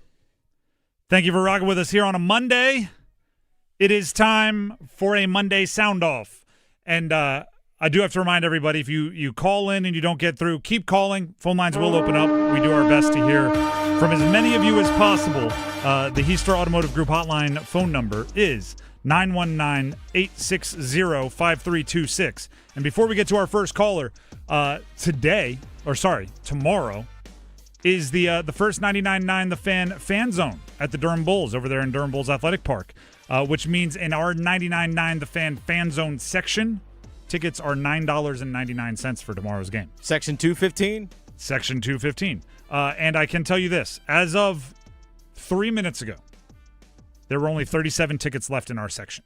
In our Fan Zone section. So work quickly if you want those $9.99 tickets. Yeah. The Fan Zone, the tickets, section 215, are always on Tuesday games, $9.99, and they go quickly. So 37 left. It's an early first pitch tomorrow, too. I believe it's like pre-noon. Is it 11 o'clock? 11:35, I believe. So hey, have a little lunchtime baseball? I love it. Yeah. If it's anything like today outside, I'd love it even more. Hey, start work a little early, make it a 2-beer lunch at the ball game, $9.99 tickets. There you go. Bring clients. Yeah. Make it a working lunch. Yes. For $9.99 and be like, just don't look at the signage that said these were the cheap seats. Doesn't matter. I got the hot dogs. Prime foul ball territory. There you go. That is true as well.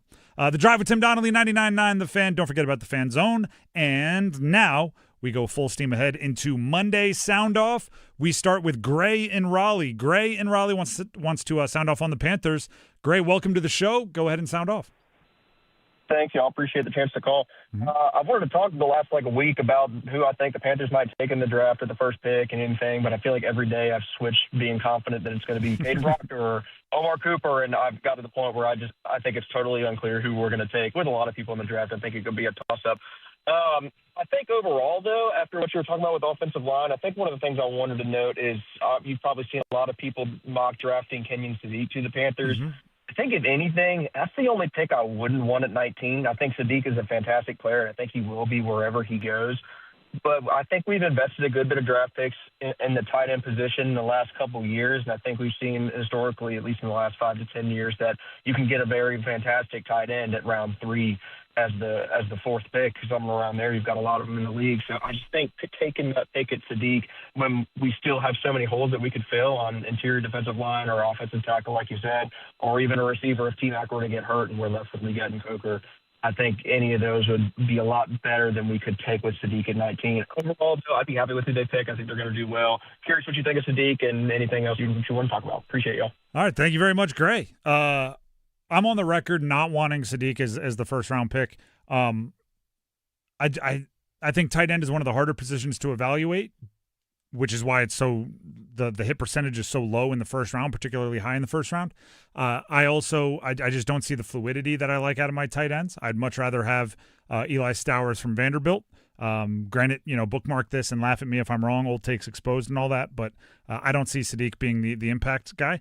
Also, this is another one, you talk about a prospect long enough and people start changing their tune. For the first 3 months of draft prep, everybody was pretty much on board that Sadiq was not a great pass blocker or blocker in general. Now that it's starting to come out is he not good at it, or was he just not asked to do it? And I'm going well, Oregon's got pretty smart coaches, and if they're never asking him to do it, that's probably not because he's awesome at it. You know what I mean? It's is Shaq not a good three-point shooter, or did they just never have him take threes? It's well, I would assume if he were great at it, Phil Jackson occasionally might have said, hey, air it out, big fella. I think Sadiq is going to be drafted high. I just hope it's not by the Panthers. Unless he is, then I'll root for him. Let's go to the call-in line on a Monday. Soundoff phone lines open for your takes on really anything in sports. Let's go. Isaiah in Wake Forest has a few things he wants to sound off on. Isaiah, welcome to the show. The floor is yours. Hey, thank you for taking my call. First, I'll start with the North Carolina Tar Heels. That's a big get for Mike Malone. I really liked the way Advaldas played at Virginia Tech. This is a player at 6'9" as a guard. That's a lot of size on your perimeter. And when he's hot, he is hot. He can really stroke it from deep. I really like that. Also like the fact that he was able to maintain Luka Bogovic and Jaren Stevenson, because those are clearly going to be guys who are going to start next year and are going to be important players down the stretch in this next season. And then with the Charlotte Hornets, they made it to the play-in. I'm really happy about that. And I just wanted to know your thoughts about whether or not you thought they could make it to the real playoffs and what you thought their chances are of making a splash in the tournament. Okay. Lot to get to there. Let's start with Abdallas, the 6'9" guard from Virginia Tech that has committed to Carolina out of the transfer portal. There is a part of me that says, there's a lesson in first impressions when it comes to Abdallas, because he shot the ball very well very early. Had a gigantic game against Providence right out the gate, had another couple big games early in his ACC schedule, did not finish as strong, and actually ended up shooting, let me bring it up here, I don't want to speak incorrectly, 31.4% from three and 38.6% overall. Those aren't great shooting numbers. Now he's flashed the ability to, and Michael Malone's going to have to develop him, but yeah, his good was very good, but his inefficient was also very inefficient. For the Hornets, yeah, I think they can make a splash. You've heard the phrase "live by the three, die by the three." If the right guys on the Hornets get hot from three, they can beat anybody. Anybody. Con Knipple and LaMelo Ball were the first pair of teammates to go 270-plus made threes in a season since Steph and Clay did it. There's 9 different stats that I saw that were either the first time since Steph and Clay, or they are the only along with Steph and Clay. Yeah. That's good. Very good. Very, very good company. The only thing I would say is they're probably outmatched against most playoff teams down low. But, if you have an advantage in one spot, disadvantage in the other spot, you just got to win your advantage by more. The Drive with Tim Donnelly, 99.9 The Fan. Back to the call-in line we go. Speaking of the Hornets, we have Thomas in Durham wants to sound off on the Hornets. Gotta love getting a bunch of callers right at the gate on the Charlotte Hornets. Thomas, welcome to the show. Please go ahead and sound off. Thanks, man. I'm just a very happy Hornets fan. I've followed this team since I was 10 years old. I was a season ticket holder for 4 seasons, including when the Bobcats put up their worst winning percentage in NBA history. Got my next season ticket free because of that. I used to work for the Hornets. I've literally always been glued to their season, even when they're miserable. I have never been as excited and happy about a roster as I am this one. I think Con Knipple is more than deserving for Rookie of the Year because of the turnaround that the team has had, and partially what you were just talking about, the fact that LaMelo is second in the league and third or in made threes is just more indicative of the gravity that Con has on the court and how he's unlocked this entire roster. But I will also say we're going up against one of our biggest nemesis. They're always a bugaboo for us in the playoffs. And I've been telling anyone that would listen since January that my prediction for this team is they were going to run out of gas right at the end of the season. They were going to be a play-in team. They were going to get bounced in the first round of the playoffs, and that the NBA, Adam Silver in the universe, was going to reward us with the number 1 overall pick because of it. And A.J. DeBanza is going to look really good in purple and teal. Okay, there's a lot there. I respect the longevity of your fandom for the Hornets, /Bobcats/Hornets. The LaMelo and Con Knipple just duo is, to me, one of the glorious parts of sports, because they play great off of each other. They appear to know kind of, when one wants to cut or when one needs the ball. They could not be more different people. It's the personalities are different, the vibes are different. We all watched LaMelo Ball grow up, right? We watched him with Lonzo and his brother LeAngelo and his dad, and we watched him grow up from like middle school all the way on up. Meanwhile, Con Knipple was playing in Wisconsin men's league games that his dad was teaching him how to play physical against other former Division II and Division III basketball players, like so far away from reality television shows and everything else, yet they end up where they are and they vibe. It's that doesn't happen in many other walks of life other than sports. So I think it's a really cool deal, and I'll be rooting for him. Back to the call line we go. We have our friend Linda in Roanoke who wants to sound off on the Canes. Call-in lines remain open, 919-860-5326. Linda in Roanoke, welcome back to the show. Go ahead and sound off. Yeah, I got to sound off on the Canes because they're doing great, and they're going to take the conference tonight against Philly. Mm-hmm. But I also want to sound off on my daughter Debbie's team. They won their league championship a week ago Friday, 10-2. This was her rookie season in goal, and she was so proud of it.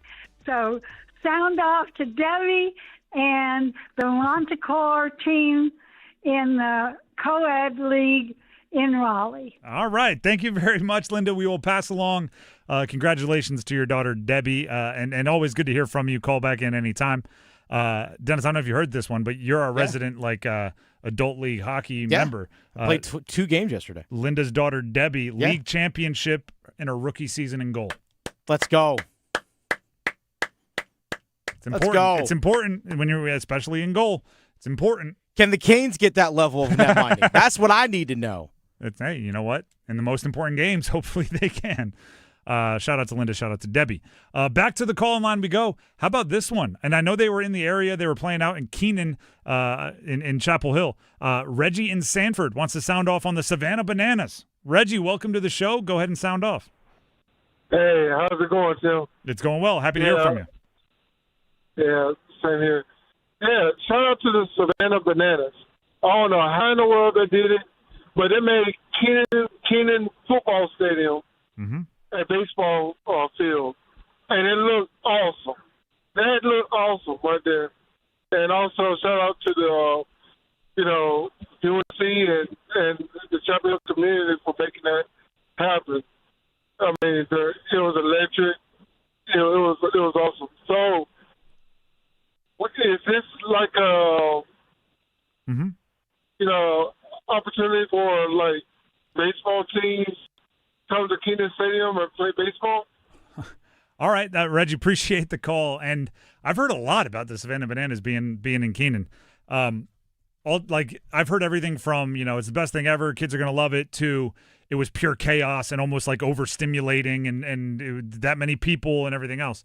What I don't know how they do, I don't know how the Bananas get so many people to just be willing to participate, right? They had Bill Belichick challenging calls. They had Caleb Wilson throwing first pitches when they were at Bank of America Stadium last year. They had Greg Olson and Jonathan Stewart and all these guys running the bases. Adam Thielen out there. Adam Thielen, I don't know how the Bananas they just call in favors to everybody and everybody's like, yeah, I'm in. It's an attraction. Yeah, it's and then once they're doing it, then the fans are into it, the players are into it. Like it's crazy. He sold Keenan out 2 straight days. And that's Major League Baseball isn't filling out Keenan 2 straight days. No. Unless you're like Yankees, Red Sox or something. It's amazing because they'll sometimes go to these MLB parks and actually sell more than what MLB parks will do. Oh, yeah. Again, it's the attraction. I remember when they came to Durham Bulls Athletic Park a couple years ago, my fiance and I went, and it was a blast. It was a lot of fun because they put the time limit on the clock, so the game's going to end in 2 hours or 9 innings, whichever is done first.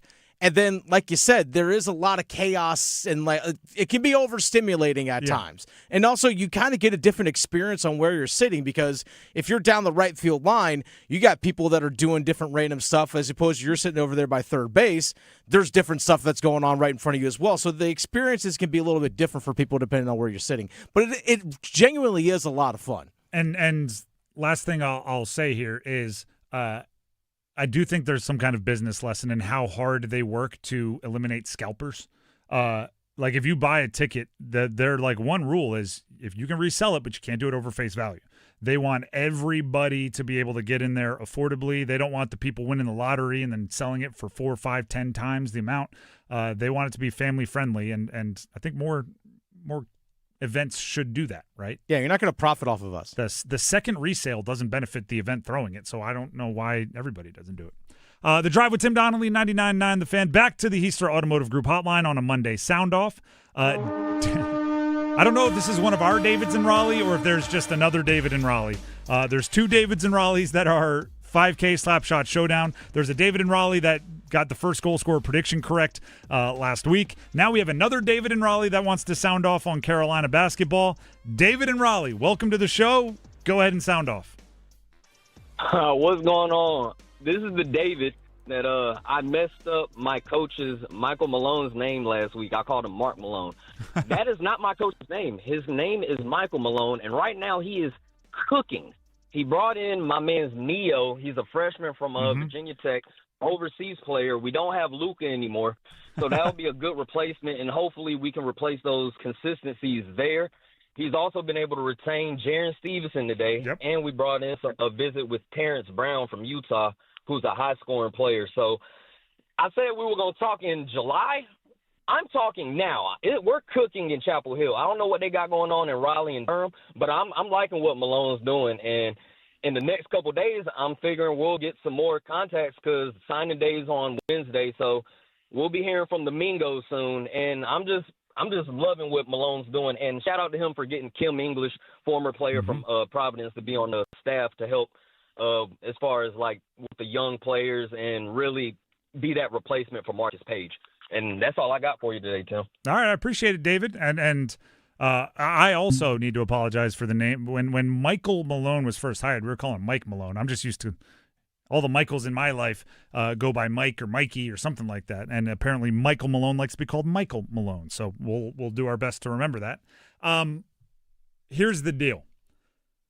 And I don't even know if this is fair. But it's really, really hard to judge how much someone is cooking or not cooking in the transfer portal or the recruiting world if we don't know how much they're paying for players, right? It's like if you're way overpaying and eating up into your budget for a player that's not going to be a gigantic difference maker, it's like, I don't know. But if you're getting them for cheap, it's like, you know what? That's a great depth piece.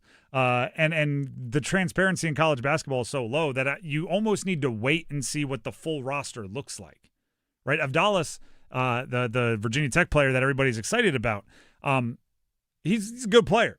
If he has to be your leading scorer next year, I think you're going to be a little underwhelmed. But if he gets to be a skilled, gigantic guard, handle the ball, set everybody else up, knock down shots when they're open, I think you're going to love him. Jaren Stevenson, right? If Jaren Stevenson gets to play a complementary role, I think he's a great player. I'm not sure if he's ready to step up and be the number one, right? Or even the number one big man. So I like what they're doing, assuming that there's some more big dominoes that will fall. And you heard the caller mention it, the Mingos. Mingo, I believe Dylan Mingo, is a gigantic high school recruit that has been committed to Carolina, hasn't decided if he's going to remain committed to the new coaching staff. His brother was a 14, 15 point per game scorer as a freshman last year at Penn State, who is now in the portal. You get both Mingos. You get 2 Mingos for the price of 1, or you got to get 2 Mingos for the price of 2 Mingos. That could be a very, very big addition to that roster. Let's go back to the call-in line. Heister Automotive Group hotline on a Monday sound off. Pat in Durham, Hornets and Masters are on his list of things he wants to sound off about. Pat, welcome to the show. Go ahead and sound off. Hey, nice to talk to you. First off, shout out to the Hurricanes. Thank you for the season you've had. I mean, it's a great team, and this area we really appreciate you. And special shout out to Stahl. He had 2 or 3 games left to get his 20th, and when he got it, his hands just went straight up, and he was just so happy. It was fun to see. I agree. And classy guy, and I was really rooting for him. So shout out to him. And Schefter, Scotty Scheffler, the guy. Yeah, him too.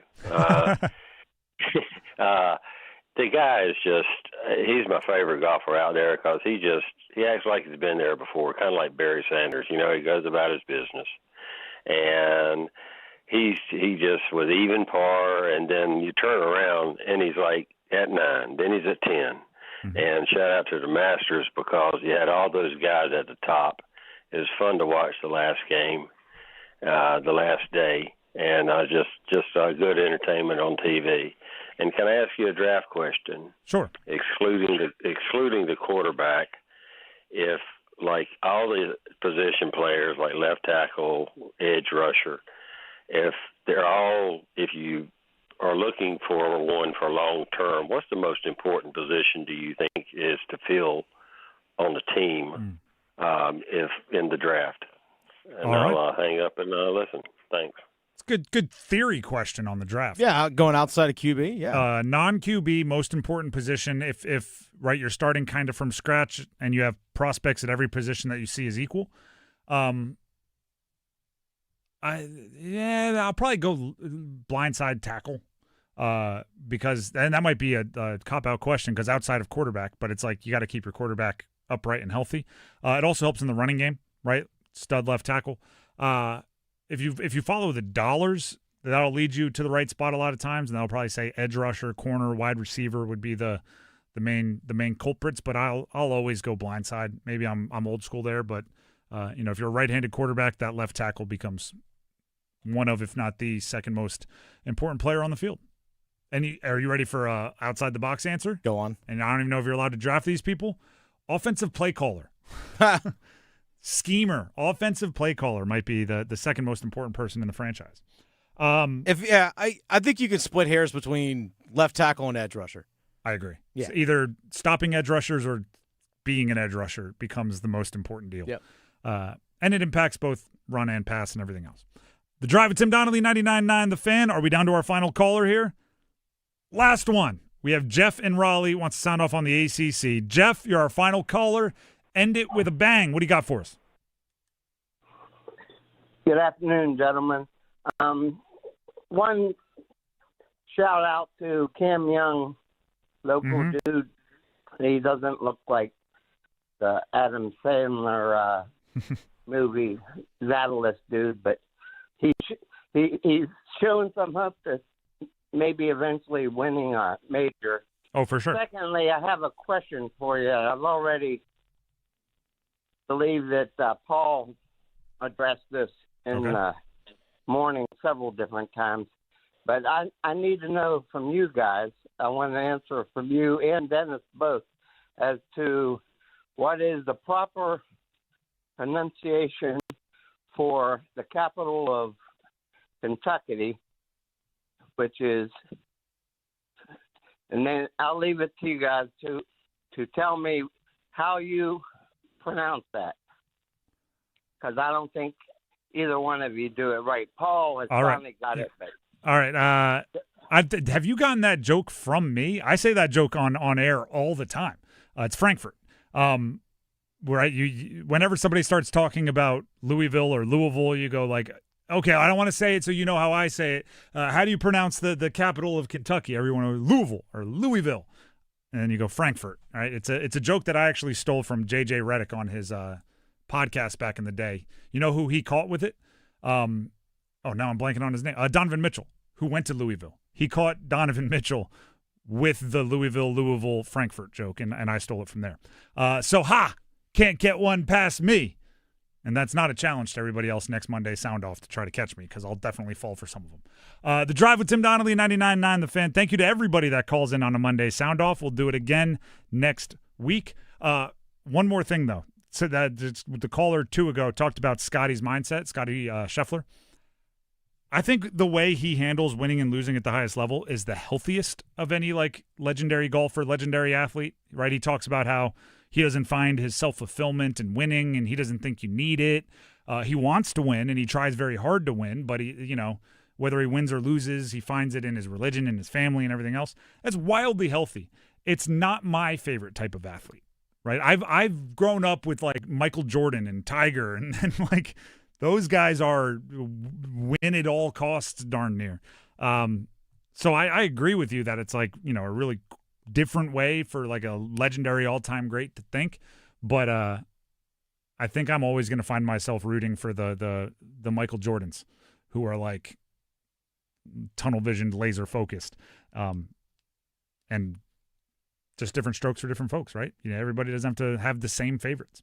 The Drive with Tim Donnelly, 99.9 The Fan. We do have first goal scorer prediction coming up here in our next segment. But first, Dennis, you have something you want to tell everybody? I do. Dennis Cox here real quick for Loan Pronto. Folks, credit card interest rates, they're now over 29%, and most people are only making the minimum payments, so they're getting nowhere. But here's what many homeowners don't realize. Using the equity in your home, you can easily access hundreds of thousands in cash. With Loan Pronto's Rapid Equity Loan, you can pay off your credit cards, your existing HELOC, your car loans, or get money for that home improvement project. One client just got $100,000 approved and saved over $1,500 a month. And here's the best part. With Loan Pronto, you can do it all from your phone with zero out-of-pocket, no hard credit pull up front, no appraisal, no long drawn-out bank process, and no touching your first mortgage. Rates are at near 3-year lows, so act now. Go to loanpronto.com, see how much cash you can get today, and honestly, in about 60 seconds. Loan Pronto, 2,800 5-star Google reviews. Call 919-381-1760 or visit loanpronto.com. 919-381-1760, loanpronto.com. Equal housing lender, NMLS 1661781, NMLSconsumeraccess.org. The Drive with Tim Donnelly, 99.9 The Fan. Will get first goal scorer predictions. Should we open up the phone lines for some callers now? Let's do it. Who will score the first goal of the game for the Carolina Hurricanes tonight against Philly? Remember that the top line, not expected to play as you make your predictions. Who scores the first goal for the Canes, and in what period do they score it against Philly? Call in now, 919-860-5326. We'll give you our predictions. We'll talk predictions. We'll talk Canes. Coming up next. One goal. Taylor Hall. Moving it back. Nikishin. Healers. Shoots and scores! Oh, the power play! Tilly in front. Shot! Oh, what a save by Bussy! Absolutely robbing Kirill Marchenko. Be the last team standing. Sebastian Aho in. Short hit back in. Scores! Oh, talk to me, Shorty! Carolina. The Stanley Cup playoffs begin April 18th on 99.9 The Fan. The Triangle Sports Leader. Hey, this is Luke with Newcomb & Company. We are a residential, commercial, plumbing, HVAC company who's been serving the community for over 70 years. Honesty is the biggest policy around here. We take pride in everything we do, anything we touch. We're not one of those companies that come and throw it in and then you can't get a hold of them again. We're there with you hand in hand. Here at Newcomb & Company, what stands apart from other companies is we actually do more than just AC and heat pumps. We do boilers, geothermals, furnaces, radiant floor, anything that is odds and ends that nobody else can touch is what we thrive on. At Newcomb & Company, we do same-day service. That's also another thing that helps us stand apart from other places is we do same-day service because we have enough professionals to get out to these houses to solve what the problems are. And we're on 24/7 on emergency basis, weekends, nights, holidays, you name it, we're there. Newcomb & Company, your Carrier factory authorized dealer. Call 919-862-3000 or visit newcombandcompany.com. Newcomb & Company, your comfort is our business. McDonald's is putting value back on the menu. Whether you're craving a Big Mac, McNuggets, or sausage, egg, and cheese McGriddles, make it a meal and save. Your favorite is now your wallet's favorite too. Extra value meals are back. Now for just $5, Get a sausage, egg, and cheese McGriddles, hash browns, and small premium roast coffee. Price and participation may vary, cannot be combined with any other offer or combo meal.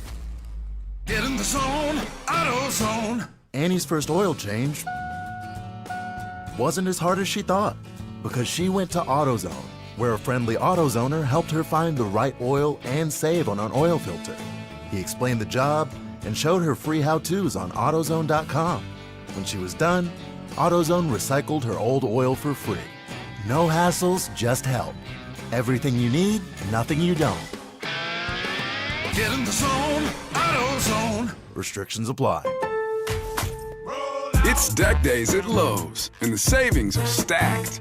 Right now, pros get 15% off all in-stock composite decking from top brands like Trex, TimberTech, and Decorators. Plus, get a free DeWalt 20-volt max 5-amp-hour battery when you buy a select DeWalt tool. The deck's stacked in your favor with brands pros trust. Our best lineup is here at Lowe's. Valid through 4/22 while supplies last. Selection varies by location.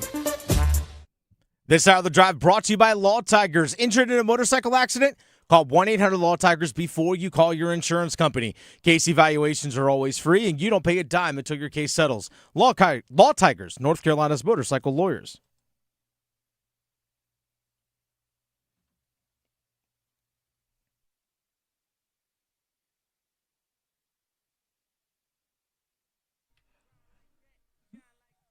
This is The Drive. Tim Donnelly, 99.9 The Fan. It is time for a little first goal scorer predictions. It's a game we play every single time we have a show on a Carolina Hurricanes game day, which, by the way, starting next week will be playoff games. Maybe starting over the weekend will be playoff games. We have to wait and see what the schedule looks like. But for right now, it's one of the last regular season games as they travel to Philly for a game tonight, 7 o'clock, right here on 99.9 The Fan. Stormwatch with Adam Gold just a few minutes before, half hour before at 6:30. We start by grabbing some callers here. We have Ryan in Spivey's Corner. You're up first, Ryan. Welcome to the show. Who scores the first goal for the Canes and in what period? Okay, my son and I were going to go with Aho, but you mentioned the first line is not expected to play, so we're going to go with Stankhoven in the first. I can tell you we'll get to our 99.9 The Fan personalities picks. Stankoven is getting like party waves feelings. There's a lot of Stankovens. You're all going to be rooting for him.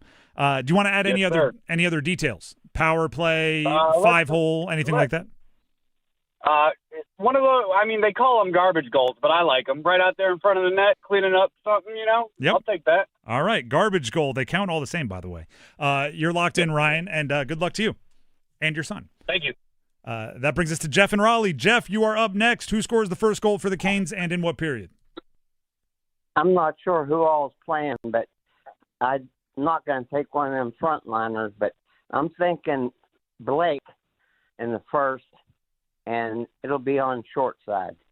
All right. I do believe Blake is expected to play. That entire line already had the night off last game, so they're likely back. So you should be safe with Blake. Good luck to you, Jeff, and you are locked in. Maybe was that a Freudian slip from the universe saying congratulations already? Should we pick Blake? It might be. Let's go Nick in Durham. You are our final caller contestant. Nick, who scores the first goal for the Canes and in what period? Hey, thinking it's Nadeau today on a one-timer, 4-on-4 after Delorier gets in a fighting roughing penalty. All right, one-timer. In the first. 4-on-4, Delorier. All right, there's a lot of details there, which I appreciate. Please, hopefully it comes true. I feel like Nadeau needs one. Good luck to you. You are locked in with Nadeau. All right. All right, thank you very much. Kind of crazy to say, I feel like Nadeau needs one, right? Yeah. AHLer gets called up and is like, he needs a goal, but there's just something. Dennis, actually, I'll go to the other 99.9 The Fan personalities first. Okay. Adam, the host of the Adam Gold Show, host of Stormwatch. You know Adam. Nadeau in the first on the power play. Okay. So not 4-on-4, but on the power play. Similar. Victoria, the producer of the Adam Gold Show. Stankoven in the first, but not in the first 10 minutes, so the second half of the first period. Paul Ihander, host of Next Up with Paul Ihander, weekday mornings, 9 to 10. Stankoven in the first. His producer, Max Gorin. Stankoven in the first. There's a lot of Stankoven in the first. Like I said, party wave. Maybe Dennis and I will. Oh, and Joel, by the way, from High School OT, went Keandre Miller in the first, upper corner. Dennis, your prediction. Everyone's forgetting about the other guy that's on the Stankoven line, Taylor Hall. Not only does he get the first goal tonight, he gets 2 to also get to 20 goals. Maybe Taylor Hall in the first. In the first, and then another one later. Yep. To get to 20, which would give them 8 guys with 20 goals, which is absurd. I'm kind of freed here from the shackles that I put on myself, because I had said I'm picking Sebastian Aho until it's right, but Aho's not playing today, so I get like a one-time hall pass.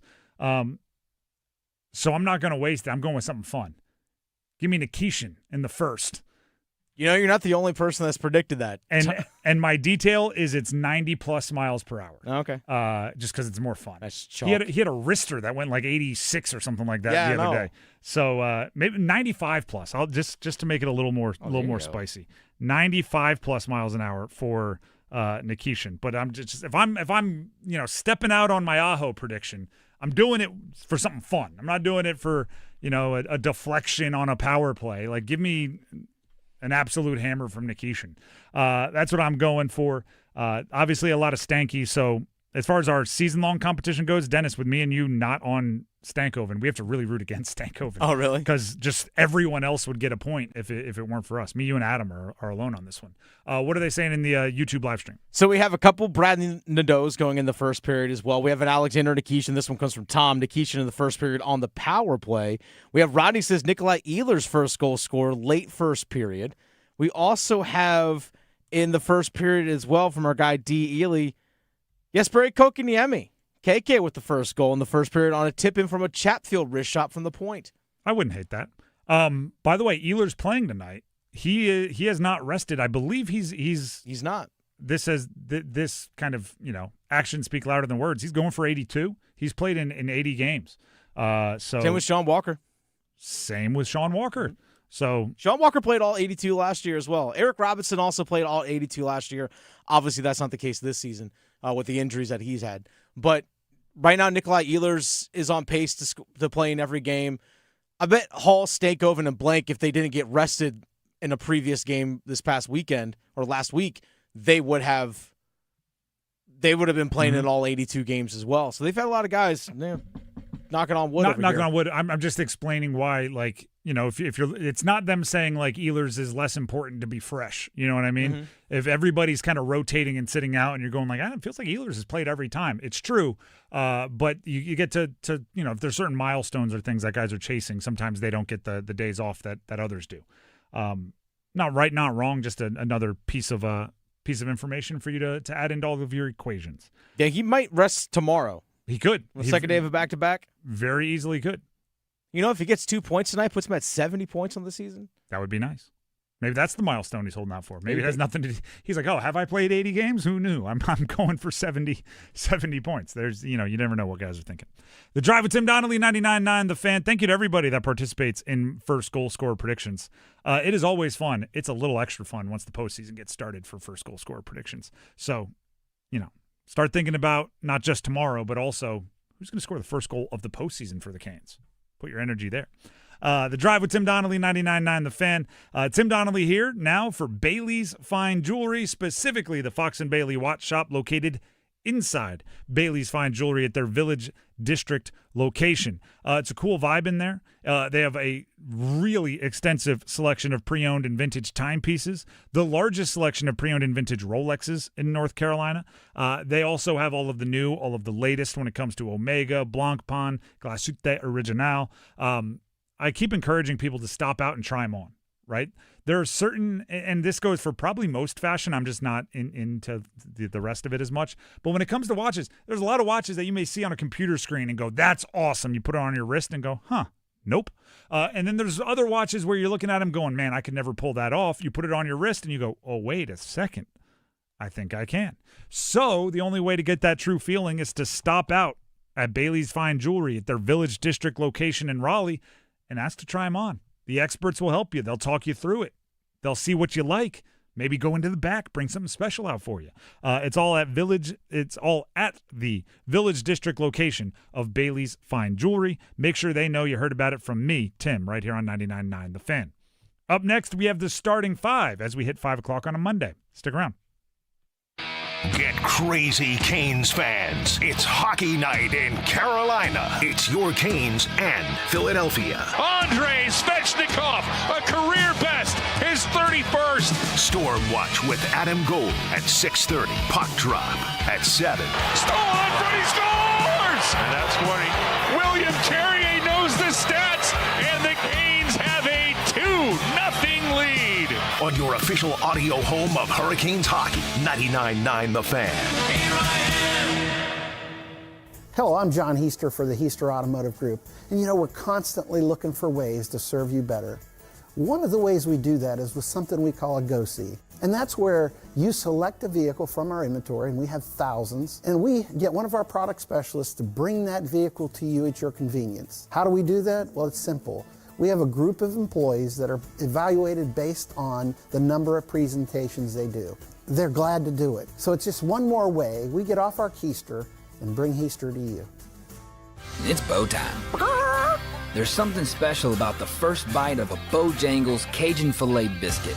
Like an edible alarm clock that slaps you awake with bold Cajun flavor. The moment you sink your teeth into that soft, fluffy, made-from-scratch biscuit, then strike gold with a juicy piece of fried chicken, you'll know. Nothing beats the first bite, except the second first bite. Get a Cajun filet biscuit combo today at Bojangles. It's bow time. It's bow time. Time to satisfy your craving for Cajun with a Bojangles Cajun Filet Biscuit. Enjoy a Cajun fried filet tucked inside a hot made-from-scratch buttermilk biscuit. Make it a combo and add your choice of fixin' and legendary sweet tea. And remember, Bojangles Cajun Filet Biscuits are served all day, every day. Bojangles Cajun Filet Biscuit. When you're hungry for flavor and value, it's bow time.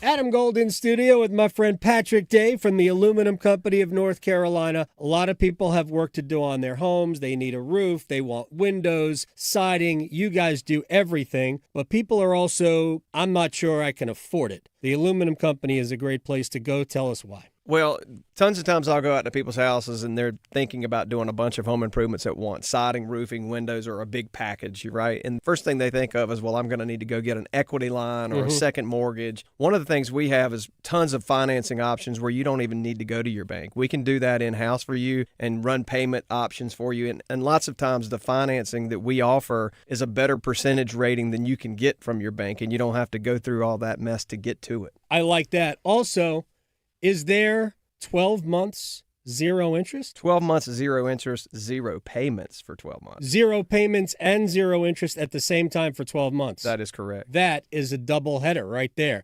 Aluminum Company of North Carolina, online, aluminumcompany.com. I'm attorney Brian Ritchie. Getting hurt in a car wreck comes with all kinds of stress and frustration. But when you call me, I'll be on top of all of it. So all you need to worry about is getting better. If you've been injured in a car wreck, I'm on top of it. Contact us at ritchielaw.com. Broadcasting live from the Eagle Leasing Studio. WCMC HD1 Holly Springs. 99.9 The Fan. The Triangle Sports Leader.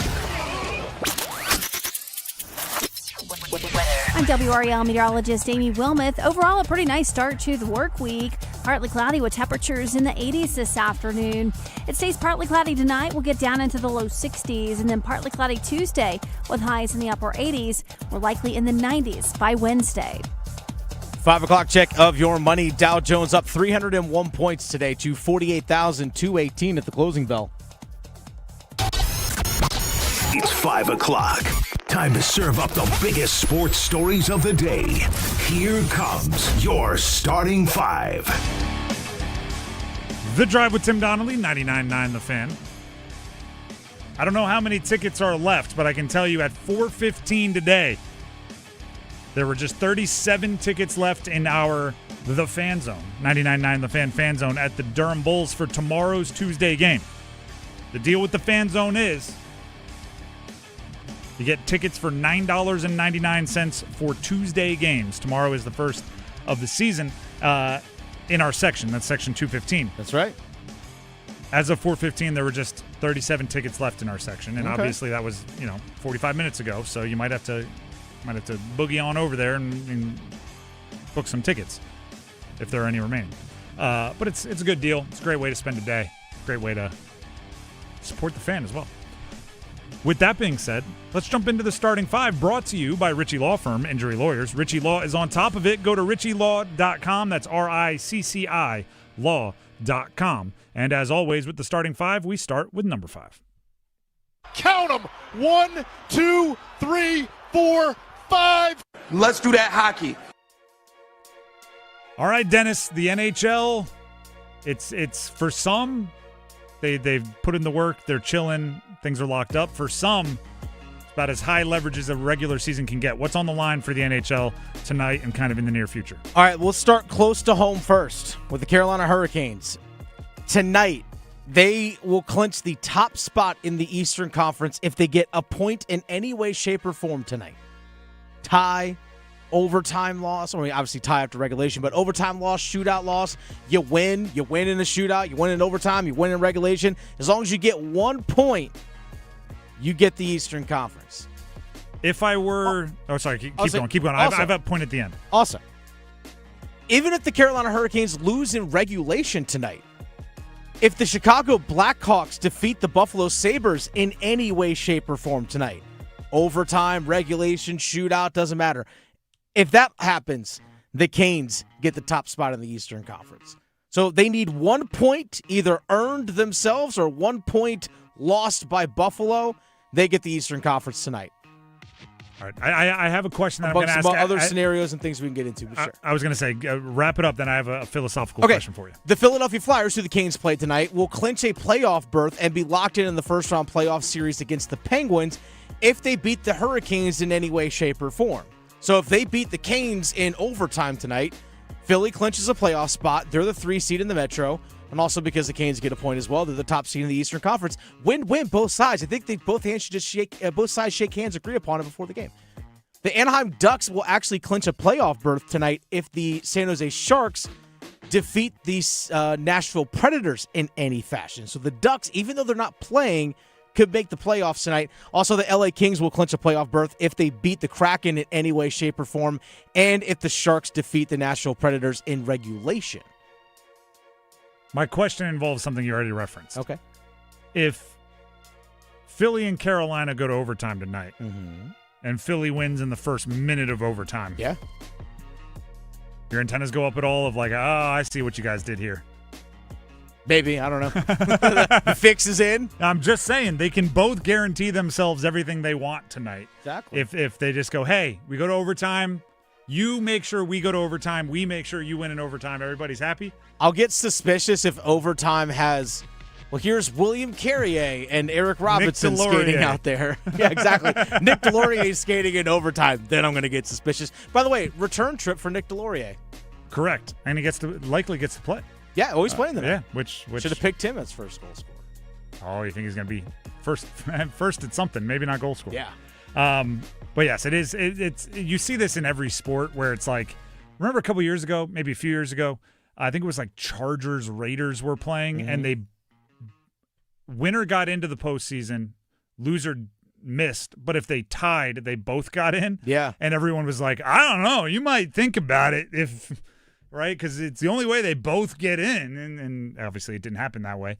But every once in a while, those scenarios happen where it's like you can make everybody get what they want if you just wink, wink, nod, nod. You see what I'm putting down? Could happen. I don't think it will, though. I think there's too much pride and honor, and especially the young guys want to get out there and prove what they can do. That is number 5. Let's get to number 4. 1, 2, 3, 4, all together. The Charlotte Hornets. I've been hosting this show, like 3 years now. I don't think we've ever opened up the phone lines and had 2 of the first 3 callers go, Hornets, I want to talk Hornets. That happened earlier today. That's a true story. That happened earlier today. The Hornets are in the play-in. Tomorrow they'll be facing the Miami Heat at 7:30 That's postseason basketball for the Charlotte Hornets. That is not what they were expected to be doing at the beginning of this year. And on top of that, they have like legit cornerstone building blocks. If you take LaMelo Ball, Con Knipple, Brandon Miller, those are three, I mean, two especially, but really three marksman shooters. In a league where spacing matters, in a league where shooting matters, in a league where you can't have too much of it, that's a really good core. And you start to look at draft capital and things, they have it, right? It is as optimistic as I can remember the situation being for the Charlotte Hornets. I mean, think about that. Huh? Think about it. Dennis, are you riding the, what do we call it? The buzz train? Yeah, I'm on the Hive. Let's go. There you go. I'll be part of the buzz. I'll be part of the Hive. You know who is part of the Hive? Max Gorin's part of the Hive. Our very own Max Gorin here. We're trying something new. He follows the Hornets as much as anybody here in the office. So we're throwing together, I think we're calling it the Max Minute. The Max Minute, all about the Hornets. If you like it, we'll keep it around for the postseason as long as they're playing. Here's the Max Minute for today. Max Gorin here with a Max Minute on the Charlotte Hornets reaching the NBA postseason for the first time in 4 years. You know, I actually predicted last summer, back in July, that the Hornets would finish the regular season 44-38, so I'll give myself a pat on the back for seeing that growth and nailing the prediction down to the game. Where I was wrong was thinking that 44 wins would win the Southeast Division and earn Charlotte the 5 seed. Unfortunately for the Bugs, it was only good for the 9, and they will play host to the 10 seed Miami Heat on Tuesday night in the first game of the play-in tournament at the Spectrum Center. Should Charlotte win that game, they'll go on the road to face the loser of the Magic and the 76ers for the right to play the top-seeded Pistons in the first round of the playoffs. The Hornets' growth this season can largely be attributed to health. LaMelo Ball played in 72 games, the second most of his career, and Brandon Miller played 65 games after an injury shortened his season to just 27 games last year. The availability of Ball and Miller, combined with Con Knipple leading the NBA in made threes as a rookie as part of his historic season, results in a remarkable turnaround for a Hornets franchise that has toiled in failure for most of its existence. The starting lineup of Ball, Miller, Knipple, Miles Bridges, and Moussa Diabate is an incredible 31-9 this season. If you extrapolate that over 82 games, Charlotte would be a 64-win team. For reference, that would match the record of the defending champion and top overall team in the standings, the Oklahoma City Thunder, who the Hornets blew out on their home floor as part of their surge into relevance in early 2026. Can the Hornets keep this wild ride going? They're 5.5-point favorites on Tuesday night, but that's despite going 1-3 against Miami this season, with the sole win coming in a game that did not feature Bam Adebayo or Andrew Wiggins. It will be the first taste of the postseason for many key players on this young Hornets roster. Can Coach Charles Lee's team rise to the occasion, and can they win 2 in a row to reach the first round? Or will it be back to the lottery once again for Charlotte? All eyes in the NBA world will be on the Hive on Tuesday night. It's a Max Minute to the max, all about the Charlotte Hornets. Hopefully we get to do that a whole bunch of times because that means they keep winning and keep shocking the world. Would be fun. With that being said, that was number 4. How about we jump to number 3? On the latest episode of As the Portal Turns. On the latest episode of As the Portal Turns, Carolina caught in a, I don't even know if it's a love triangle. It's a woven web of transfer portal. Jaden Young in the portal withdraws his name. Luka Bogovac in the portal. They get Kim English out of the coaches portal. Former Providence head coach joins the staff of Michael Malone. Maximo Adams, one of their top recruits who is committed to the Hubert Davis coaching staff, says he will remain committed to Carolina under the Michael Malone coaching staff. Dylan Mingo, another one of their top recruits, says, oh, no, not so fast. He's not sure. Hasn't reached a decision yet on if he will stay committed. Meanwhile, they bring in Neoklis Avdalas, 6'9" guard from Virginia Tech. Player that has shown a unique skill set but hasn't shown the most consistency through his freshman year at Virginia Tech this past year. Jaren Stevenson announces or it reveals, the reports are that he is returning to Carolina. There's a lot going on over there, which is why it was, the Michael Malone hire being before the transfer portal was seen as a necessity for expectations to be high next year, because it's not like they had 3 decisions to make. They had to evaluate everybody on their roster, everybody interested out there in the portal, start bringing in guys for visits, and they've brought in a ton. They've reportedly been in contact with Juke Harris. Who's the guard? Terrence, first name, I'm blanking on his last name, from Utah. Terrence Brown? Sure. There's so many players that could or could not or might be on that Carolina roster by next year. Throw in around the transfer portal, around the Triangle transfer portal. NC State received a commitment earlier today from Christian Hammond, Santa Clara guard, 6'4", shooter. I actually asked earlier because it hadn't been reported that he committed, but there were quotes all over the place of him just loving on NC State. At the cubicles, I was like, why doesn't this guy just commit? Right? Everything he says is like, Justin Gainey's my favorite human. And then it's like, but I'm still going to search. Eventually he did commit, so Christian Hammond, how about that? How about that? That happened right before the show. I don't even know how you would describe Duke in the transfer portal, right? Because they were reportedly in line to have a visit from like Badunga from Kansas, but that got canceled when Badunga committed to Louisville for big money. We haven't heard much from Duke's current roster on whether they're coming back or not coming back. Other than Darren Harris is going to Indiana, Nick Kamenga's in the portal. That's really about all we know. And everything else is like, well, they might not have to go in the portal if everyone we haven't heard from sticks around. But if certain players from the team they have do leave, then the portal becomes important, or at least more important. So there's just a lot of drama in the portal right now. A lot of drama in the portal. A lot of money being spent. A lot of money. Not much transparency, but a lot of money being spent. Did I mention Louisville spent a bunch of money? They did. Not only Badunga from Kansas, but Shellstat, a guard from Oregon. Reportedly both making a boatload of money. Depending on who you ask.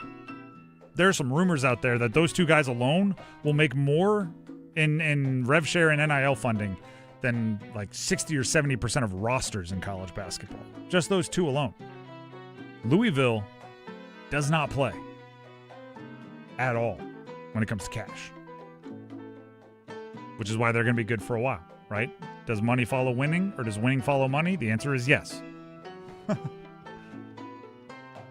I'm sure there's something I'm missing. I actually don't say this disclaimer often because I try to stay up and up to date on everything as much as possible. I haven't been able to be deep in the portal since we've been on air for the last 2 hours and 15 minutes. So there's a good chance huge commitments have happened and I've just missed it because we've been on air. We'll do our best to keep you updated, but it's chaos out there. It's chaos. That's number 3. How about number 2? Just the 2 of us. And here we go. His year again. Rory is a rare repeat winner at Augusta. All right. Rory McIlroy won the Masters. Back-to-back years, one of now I think it's 4 guys to ever do it. Jack, Tiger, Nick Faldo, Rory. There were 2 things that made me feel like I was taking crazy pills over the weekend. One of them we'll talk about later in the show, and it's a graphic that Carolina basketball posted. And if you're aware, you're aware. We're going to talk about that at 5:45. If you're unaware, stick around. I think it's an interesting deal. The other thing that made me think like I'm living in the twilight zone. How am I seeing this so differently? Rory McIlroy wins the Masters. There was a pretty strong blowback that he had an unfair advantage. Do you know what the advantage was? That he won the Masters? That he plays at Augusta often. Okay. So he took 3 tournaments off. He hadn't played since the Players. He lives in Florida, but he's rich. So he was flying to Augusta every day and playing Augusta National for the last 3 weeks. He even told Man, rough life. Yeah. He even told stories of he didn't miss school drop-off. He would drop off his daughter at preschool, drive to the airport, hop in a plane, land in Augusta, play 18, practice a little, get back on his plane, fly back, be there for dinner and evening put down with his daughter. All right. Which is, I get if you're jealous, right? I get if you're I wish I could. But there are actually golf aficionados out there that think it's an unfair advantage because other golfers, either to make the type of money they want to make or to keep their tour card, had to play in the 3 last tournaments. They had to play in the Houston Open. They had to play in the Texas Open. So they couldn't be at Augusta practicing every day. And some, I guess it's difficult for maybe more fringe tour players to get tee times at Augusta that often. Listen, I understand if you think it's that's a little weird. Or, I'm jealous. Or, I refuse to pretend that practice is an unfair advantage. These are the best golfers in the world. You're saying going to the place where they're going to play and practicing is an unfair advantage? What are we doing here? Next you're going to tell me somebody that grew up in California and played Pebble Beach a lot. Or how about even better example, Mav McNeely. I don't know if you know him. Mav McNeely is a solid tour pro. He's a PGA Tour guy, in the mix for top 30 or whatever. His dad is a billionaire. Do you know his dad, when Mav McNeely was in high school, his dad owned a house on Pebble Beach. Walk out of your backyard, you're on the fairway on Pebble Beach. It's not an unfair advantage. It's an advantage. It's not an unfair advantage when he plays the Pebble Beach Pro-Am. And it's hey, guess what? I played this course a lot. You practice to get better. And actually, to wrap everything back up, right? Rory McIlroy didn't have to qualify for the Masters because he's a former champion. So he can, for the rest of his life, if he wants to play, he can play in the Masters. So he got to rest the 3 tournaments before the Masters. Is that any different than the Canes clinching their seed and sitting their best players? Now, they might play someone in the first round who had to play their best players every game, all out, ton of time on ice to qualify to clinch their postseason. Is that an unfair advantage or is it an earned advantage? Rory won. He won 2 of them, back to back. You can be bummed, that's not my favorite golfer. I wish my favorite golfer won. Sure. It's not an unfair advantage to practice. Outlandish that many people said it. I thought I was taking crazy pills this weekend. We reward practice and hard work in our sports society. That's number 2. Let's get to number 1. The one! Goff to spare. Back for Ehlers. Ehlers shot through traffic from Malkin. Makes a save. They'll score! On the rebound! A power play goal! Andrei Svechnikov, a career best, his 31st, and the Canes have a 1-0 lead. By the way, I mentioned that the portal may have had some big movement while we were out. Yeah, I did see a couple things. You know who's playing for Charlotte this year? Jizzle James. Jizzle James. Yeah. Edgerrin Jizzle James Jr. That is Edgerrin James, I believe Edgerrin James' son. Mm-hmm. Edgerrin James Jr. would make sense. The old running back who goes by Jizzle. That is officially his name on the roster. Yep. He is transferring from Cincinnati to the Charlotte 49ers. Wes Miller hits the – oh, no, sorry. Yeah, Wes Miller. Yeah, Wes Miller following Wes Miller. I was just about to go. Oh, no, wait, he's at UNCG, but he was at UNCG. Now he's at Charlotte. Yeah, James is just following him from Cincinnati down. Following him from Cincinnati. How about it? The number 1 actually is not the Jizzle James commitment. It is Canes at Philly tonight. Carolina Hurricanes at Philly, 7 o'clock. You can hear it right here on 99.9 The Fan, the 99.9 The Fan app. Stormwatch with Adam Gold a half hour prior to, so it'll be at about 6:30 here on The Fan. Dennis, this one's interesting. I'll give I'm going to set the table here for you. All right. Jalen Chatfield was skating at morning skate. Yep. And appears to be playing tonight, which He missed a few games with a lower body injury, so it's good to see him getting back out there healthy enough to play. Those not on the ice, at least to start the day, and likely not expected to play, Aho, Gostisbehere, Jarvis, Slavin, Svechnikov, just getting, rest and relaxation ahead of what is going to be a grueling postseason run, as all postseason runs are. Brandon Bussi is in the starter's crease. He has won 5 in a row because the guy just wins games. I want an if-then statement. And the reason why I say it's interesting is because when you get these unusual lineups, right? The centers that are lined up right now are Stankoven, Kotkaniemi, Jankowski, and Skylar Brind'Amour. Right? It's an unusual kind of game flow, right? Delorier's in. You have Nadeau in. You have some really, change-ups, if you will.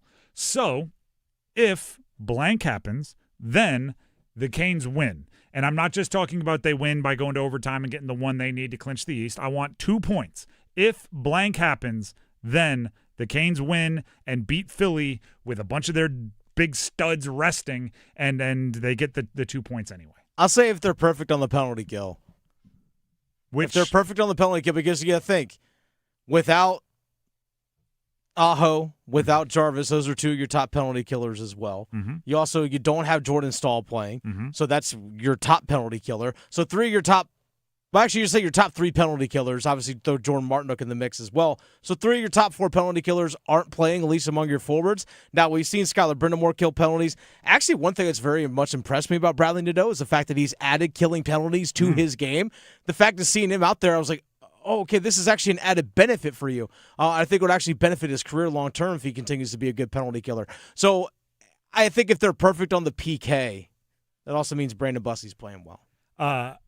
Can we actually talk about that for a second? Nadeau is definitely I don't even know if it's polarizing, because I don't think anybody dislikes Nadeau. Mm-hmm. There are some out there that absolutely love Nadeau in Canes fandom. And they think he should be pulled up, and they think they need that scoring and his shot and everything else. I really like that he is doing something about it, right? Like, what I mean is he came ready-made with a shot, right? Like he came straight out of Maine, which is where he played his college hockey, knowing like how to put the puck in the net. And he's still found himself in the AHL for a period of time to develop. I respect when he's like, all right, well, what does a Canes forward do that I'm not doing yet? And it's kill penalties. It's play two-way hockey. It's all those things.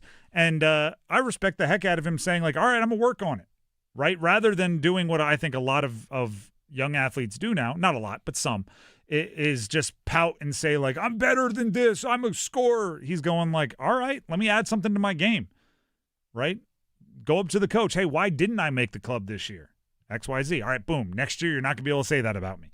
It's fun to see young guys develop like that. And how old is he? Like 12? Like the guy still, right. The guy still has a super long career ahead of him. And as you said, killing penalties and everything. It's just the more you can do. It's another way to end up as a big role of this. He's 20, by the way, and he'll turn 21 in May. Like either this franchise or another one, right? The more you can do, the bigger a asset you become. So I think we also saw when Sebastian Aho and Seth Jarvis in their careers early on, when they started killing penalties, their production just simply went up, because even if you're not scoring shorthanded or you're generating points shorthanded, you're still engaged in the game for the fact that you may have been sitting on the bench for 2 minutes, a penalty takes place, so there's another 2 minutes you're on the bench, and then you got to wait till your next shift after the penalty's even done. So you might be, in terms of game time, 4.5 minutes just sitting there. All right, now I got to get right back into it on the 5-on-5.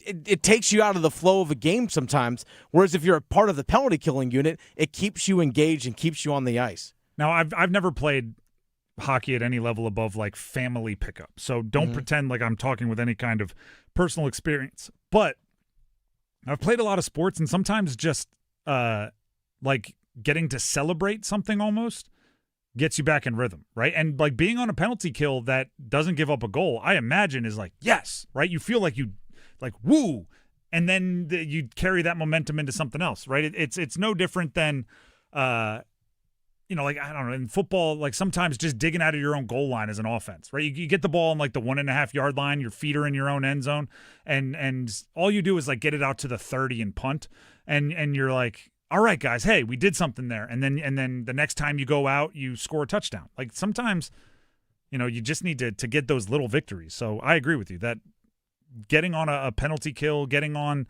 just on the ice more can really help you out. The Drive with Tim Donnelly, 99.9 The Fan. We will have numbers game, and we have a pretty sweet prize that I'll tell you all about it. But before we can talk numbers game, Dennis wants to talk to you about something else. I do. Dennis Cox here real quick for Law Tigers. You often hear it in sports, you don't got to get ready if you stay ready. Something I take that mindset when I get out on my motorcycle and ride. And the reason why I say this is because as a motorcycle rider, anticipate when you're on the road that no one sees you. Now, as a rider, it's your responsibility as best you can to make yourself as visible out there on the road. But we all know there are distracted drivers out there and people just simply don't pay attention. So always be ready to have an escape. Always be ready and anticipating that someone's going to cut you off, that someone's going to drift into your lane. Have that escape. Be ready to escape from danger. But unfortunately, accidents do happen, and this is where Law Tigers steps in to help you. Give them a call, 1-800-LAW-TIGERS, or visit lawtigers.com if you're injured in a motorcycle accident, even before you contact the insurance company. Your case evaluation with Law Tigers is always free, and you don't pay a dime until your case settles. And the thing about Law Tigers and their attorneys, Law Tigers, by the way, has been around for a quarter century. They're a part of the motorcycle riding community. And the people that started Law Tigers, again, people part of the motorcycle riding community. It's by riders for riders. So if you need help, contact the people that understand what your biker's worth, what your gear is worth, but also understand the dangers of the road. Give them a call, 1-800-LAW-TIGERS, or visit lawtigers.com. Law Tigers is a network of independent law firms who are members of the American Association of Motorcycle Injury Lawyers. Law Tigers is not a law firm. The Drive with Tim Donnelly, 99.9 The Fan. Needs numbers game contestants. The prize for today, a pair of tickets to see Billy Idol at Coastal Credit Union Music Park on August 23rd. If you want to see Billy Idol, you want the glory that comes with winning the numbers game, you have to call in now. 919-860-5326. We need two contestants. 919-860-5326. Call in now. You'll play the numbers game. The winner gets a pair of tickets to see Billy Idol at Coastal Credit Union Music Park on August 23rd. Don't go anywhere. Numbers game next. Get crazy, Canes fans. It's hockey night in Carolina. It's your Canes and Philadelphia. Andrei Svechnikov, a career best, his 31st. Storm Watch with Adam Gold at 6:30. Puck drop at 7. Stolen in front, he scores! And that's 20. William Carrier knows the stats, and the Canes have a 2-0 lead. On your official audio home of Hurricanes hockey, 99.9 The Fan. Here I am. Is your heating and air system ready for the warmer weather? Call Newcomb & Company to ensure your system is running at peak performance. As a Comfort Contract customer, you'll get priority service and a 15% discount on all HVAC and plumbing service calls and repairs. Newcomb & Company, your Carrier factory authorized dealer, has proudly served our community for more than 70 years, delivering reliable comfort and peace of mind. Call 919-862-3000 or visit newcombandcompany.com. Newcomb & Company, your comfort is our business.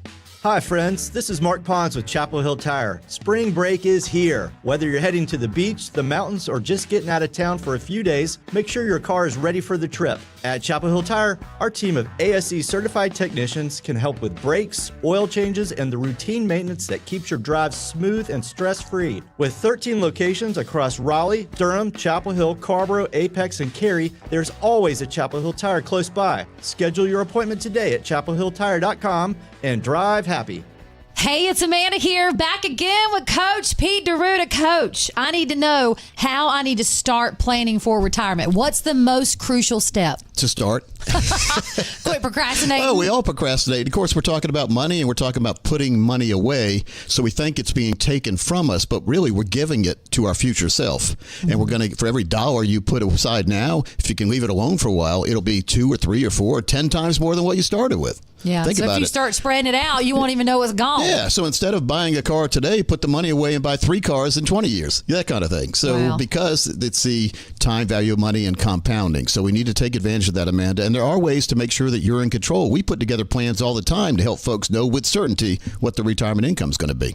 Very, very important. 919-794-7900. 919-794-7900. Or text Amanda to 600-700. Amanda Daughtry is a paid spokesperson. Investment advisory services offered by Capital Financial Advisory Group, a North Carolina registered investment advisor. A multi-billion-dollar settlement is paying claims for up to 21 years. If you were exposed to weed killers at work or at home, your rights are affected. If you or your family has or had non-Hodgkin lymphoma, you could receive $6,000 to $165,000 or more. This settlement impacts you even if you're not sick, because this blood cancer can take 10 to 15 years to appear. If you stay in the settlement, you give up your right to sue. Learn more at weedkillerclass.com or call 888-403-8201. Paid for by the Roundup Settlement.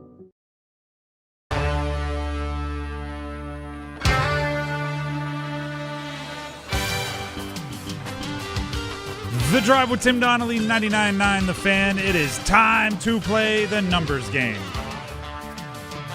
Tickets for today, a pair of tickets to see Billy Idol. Contestants for today, Cameron in Raleigh and James in Morrisville. They'll be battling it out with jersey number trivia to see who wins the tickets. As always, we'll bring them each onto the show, ask them the same question. Dennis will be the judge. He'll pick his favorite answer, and that person will get to go first. We'll go from there. We'll start with Cameron in Raleigh. Cameron, can you hear me? Yeah, I can hear you just fine. Can you hear me? I can. The question to get us started for today, as it often is on Monday, is we just ended a weekend, right? The weekend that just wrapped up. What was the highlight of your weekend? But because we're a sports show, make sure it somehow relates to sports. Yeah, for me, it's an easy call. Me and my wife went to the Savannah Bananas on Saturday and had an amazing time. So that has to be my answer. All right, Savannah Bananas. Dennis, any follow-ups? No questions. All right. We'll keep it rolling to James in Morrisville. James, can you hear me? Yes, sir, I can. All right, same question to you. We just wrapped up a weekend. What was the highlight of your weekend? But because we're a sports show, make sure it is somehow sports related.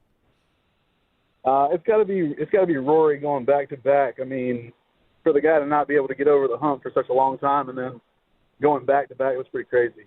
All right. Dennis, any follow-ups? Nope. So you are good to go. None. Cameron with the Savannah Bananas, attending with his wife, or James in Morrisville, rocking with Rory back-to-back? This is actually a pretty tough one because as someone who has experienced the Savannah Bananas before, it truly is a lot of fun. But it's only happened 4 times ever someone's gone back-to-back at the Masters. So I'll go Rory and winning the Masters here. All right, we have that means James in Morrisville gets to go first. Don't worry, Cameron, you will have your chance. Just have to stay on hold for a second or two, a couple minutes actually. James, are you ready to pick a category? Yes, sir. All right, the categories are NFL players, Panthers only, NBA players, play-in round ballers, Formula One drivers, or NHL Hurricanes only. The NFL Panthers, please. Okay, NFL Panthers. Now, you did just kind of get a little echoey, so if I say it again, just say it again. Don't ask why or anything because it all counts against your time.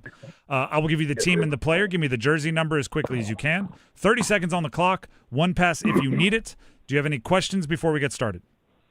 No, sir. All right, your time will start when you hear the horn.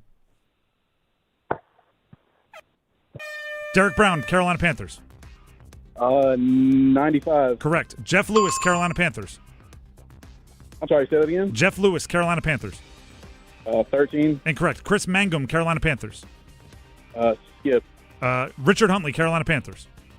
Oh, I don't know any of these. 83. Incorrect. Jeff Lewis, Carolina Panthers. 72. Incorrect. Chris Mangum, Carolina Panthers. 38. Incorrect. Richard Huntley, Carolina Panthers. 43. Incorrect. Jeff Lewis, Carolina Panthers. 45. I respect the dart throws. I respect that you just kept rolling. You did get 1 out of 5. You got the big man Derek Brown with 95. Jeff Lewis, we were looking for 8. Chris Mangum, we were looking for 86. Huntley, 34.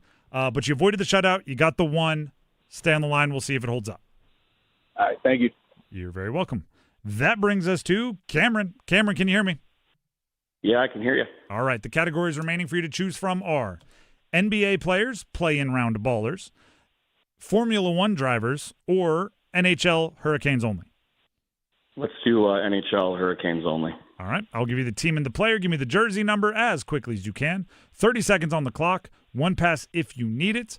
You do need at least 2 for the victory. Do you have any questions before we jump in? Nope. All right. Your time will start when you hear the horn. William Carrier, Carolina Hurricanes.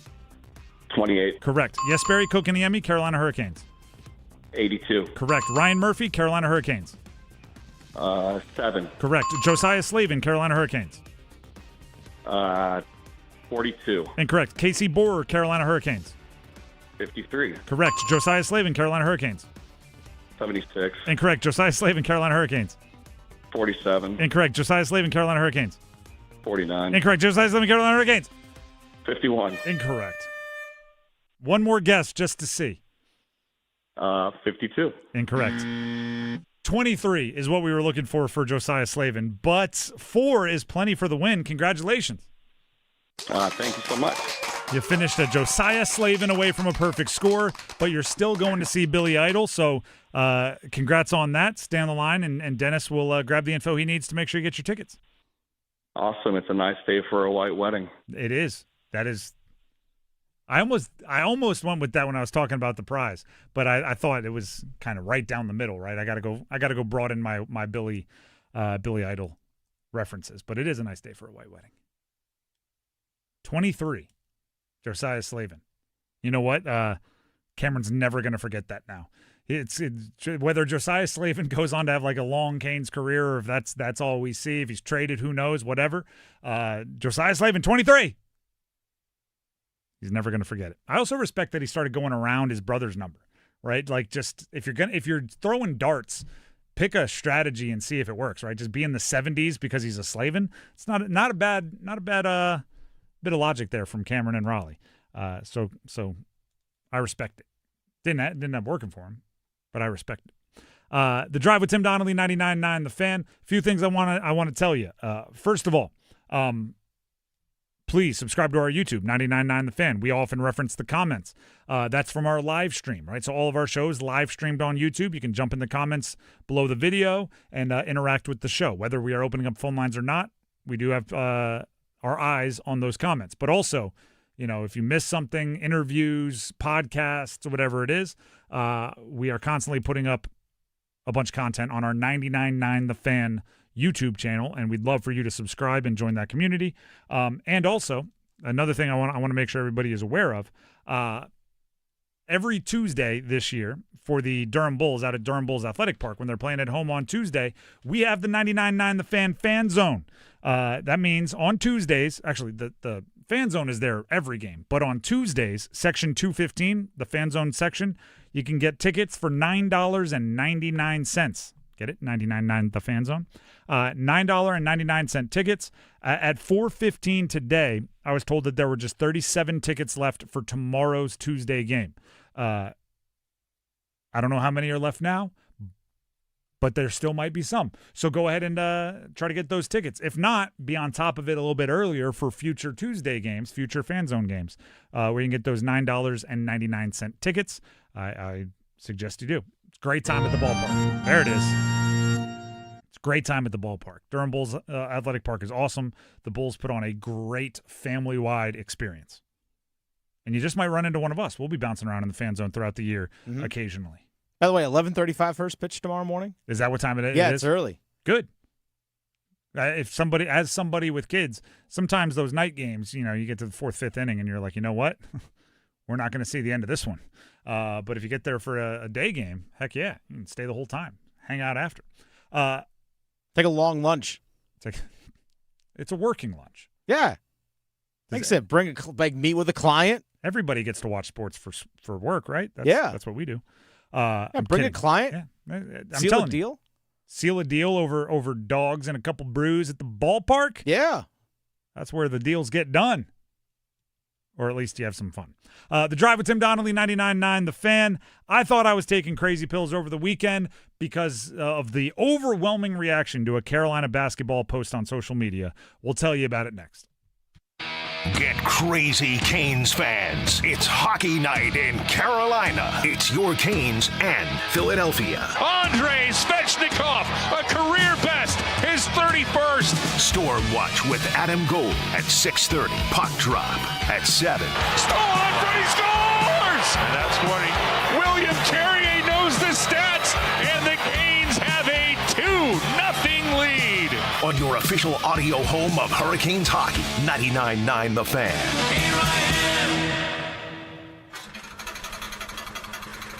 That sound? Yeah, that's not a good sign. Hey, it's Drew Brees, and when your car starts making noises like that, a big repair bill might be coming right at you. But with CarShield, you don't have to fear unexpected breakdowns. CarShield helps protect you from expensive auto repairs. I spent my career making tough calls, but this one is simple. Visit carshield.com now and join the team that's helped millions of drivers save. Coverage varies by plan. View contracts and exclusions at carshield.com. I'm very honored by this award, and I always just try to work really hard in school and soccer, and it's nice to be recognized with something this special. The Coastal Scholar Athlete of the Month from 99.9 The Fan and Coastal Credit Union. To nominate your athlete, text AWARD to 919-860-5326. On top of home and auto, Progressive protects your boat, RV, and motorcycle so you can explore the unknown. Actually, we just take the RV to the same campground every year. Well, maybe you can catch your own dinner on your boat. Oh, we can actually get pizza delivered there from this brick oven place we love. Will you at least try a new topping? Honestly, probably not. We kind of have a go-to order. Fine. Just bundle home or auto insurance with your outdoor vehicles with Progressive and stay protected when you go, I guess, where you've gone before. Progressive Casualty Insurance Company and affiliates. Not available in all states or situations. It's bow time. Sometimes the craving for Bojangles Supremes is so strong you just gotta have them. Even when your gas tank is on empty and Bojangles is still 10 miles down the highway. Nothing beats the flavor of Bojangles' juicy golden Supremes, especially when they're part of a perfect combo with 4 boldly seasoned chicken Supremes, a made-from-scratch biscuit, fixin', and some legendary iced tea. The only thing that can satisfy your hunger is that delicious southern flavor. So when the craving is supreme, put the pedal to the metal. It's bow time. There's no time like bow time. Time to stop whatever you're doing for some of that one-of-a-kind Bojangles flavor. Satisfy your craving for flavor and your passion for boneless chicken with Bojangles 4-piece Supremes Dinner. 4 perfectly seasoned, Cajun-fried, whole breast tenderloin fillets. Choice of fixin', a made-from-scratch buttermilk biscuit, and Bojangles' legendary iced tea. When you're hungry for flavor and value, it's bow time. This hour of the drive is brought to you by Law Tigers. Injured in a motorcycle accident? Call Law Tigers at 1-800-LAW-TIGERS before you call your insurance company. Case evaluations are always free, and you don't pay a dime until your case settles. Law Tigers, North Carolina's motorcycle lawyers.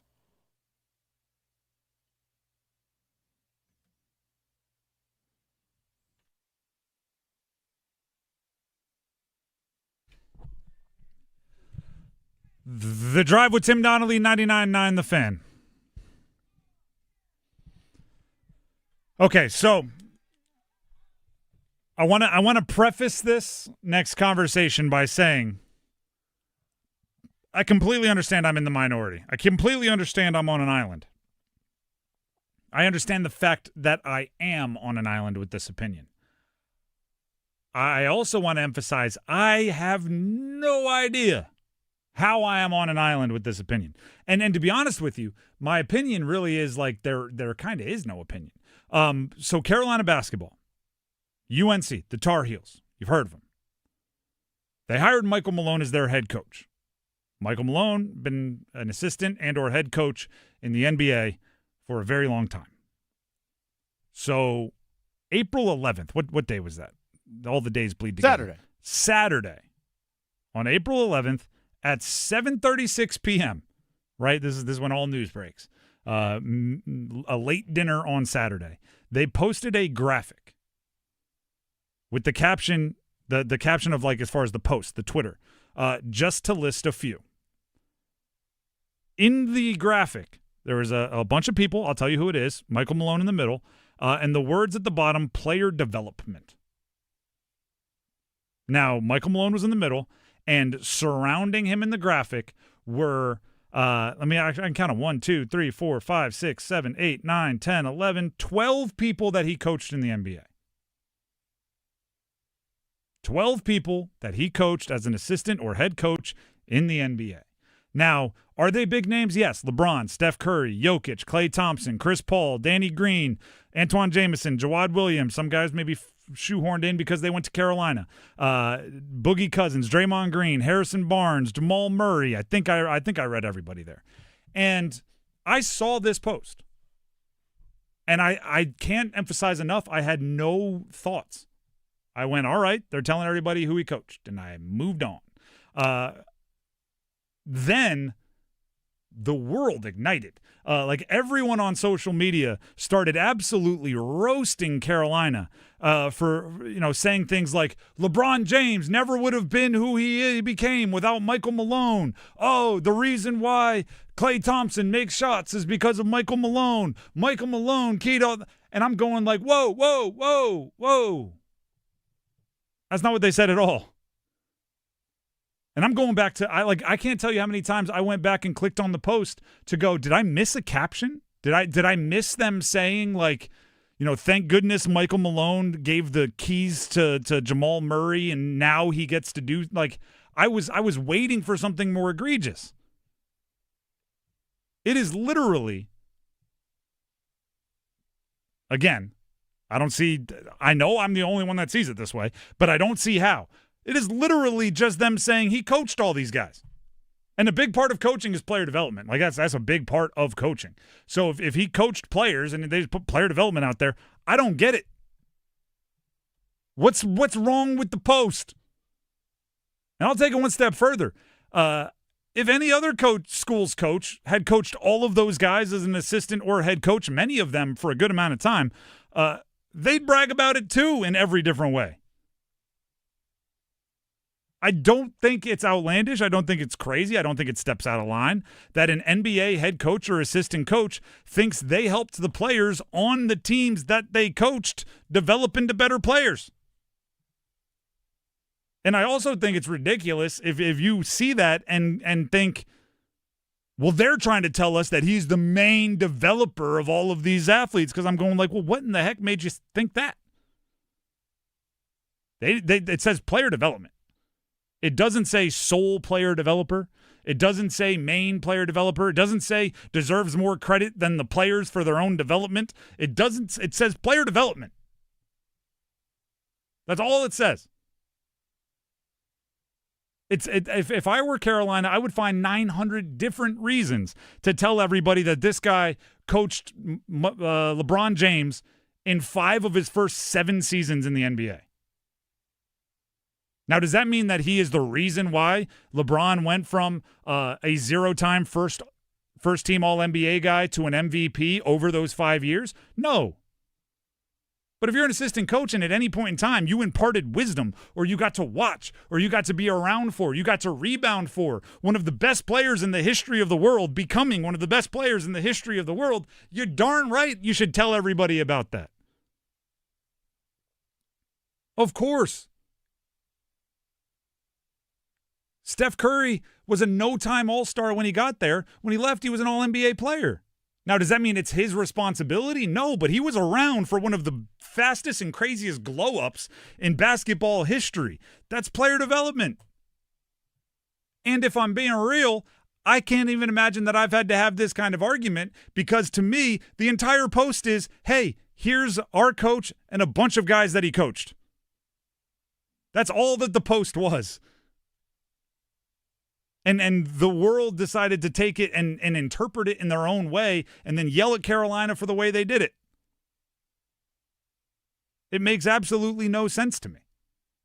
Especially because, like, every school takes credit for developing players when did they really? Right? Like, oh, LeBron was a great prospect. He was a great player. He was already averaging 28 points when Michael Malone showed up. So there's no way Michael Malone should be able to say he had a part in his player development. And I'm going like, well, by that stretch, like, coaches can't claim player development of a million good players. Like, I don't know, if you get the number 1 overall recruit and they play well, do you get to claim player development or not, because they were good before you got there and they were good after you left? Well, he only coached, 5 There was somebody in this. Oh, Antoine Jameson. He only coached for like 30 games, right? Is that what it ended up being? Something like that, yeah. First of all, the only reason Antoine Jameson is in the graphic is because he went to Carolina. Yeah. And they didn't want to put up a picture of all the greatest players that Michael Malone coached and leave out Carolina guys, because then it would be like insulting Carolina guys. But even so, 30 games, that's a full college season, right? If 30 games is too few for a coach to impart any kind of development on a player, then every one and done in the history of the world can't be no college coach can say they developed a one and done player, because it's too few games. I'll go one step further with LeBron. If you coach LeBron for his third and fourth year in the NBA, that's the same ages as most guys if you went to school for 4 years, junior and senior year of college. So he coached LeBron for more college-age seasons than any college coach coaches a one and done. And by the way, I want to be very clear on this. I am not saying anything about Michael Malone and what percentage of the player development for any of these guys he deserves credit for. It might be negligible, right? It might be for LeBron's development, you give like his high school coach a certain percentage, you give Pat Riley a certain percentage, you give Spoelstra a certain percentage, you give David Blatt a certain, I don't even know, right? You can give whoever you want to give the percentage, but it's not like a roastable offense if somebody is on a 5-year assistant coaching staff for a player and thinks they developed them a little bit, thinks they had something to do with that player getting better a little bit. And it's just a graphic that says player development. Anything beyond that, you put on it yourself, right? Anything beyond that, you inferred. And great, you can take it however you want, but you don't get to say what they were trying to do. You can say how you took it. You can't you can put thoughts in your own brain. You can't put words in their mouth. The amount of people, because I just said, I don't get why they're getting roasted. The amount of people that told me they're saying he's responsible for Steph Curry and LeBron James' greatness. And I'm going whoa, that's not what they're saying at all. They're saying player development, full stop. Player development. End of conversation for what they said. Yeah, what they said, but also there's a little bit of again, insinuating that because of Michael Malone, they are what they are. They would have been great outside me, but again, that's how people are going to interpret it. And I as soon as I saw it, I was like, oh, okay, yeah, people are going to take it this way. It's saying he helped with player development. He coached them. Yeah, he coached them. That's all it's saying to me. And I don't even know if it's saying he coached them. It's saying he helped with their player development at some point. And if any coach worth their salt coaches someone for 5 years and you ask them hey, did you help them get better? If they're like, nope. That's not a coach that's worth their salt, right? That's not a coach that's doing anything. And it might not be the biggest steps in the world. Somebody on social media said you have to go from averaging 7-3 to 20-10 under that coach for them to claim development. I'm going no. If they help them with one rotation on defense, they're a better player after having talked with them than not. The graphic is old school base level what you do for your coach. By the way, if they would have put up a picture of Michael Jordan, there's nobody around in Carolina that has anything to do with Michael Jordan's college career. Michael Malone had nothing to do, zero to do with Michael Jordan's college career, but everyone would be cool with that. This is he actually did it. I don't know what you were expecting. I don't. And I guarantee you this comment section is going to light up with people going, this is literally what they said, and it's going to be literally not. Unless it says literally, they said player development, because that's all they wrote. The Drive with Tim Donnelly, 99.9 The Fan. Thank you to everybody for hanging out with us and allowing me to get all that off my chest. Coming up next, we have Overdrive. We'll start off talking about the Canes. We'll also hit some Panthers draft talk. And then the Canes later tonight. 6:30 Storm Watch with Adam Gold. 7 o'clock puck drop as they take on Philly in Philly. We'll see you tomorrow. Until then, have a great night, everybody.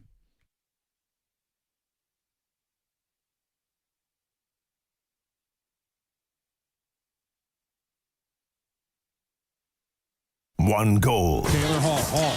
Moving it back. Nikishin. Ehlers. Shoots and scores! On the power play! Tilly in front. Shot! Oh, what a save by Bussy! Absolutely robbing Kirill Marchenko. Be the last team standing. Sebastian Aho in. Short hit back in. Scores! Oh, talk to me, Shorty! The Stanley Cup playoffs begin April 18th on 99.9 The Fan. The Triangle Sports Leader. Hey, this is Luke with Newcomb & Company. We're a residential, commercial, plumbing, HVAC company who's been serving the community for over 70 years. Honesty is the biggest policy around here. You know, we take pride in everything we do, anything we touch. We're not one of those companies that come and throw it in and then you can't get a hold of them again. We're there with you hand in hand. Here at Newcomb & Company, what stands apart from other companies is we actually do more than just AC and heat pumps. We do boilers, geothermals, furnaces, radiant floor, anything that is odds and ends that nobody else can touch is what we thrive on. At Newcomb & Company, we do same-day service. That's also another thing that helps us stand apart from other places is we do same-day service because we have enough professionals to get out to these houses to solve what the problems are. And we're on 24/7 on emergency basis, weekends, nights, holidays, you name it, we're there. Newcomb & Company, your Carrier factory authorized dealer. Call 919-862-3000 or visit newcombandcompany.com. Newcomb & Company, your comfort is our business. This is the sound of Claire, cooking dinner at home. And that's the sound of a fraud alert from Wells Fargo, flagging a charge for a pricey restaurant in Paris. Considering Claire isn't in Paris right now, that seemed odd. To the bank and to Claire. 2 taps later, Claire says nope to the charge, and Wells Fargo is on the case. However you make money work, Wells Fargo can work with that. Wells Fargo Bank, N.A., member FDIC. Hello, I'm John Heister for John Heister Chevrolet in Fuquay Varina. You know, people are asking us, how are you selling so many cars all of a sudden? Well, did you know that the Beltline has opened up the outer loop? We're only 28 minutes from Knightdale. We're only 19 minutes from Clayton and 15 minutes from Apex. We're now the most